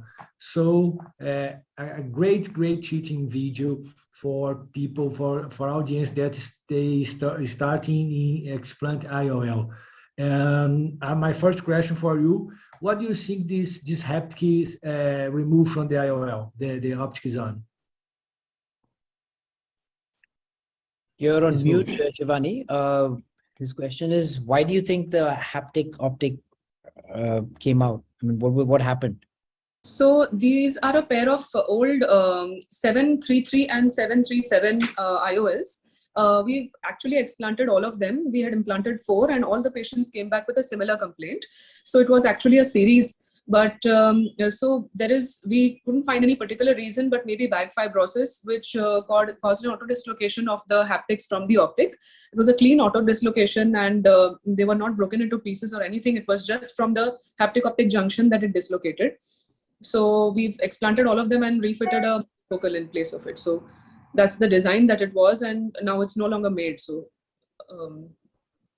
I have a question to anybody who can answer that, but I mean, it's an open-ended question, not just to Shivani, and I don't want to put you on the spotlight. It's more of a panel question and a discussion that's going on. But which intraocular lenses have you been able to explant in this, half-cut method, and which are the ones that you can't? There are certain intraocular lenses that we can't do this in. So I think the plate optics of Zeiss, I don't think it's possible to do that. But either way, it's very soft and flexible. You can just cut in half and remove it, small incision. Shivani, congratulations! Your surgery is amazing. As Sergio told us, is a great teaching. It was a very elegant technique. And if I would choose just one point to comment, I would just for sure comment that you did a great job not stressing the zonals, the remaining zonals. There is no zonal stress. I think it's the great challenge for removing exchanging IOLs when you have a zonal stress and sometimes you have a subluxation and you have to fixate the IOL, which is more challenging just putting in the sulcus. So thank you. It was a great video. Thank you, sir. Thank you so much. I think the challenge here we faced was that the patient demanded multifocality and we had to properly center the IOL again. So that was what was the crux of the whole thing.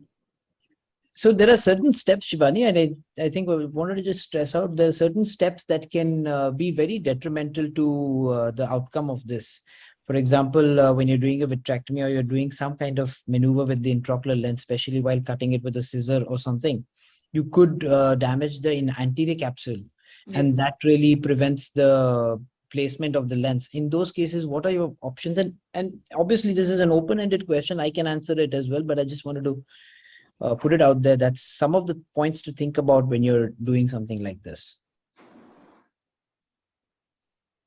So I think with the help of our all the instruments that we have, holding, grasping, proper grasping and bringing it up in the AC and coating it with viscoelastic, I think that would help us not damaging the bag at all, because the optic was absolutely externalized and brought out into the good thing was that actually it was dislocated, so we didn't have any haptics engaged anywhere in the vitreous. We performed a vitrectomy to ensure that there is no entrapment at all. And once the optic was up in the AC, it was quite not easy, but it was quite okay to do it. Fantastic. Shivani, congratulations on this video and congratulations on being selected as well. So thank you. Thank you, sir. It's an honor. Moving on to our next speaker, I think we have Essam Sabah Al Rubaya. I mean, if I'm pronouncing it wrong, I'm sorry, but yeah. It's right. It's Essam Rubaya. First of all, hello everybody. It's a great honor to be with you as a well-known pronounced names.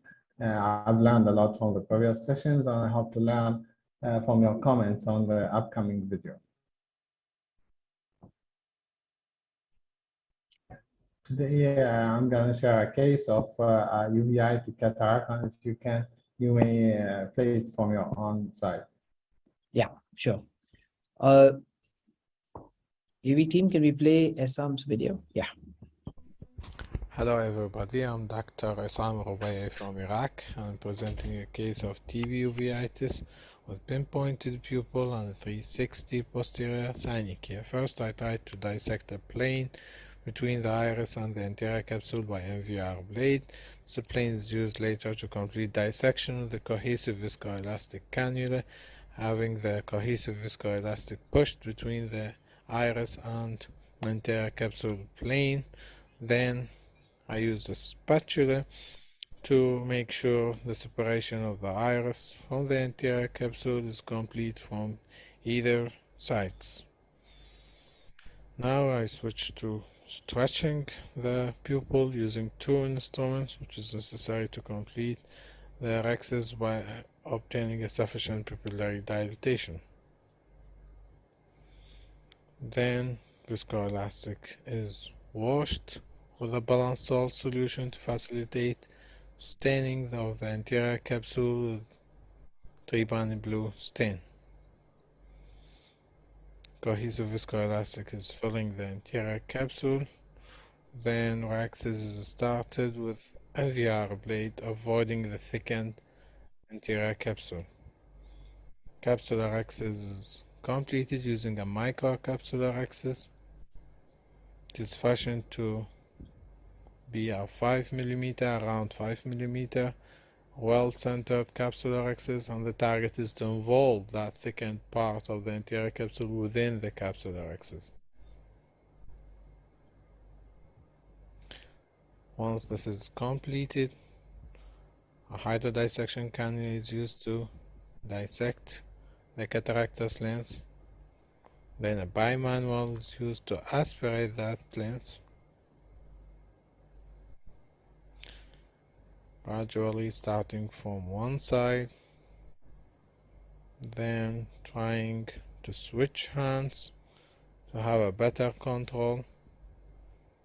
Till now we have no red reflex, but once the cataractous lens is removed, a red reflex is obtained, and the same bimanual is used to remove the cortical material.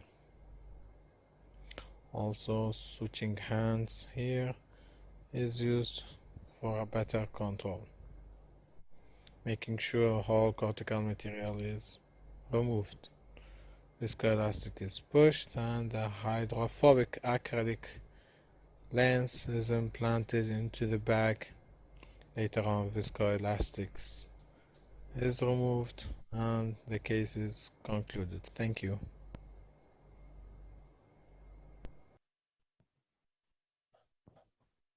Ehsan, congratulations. When we select your video. I like it because you show how to manage uveitic cataract. It's a difficult case to manage, and not a lot of surgeons know how to manage it. My question is, how many times do you wait with inactive uveitis to do the cataract surgery? Yes, it is almost between 3 to 6 months, but I always consult the uveitis clinic in our hospital to say that this is the proper time to go for it, to go for cataract surgery. So it was a case of diagnosed untreated TV uveitis. It was required for about 1 year, and it was referred from the uveitis clinic to do the cataract surgery.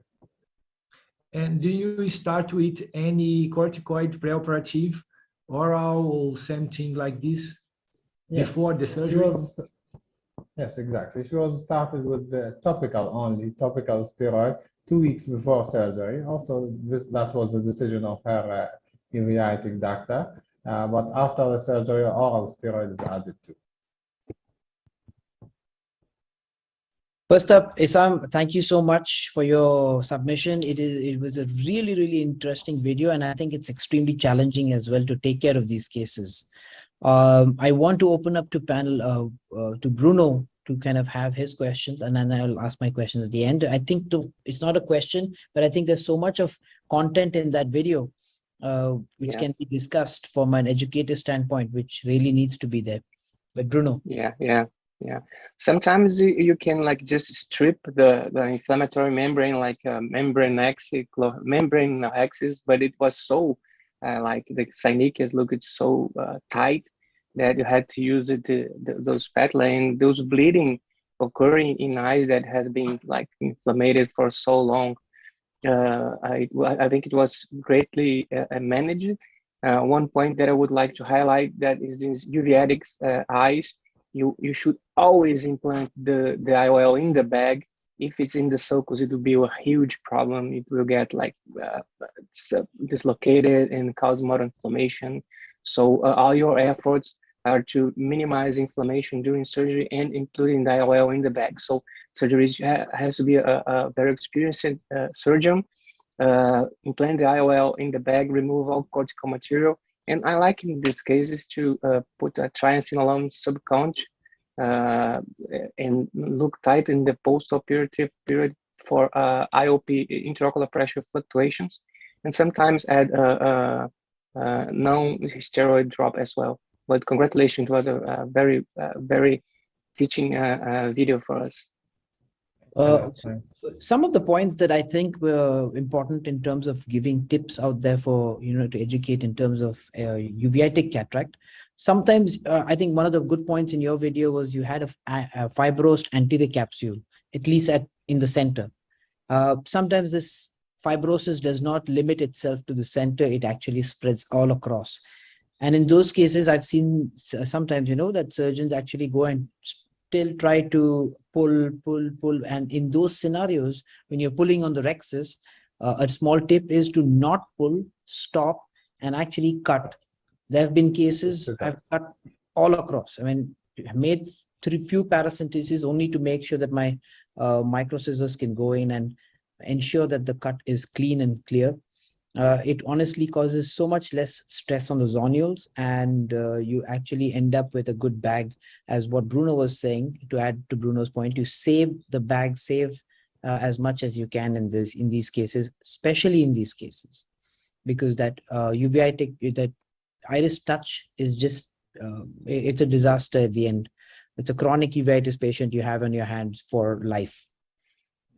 That's regarding Dr. Poner comment regarding peeling the membrane. Yeah, I usually do it once I see the membrane is intact and clearly visualized, especially with the pupil larger than this one. In this case, the pupil was very small, and the membrane and the synechia and the anterior capsule, I cannot categorize. Each one is the membrane itself. So I decided to look for a plane to dissect first before trying to peel the membrane. Fantastic. One additional point, we always see Murphy's Law and we always hear about it.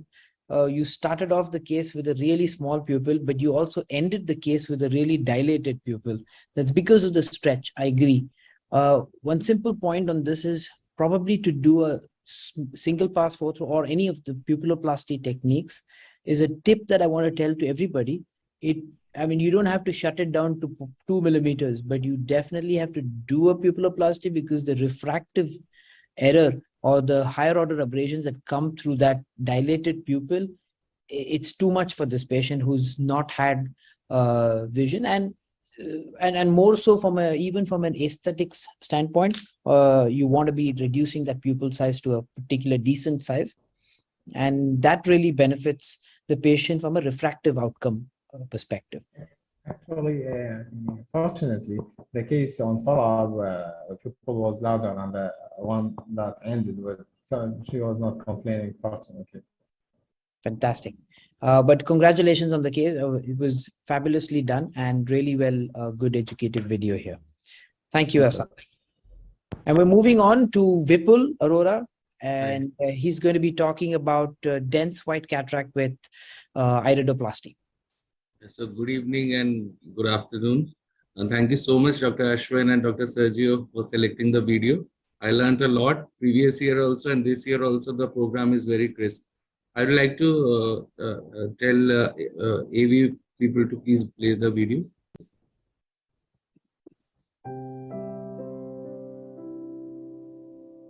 This patient started to have cataract surgery with another surgeon who ran into a lot of complications.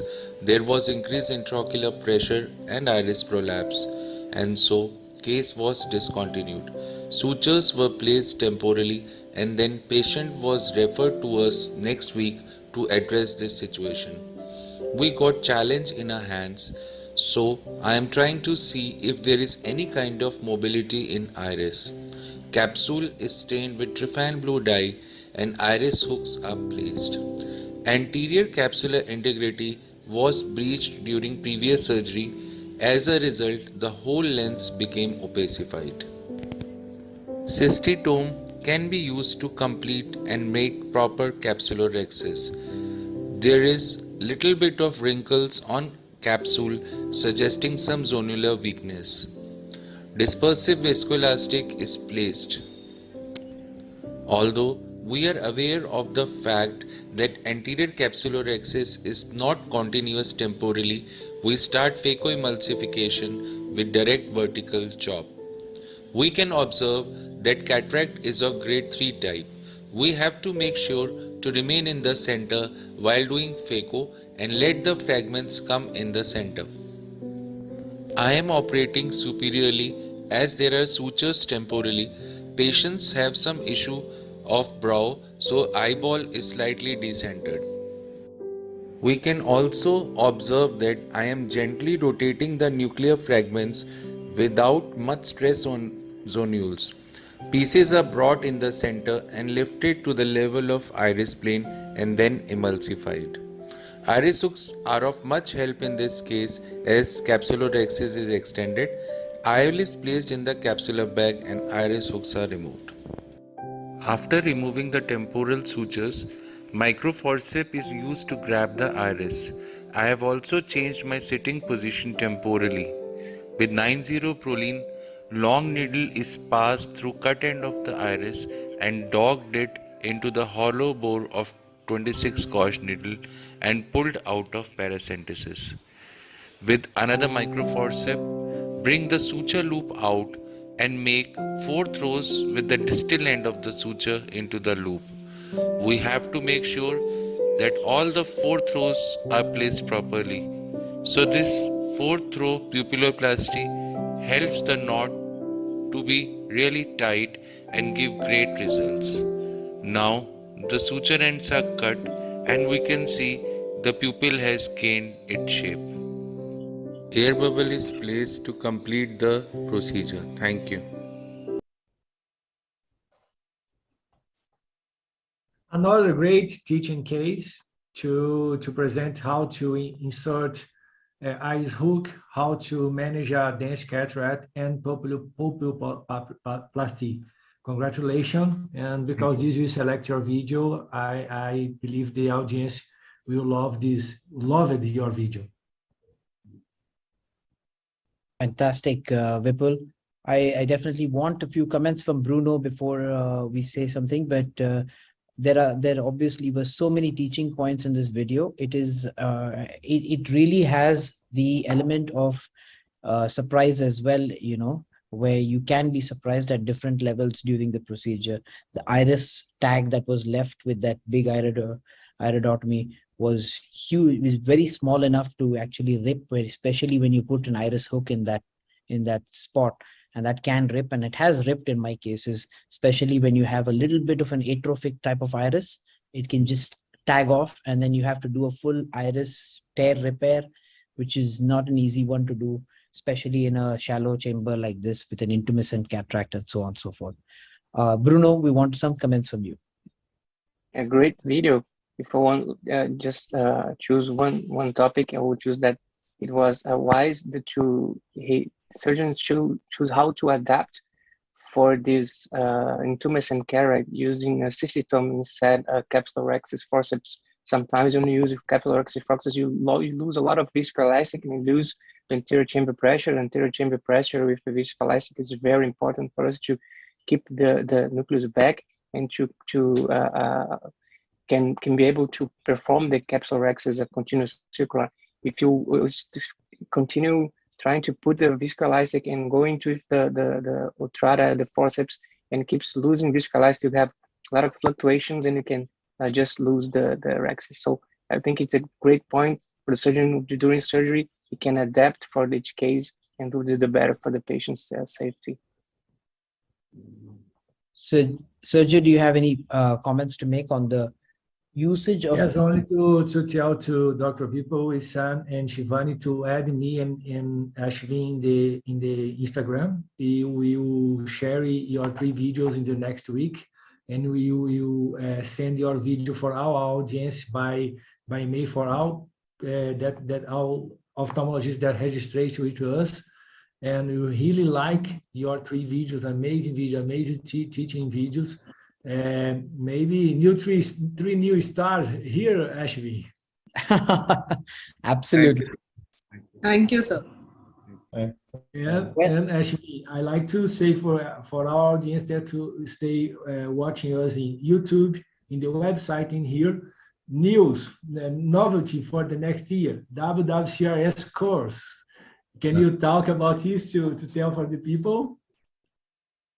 So I think we are coming to an end to the WWCRS this year. I want to definitely thank the 3 faculty who's been here, who've been invited to this event. We definitely want to also thank Arthur for staying all the way to the end. Thank you, Arthur. And Bruno, it couldn't have happened without you.